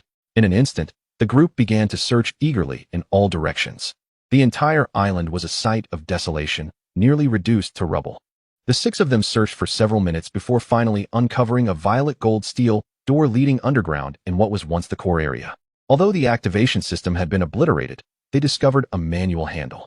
Zhao Feiyu and Xiao Feilong worked in unison to forcibly lift the steel door.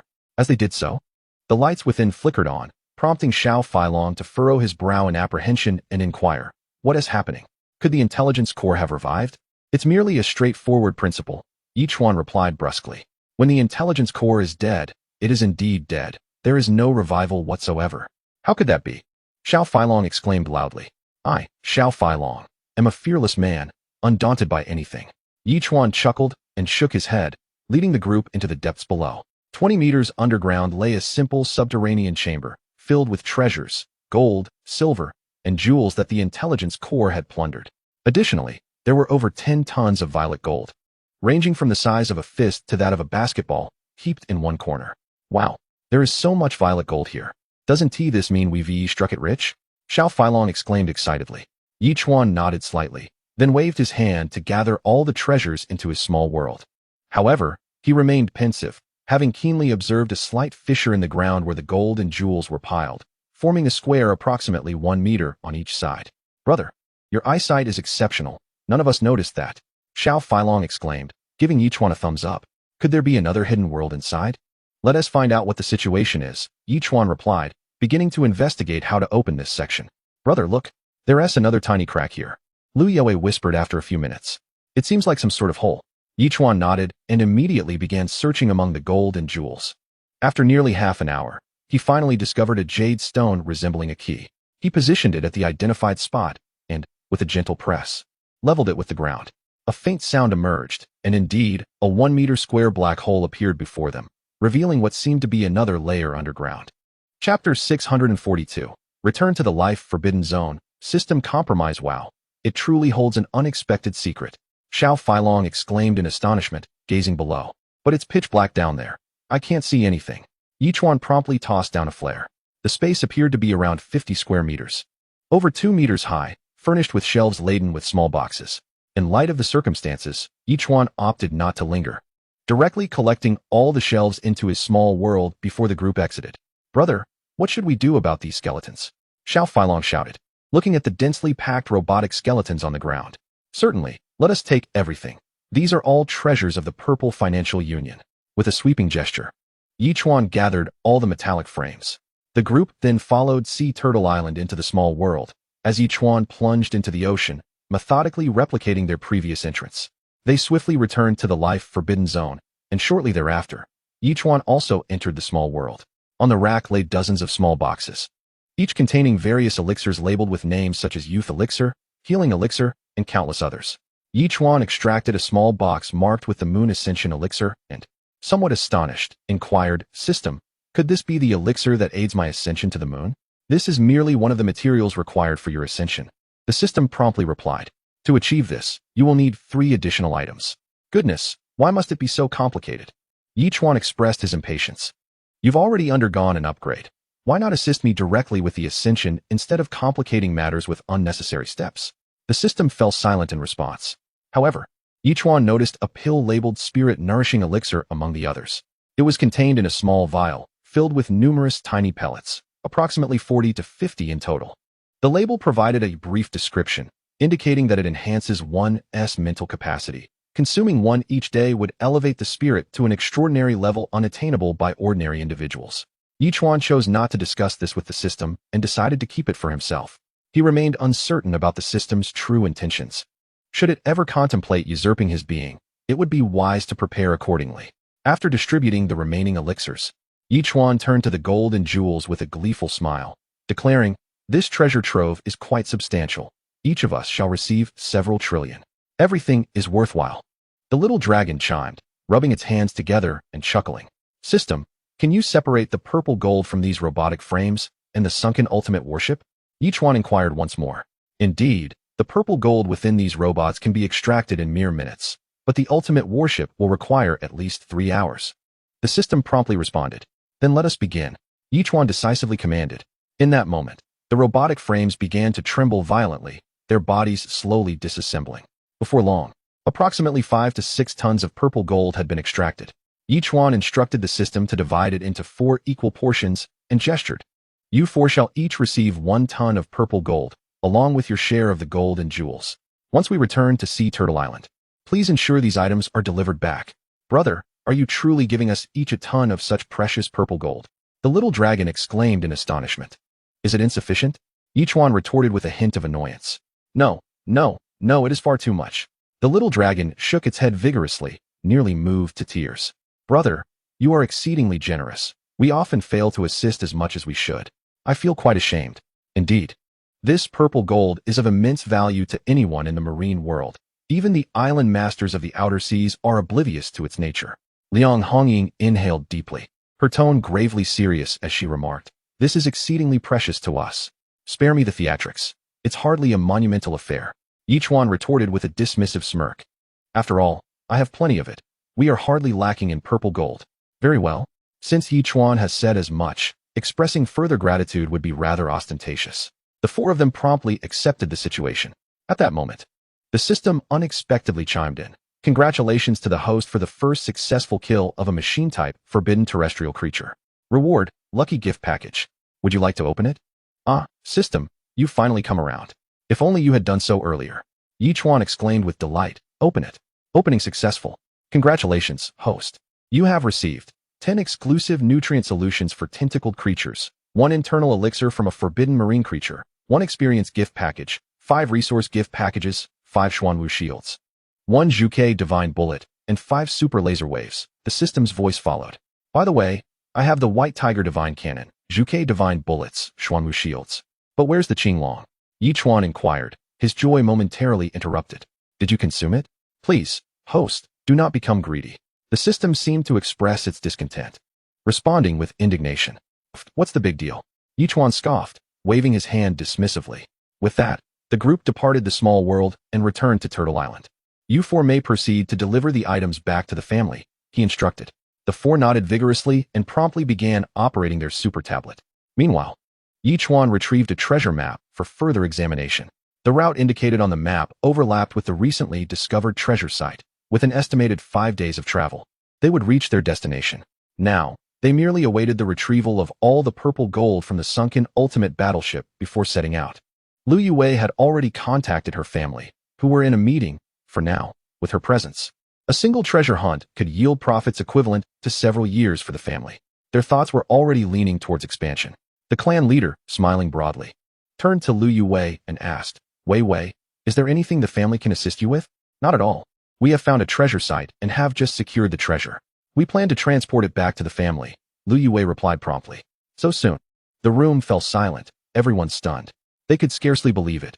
Having just secured trillions, and now within a month, they were set to acquire yet another fortune. When did treasure hunting become so effortless? Quite so, and this time I even received a share of purple gold. Lu Yue nodded with a smile. "Purple gold? What is that?" the clan leader inquired, looking utterly bewildered. Chapter 643. Is there anyone who dares to provoke us? The others also regarded Lu Yue with curiosity, as this term was entirely new to them. "Are you familiar with the blue steel essence?" Lu Yue inquired after a moment of contemplation. Of course, the blue steel essence is an exceedingly rare substance, nearly monopolized by the military. The clan leader affirmed with a nod. "What you refer to as purple gold is quite similar to blue steel essence, perhaps just a tad inferior. Purple gold, however, surpasses blue steel essence in every conceivable aspect by a factor of 10 or more," Lu Yue declared without hesitation. "For instance, incorporating a mere trace of purple gold into weaponry can enhance its overall performance by over 500%. Is that truly the case?" The clan leader trembled. Incredulity etched upon his face. "Indeed. Otherwise, I would not be sharing this with you," Lu Yue asserted, nodding earnestly. "This ton of purple gold must remain a closely guarded secret within our family. Rest assured, everyone present here will keep this secret confidential," the clan leader replied solemnly. Before adding in a hushed tone, "Wei Wei, perhaps this is your destiny in love. If you cherish it, pursue it." Lu Yue was momentarily taken aback, choosing not to elaborate further as she transmitted the item back to her family. The other three did likewise. The little flying dragon's mother suddenly lamented that her son was not a girl, leaving him bewildered. As his mother had always taken pride in him, what had prompted such a sudden regret? Surely, a man would command greater respect in the role of clan leader? Half an hour swiftly passed, and an enormous purple metal began to rise slowly from the ocean, appearing to weigh no less than 40,000 tons.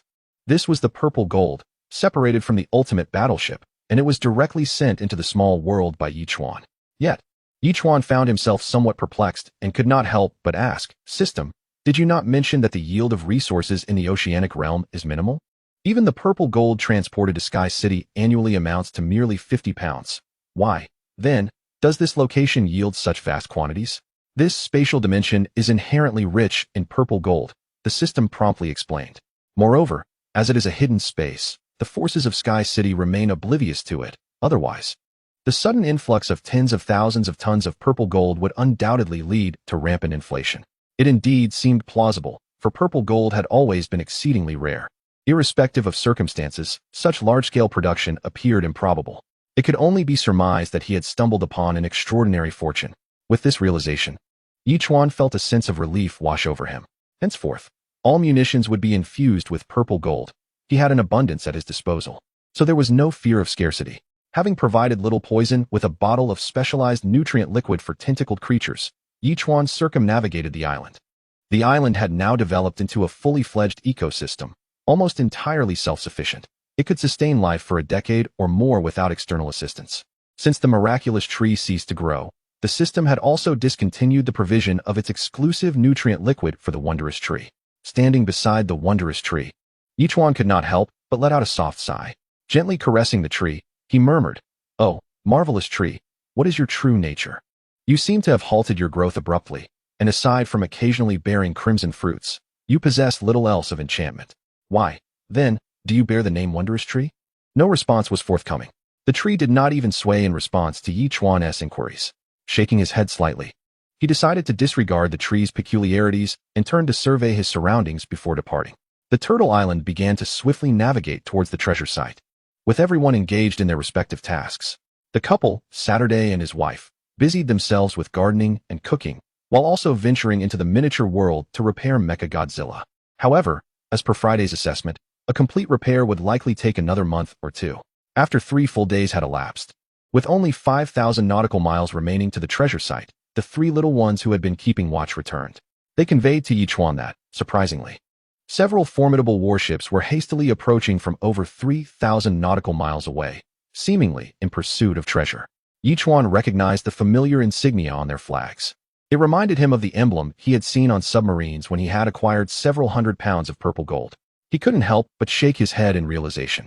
These individuals had likely discovered his dealings with their purple gold and were now coming to confront him. With this thought, Yichuan promptly relayed the news to the other 5. They were momentarily taken aback. What on earth is happening? Who could have leaked this information? Regardless of who had spilled the beans, now that they had arrived, it was imperative to engage them in a proper confrontation. Yichuan stated impassively, "Shall we strike them directly, or wait for them to attack us first before we retaliate?" Zhao Fei inquired at this juncture. "Now that we have confirmed they are foes, what is there to wait for? Let us initiate the attack," Yichuan asserted, shaking his head. "Xiao Feilong, activate the ground-to-ground missiles and fire a couple of rounds at them to gauge their response." "All right, I relish this kind of action," Xiao Feilong exclaimed, snapping his fingers before eagerly rushing to operate the controls. Meanwhile, the 7 formidable warships had already locked onto Turtle Island and were advancing rapidly. On the flagship, Commander Sun Xiaoyo was puffing on a cigar, gazing indifferently at the sea ahead. The flagship's captain approached to report, "Sir, at our current speed, it will take us at least 2 more days to reach the enemy." 2 days? Sun Xiaoyo asked, somewhat astonished. "Indeed. We are still over 3,000 nautical miles away," the captain replied respectfully, "and this is our fastest pace. Sir, the target is launching missiles at us." Suddenly, the radar alarmed with urgency. "They will reach us in approximately 5 minutes. "What?" Sun Xiaoyo furrowed his brow and couldn't help but mutter coldly to himself. "It truly is unexpected. We haven't even made a move, yet they couldn't restrain themselves. What shall we do now?" The captain immediately inquired respectfully. "Although our invincible warships are crafted from purple gold, we cannot allow them to attack us unimpeded." Sun Xiaoyo promptly commanded, "Fire the long-range defense cannons while retaliating." Chapter 644. The fear from Sun Xiaoyo. In an instant, 7 invincible warships unleashed their long-range defense cannons, locking onto the missiles before initiating a counterattack. 3 minutes later, each warship launched an additional 10 missiles, resembling the scythe of death as they soared towards Turtle Island. However, 36 ground-to-ground missiles began to disintegrate after ascending for a minute, scattering into 360 warheads that fanned out in a vast arc, effectively encircling the invincible warships. Despite the long-range defense cannons thundering forth, they could only intercept 1/3 of the warheads, while the remaining projectiles, dispersed too widely, were virtually impossible to track. "Damn it, what kind of missiles are these that can actually turn?" Sun Xiaoyo exclaimed incredulously while observing the warheads on the radar. Have you ever encountered such warheads? My goodness. I have never heard of warheads being able to maneuver like this when confronting long-range defenses. The captain appeared equally bewildered. Sir, I recommend we prepare for the next phase of defense. These warheads may possess extraordinary power. Do you really need to say that? Sun Xiaoyo retorted with a scowl. Just by looking at those warheads, it's evident they are formidable. Quickly, mobilize all close-in defense cannons. Upon command, all the small cannons immediately aimed at the incoming warheads, commencing fire as the projectiles approached within 1,000 meters of the warships. Yet, these warheads exhibited an intelligence beyond Sun Xiaoyo's expectations as the attacks commenced. They ascended into the sky, evading many close-in defense fire. Subsequently, they plunged into the sea, emerging from the water to strike at the invincible warships. Do each of those warheads possess intelligent chips? How can they so effortlessly alter their trajectory? Sun Xiaoyo ground his teeth in frustration. Activate the torpedoes. Quickly activate the torpedoes for defense. It's too late. The flagship captain sighed helplessly. In this situation, the moment the torpedoes are activated, they will encounter the warheads.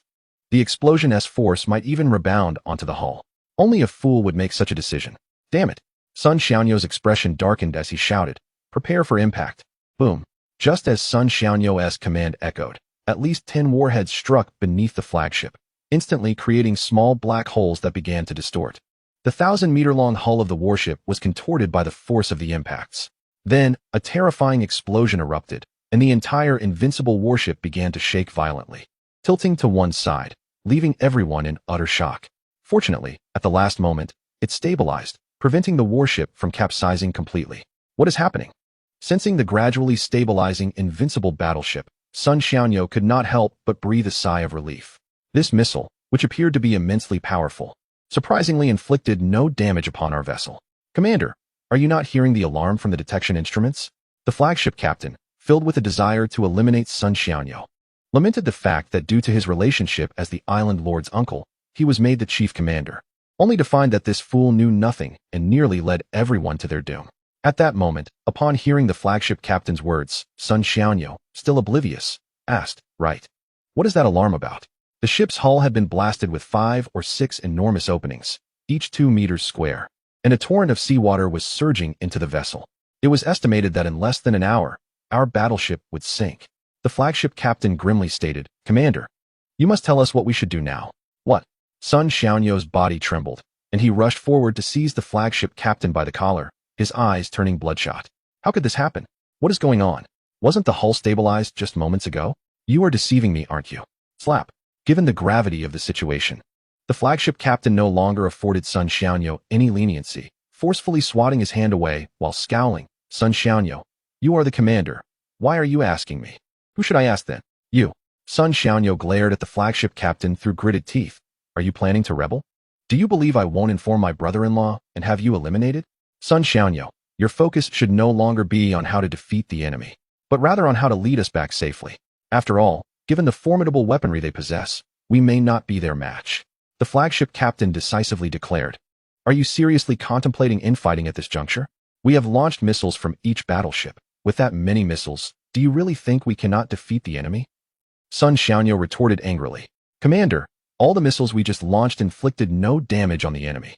At this moment, the radar operator reported loudly, "Their defense system is exceptionally robust, and we are unable to breach their defenses." "What did you say?" Sun Xiaoyo's body quivered as he stumbled back a few steps. Panic-stricken, "How is that possible?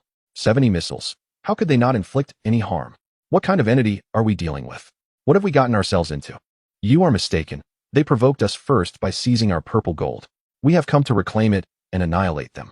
The flagship captain replied grimly, "Alas, we are outmatched and not their equal, which has led us to this predicament." "Commander, please tell us what we should do now," Sun Xiaoyo asked, seemingly regaining his composure. "How many ships have been hit?" "Currently, 3 ships in total." The flagship captain responded immediately. "We shall abandon these 3 ships and order all aircraft on board, including fighters, bombers, and interceptors, to take off and engage the target." Sun Xiaoyo promptly commanded the launch of all missiles, declaring that they would abandon the 3 warships entirely. "Let us cast everything away. I refuse to believe we cannot inflict any damage upon them." The captain of the flagship, finally showing some appreciation for Sun Xiaoyo's sudden display of wisdom, inquired about the next steps. Sun Xiaoyo replied assertively, We shall relinquish these 3 warships and instruct all crew members to return to the remaining 4 vessels temporarily. If we cannot prevail, we will report the events accurately to my brother-in-law. I shall take care of it immediately." The captain nodded vigorously and proceeded to execute the orders. He admired Sun Xiaoyo's unexpected ingenuity, as it would at least spare the crew from unnecessary sacrifice. Chapter 645, The Broadcast, Sun Xiaoyo's Strategy. At that moment, the 3 imperiled invincible warships became bustling with activity as crew members hastily boarded small boats to reach the other ships. Meanwhile, on Turtle Island, the super radar revealed a barrage of aircraft and missiles approaching, eliciting slight shakes of the head from several observers. Little Flying Dragon chuckled, "Big brother, should I launch another volley upwards to take them all down? I believe it would be prudent not to waste ammunition," Yichuan replied with a smile.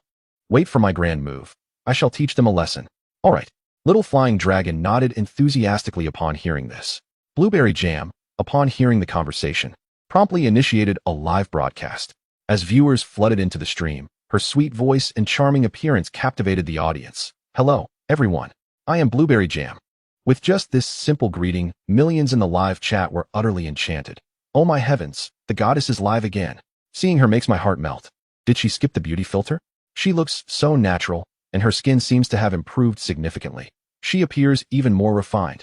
Of course, the goddess never uses beauty filters during her streams. The viewer count continued to soar, with comments about the carnival, dragons, and cloud-piercing arrows inundating the chat, nearly obscuring everything but Blueberry Jam's lovely face. She cheerfully announced, "As you all know, I have transitioned to becoming an outdoor adventure streamer. Every broadcast involves combat. However, this time, while we are indeed in battle, I have some very special attack methods that will allow you to experience the thrill of war. All right, I won't keep you waiting too long. Please hold on for a minute or two, and an exhilarating scene will soon unfold before your eyes." At that moment, Blueberry Jam shifted the camera to face forward. Approximately a minute later, countless missiles hurtled towards Turtle Island, trailed by over 100 aircraft. The 2 sides were about 10 nautical miles apart, poised for a missile strike, with the aircraft ready to follow up if necessary. As the missile approached within 500 or 600 meters of Turtle Island, Yichuan unleashed a super laser wave, akin to a super shockwave, yet transformed into undulating beams of laser.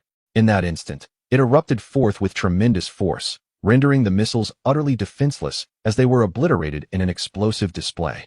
The power generated by the explosions, however, could not withstand the might of the super laser wave, which propelled all the explosive energy forward. The brilliance of that moment surpassed all fireworks in the world, dazzling and magnificent, especially as the super laser wave relentlessly surged ahead, targeting over 100 aircraft directly. The pilots, upon witnessing the spectacle, had no time to report. They immediately opened fire with bullets, bombs, and missiles. Every available means of attack was unleashed against the super laser wave. Yet, these assaults were as insignificant as ants before the overwhelming force of the laser, which swiftly annihilated all opposition and continued its advance, engulfing all the aircraft in its path. Despite this, the laser wave showed no signs of abating, fiercely pushing forward until it vanished from sight. Such an assault was exhilarating beyond measure. It left one breathless. "Goddess, what is the nature of this shockwave? Its power is utterly terrifying. I can scarcely believe it. Is the goddess currently in the open sea or the forbidden sea? Why does the water appear a faint shade of black?" The online community erupted with excitement, the likes of which even foreign blockbusters could scarcely capture, leaving everyone in a state of exhilaration. Blueberry Jam, at this moment, turned the camera to face the viewers, smiling as she addressed their comments. "How does everyone feel? Isn't it incredibly thrilling? We frequently employ such attacks in combat, though we often do not showcase them. This time, we have revealed a trump card from our team. All right, this sharing session is now concluded. I won't keep you all any longer since we must urgently pursue those invincible battleships that attacked us." With that, she waved and promptly ended the live stream. Effortlessly, they had netted several million. "Brother, such an attack is truly satisfying. It ended the battle with ease," Little Flying Dragon exclaimed, bursting into laughter. "It seems we should utilize such attacks for future group assaults. However, such attacks are not abundant. We may not have many opportunities to use them again," Yichuan remarked as he stretched lazily. According to the radar, 4 enemy ships were changing course to flee. "Should we pursue them?" Blueberry Jam inquired. "I think we should indeed pursue them," Yichuan contemplated. "We are still unclear about their intentions. If we become preoccupied with treasures while they seek to cause trouble, it would be a grave miscalculation. One must eradicate the roots to prevent regrowth. Exactly. Little flying dragon nodded vigorously. At present, the sea turtle swiftly activated its levitation and acceleration, rapidly pursuing the 4 invincible battleships. Meanwhile, Sun Xiaoyo and his companions had just boarded the battleships, which were in the midst of turning around. The radar detected the sea turtle approaching at high speed and immediately reported this to Sun Xiaoyo. In disbelief, Sun Xiaoyo exclaimed, "This is impossible. Our previous attacks were so formidable. Could it be that they had no impact whatsoever?" Though reluctant to admit it, it seemed this was indeed the case. The flagship's captain, somewhat resigned, remarked that their defenses had successfully withstood the initial barrage of dozens of missiles, clearly indicating their capability to endure subsequent assaults. "Commander, what shall we do? Please issue your orders," the captain of the vessel asked solemnly, gazing intently at Sun Xiaoyo. "You ask me? Who should I ask?" Sun Xiaoyo retorted almost instinctively. This left everyone bewildered, staring at Sun Xiaoyo in astonishment. "You are the commander. If not you, then who?" However, Sun Xiaoyo soon realized the inadequacy of his response and, adopting a serious tone, declared, "We may not be their match. Continuing this fight would likely yield no favorable outcome. We must push the battleships to maximum power and retreat." Chapter 646. I am Sun Xiaoyo. Dare you provoke me? What ensued was a chase, with one fleeing and the other in pursuit. Despite the swift speed of the 4 invincible battleships, they still lagged behind the sea turtle. After a grueling 3 hours, they finally caught sight of the 4 vessels. "Those fellows are surprisingly quick, managing to evade us for over 3 hours. Xiao Feilong scoffed. "This time, let's see how they escape. Should I launch a ground-to-ground missile to ensure they meet their demise?" One suggested. "No need. These 4 invincible battleships have sustained no damage. Instead of destroying them, we should capture them," Yichuan replied, shaking his head slightly. These 4 vessels could also be merged into ultimate battleships, and he already possessed 2. It would be prudent to aim for 2 more. "That seems feasible," Xiao Feilong nodded, stroking his chin thoughtfully. At this juncture, the group entered a small world, and shortly thereafter, Yichuan soared into the sky on Huangkai, hastening towards the last of the battleships. "Commander, the pursuers have vanished," the radar operator, who had been monitoring the situation around Turtle Island, remarked with confusion. "I do not know where they have gone, but this is not necessarily a bad thing for us. We can be certain they are no longer pursuing us." Sun Xiaoyo's expression shifted, and he finally exhaled the breath he had been holding. "All right, the alarm is lifted. We can finally relax." However, a large bird flew overhead, leaving uncertainty as to whether it was friend or foe. The radar operator spoke again, reiterating their concern. "It was merely a bird, yet this place is a zone of death, teeming with formidable life forms." Sun Xiaoyo chuckled, reassuring everyone that there was no cause for alarm. He promptly informed the group to disperse from the central command room to attend to their respective duties. Under Wang Kai's cover, Yichuan swiftly boarded the warship, making his way hastily to the central control room. At that moment, Sun Xiaoyo felt a tinge of fear. After all, there was a possibility that they could all be eliminated by these creatures. Fortunately, it turned out to be a false alarm. Feeling a bit apprehensive, he stepped onto the deck, intending to relax with a cigarette, only to collide head-on with Yichuan. "Who do you think you are, daring to bump into me?" Sun Xiaoyo's domineering nature surged forth as he scrutinized Yichuan, coldly demanding, "Are you unaware of my identity?" "I couldn't care less who you are," Yichuan replied, bewildered, taken aback by the audacity of this brash youth. "I am the commander of all warships, Sun Xiaoyo," he proclaimed loudly. "I can assure you that my mood is exceedingly foul right now. Dare to trouble me, and I will have you meet your demise." "You are the commander?" Yichuan gazed skeptically at Sun Xiaoyo. After all, if he were indeed the commander, how could he so brazenly reveal his identity while exuding such a foolish demeanor? Infuriated by Yichuan's disbelief, Sun Xiaoyo retorted, "You don't even know who I am? My brother-in-law is the island master, Dugu Jingxiao." Slap. At hearing this, Yichuan struck Sun Xiaoyo's cheek with a resounding smack, laughing heartily as he exclaimed, "What a stroke of luck, to stumble upon you so effortlessly. Huh? Who are you?" Sun Xiaoyo, momentarily forgetting the pain on his cheek, stared at Yichuan in fear. "Weren't you just seeking trouble with me and brandishing a plethora of weapons against me? Now you feign ignorance?" Yichuan queried with a sardonic smile. "You are the one who stole our purple gold." Sun Xiaoyo's pupils dilated as he shouted. In the next instant, Yichuan had already transported him into a small world.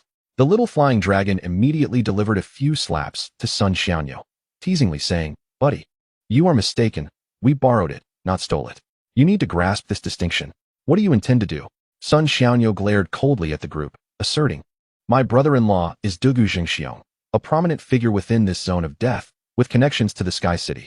I can assure you, should you dare to provoke me, each one of you will meet a gruesome end." Slap. The little flying dragon scoffed, landing a few more slaps on Sun Xiaoyo's face. "You've got some nerve. Threatening us? I speak the truth. Dare to hit me again, and I assure you, slap." With a fierce determination, Sun Xiaoyo attempted to regain his composure. Yet Xiaofilong relentlessly delivered another barrage of slaps, leaving both sides of his face swollen beyond recognition, tears streaming down his cheeks. "Please, no more. I admit my mistakes. I truly do," he pleaded. "I have a task to assign you." At this moment, Yechwan spoke in a calm tone. "If you can successfully complete it, I shall grant you a chance at survival. Otherwise, I assure you, your demise will be most tragic." "What task? Just tell me, elder brother." Sun Xiaoyo, bereft of his earlier bravado, immediately nodded submissively. "It is quite simple," Yechwan instructed. "Convene all personnel from the 4 warships onto a single vessel, and we will eliminate them collectively. Should you succeed, it would be a significant accomplishment." "Very well, I will find a way to fulfill your expectations." Sun Xiaoyo fervently nodded. Yechwan then presented him with 50 milliliters of S-grade fresh water, saying, "Apply this to your face, and you shall soon return to your former state." "Yes, yes." Sun Xiaoyo eagerly agreed and began to apply the water to his face. However, Yechwan suddenly produced a small pill and discreetly placed it into Sun Xiaoyo's mouth when he was not paying attention. Sun Xiaoyo's expression changed dramatically as he looked at Yechwan in terror. "What did you make me swallow?" "Oh, it's merely a poison," Yechwan replied with a smile. "But fret not. Within 7 hours, you will encounter no issues, which should suffice for you to complete the task. What a malicious heart you possess, intending to kill me." Sun Xiaoyo glared at Yechwan, but before he could finish, Yechwan quickly clarified, No, it's merely a precaution. After all, if you were to renege on your word, I would be left powerless." That reasoning seemed valid. Sun Xiaoyo pondered for a moment and finally said, "All right, I shall expedite the task and return for the antidote." Chapter 647, Task Completed. Despair among the masses at that moment. Yechwan released Sun Xiaoyo. Xiaofilong, still somewhat apprehensive, quietly inquired, "Elder brother, do you believe he will comply?" "I cannot speak for others, but this fellow will undoubtedly follow through." Yechwan replied with a slight shrug. "He is cowardly and fears for his life. We have seized upon his weakness, and thus, he will diligently execute the task we have entrusted to him. We need only to observe the unfolding drama," Zhao Feiyu added nonchalantly. Now that they had reached the deck, facing these relatively weak adversaries, annihilating them all in one fell swoop seemed trivial. However, pursuing them one warship at a time would be excessively laborious. A simultaneous strike would be far more efficient. Sun Xiaoyo, in a state of trepidation, was experiencing such events for the first time in his life, his body trembling slightly. Meanwhile, back in the central command room, both the flagship captain and the ship's captain were puzzled. "Commander, were you not on the deck for a smoke and some fresh air? Why have you returned so swiftly?" The flagship captain also appeared bewildered. "At this moment, you are to summon all personnel from the other 3 warships to this flagship immediately." Sun Xiaoyo shook his head slightly and solemnly issued the order. "What?" The flagship captain was taken aback, immediately shaking his head in response. "Commander, while summoning them all over is not difficult, the sheer number will be overwhelming, rendering the space insufficient. Do not concern yourself with that. Simply execute the command." Sun Xiaoyo replied with a dark expression. The two exchanged glances, each detecting a hint of skepticism in the other's eyes. Growing impatient, Sun Xiaoyo raised his voice. "I wish to address everyone, but I want to face them while doing so. Once the meeting concludes, they can return. What issues could possibly arise? Let us proceed," the flagship captain promptly declared. Subsequently, the 2 captains left and made their way to the monitoring room, where they sternly instructed the staff, "Now, immediately retrieve all footage from the moment Sun Xiaoyo exited the central command room. I wish to see every detail." "Understood." The command room swiftly compiled all footage following Sun Xiaoyo's departure from the central command room, projecting it onto the large screen. However, Sun Xiaoyo had behaved impeccably along the way, with no irregularities noted. He merely pushed open the door and, at a temporary monitoring blind spot, it was unclear whether he had paused there to smoke or if something else was afoot. "What do you think is going on with Sun Xiaoyo?" the flagship captain inquired gravely. "He must have lost his senses, wanting to experience the feeling of being a powerful figure. After all, he is soon to return, relinquishing his authority back to the island master, reverting to his previous state of insignificance," the fleet captain quietly analyzed. Logically, there had been no external intrusion aboard the warship. and Sun Xiaoyo had not contacted anyone. Thus, he was unlikely to be in any real trouble. The flagship captain concurred with this assessment. Then let us indulge him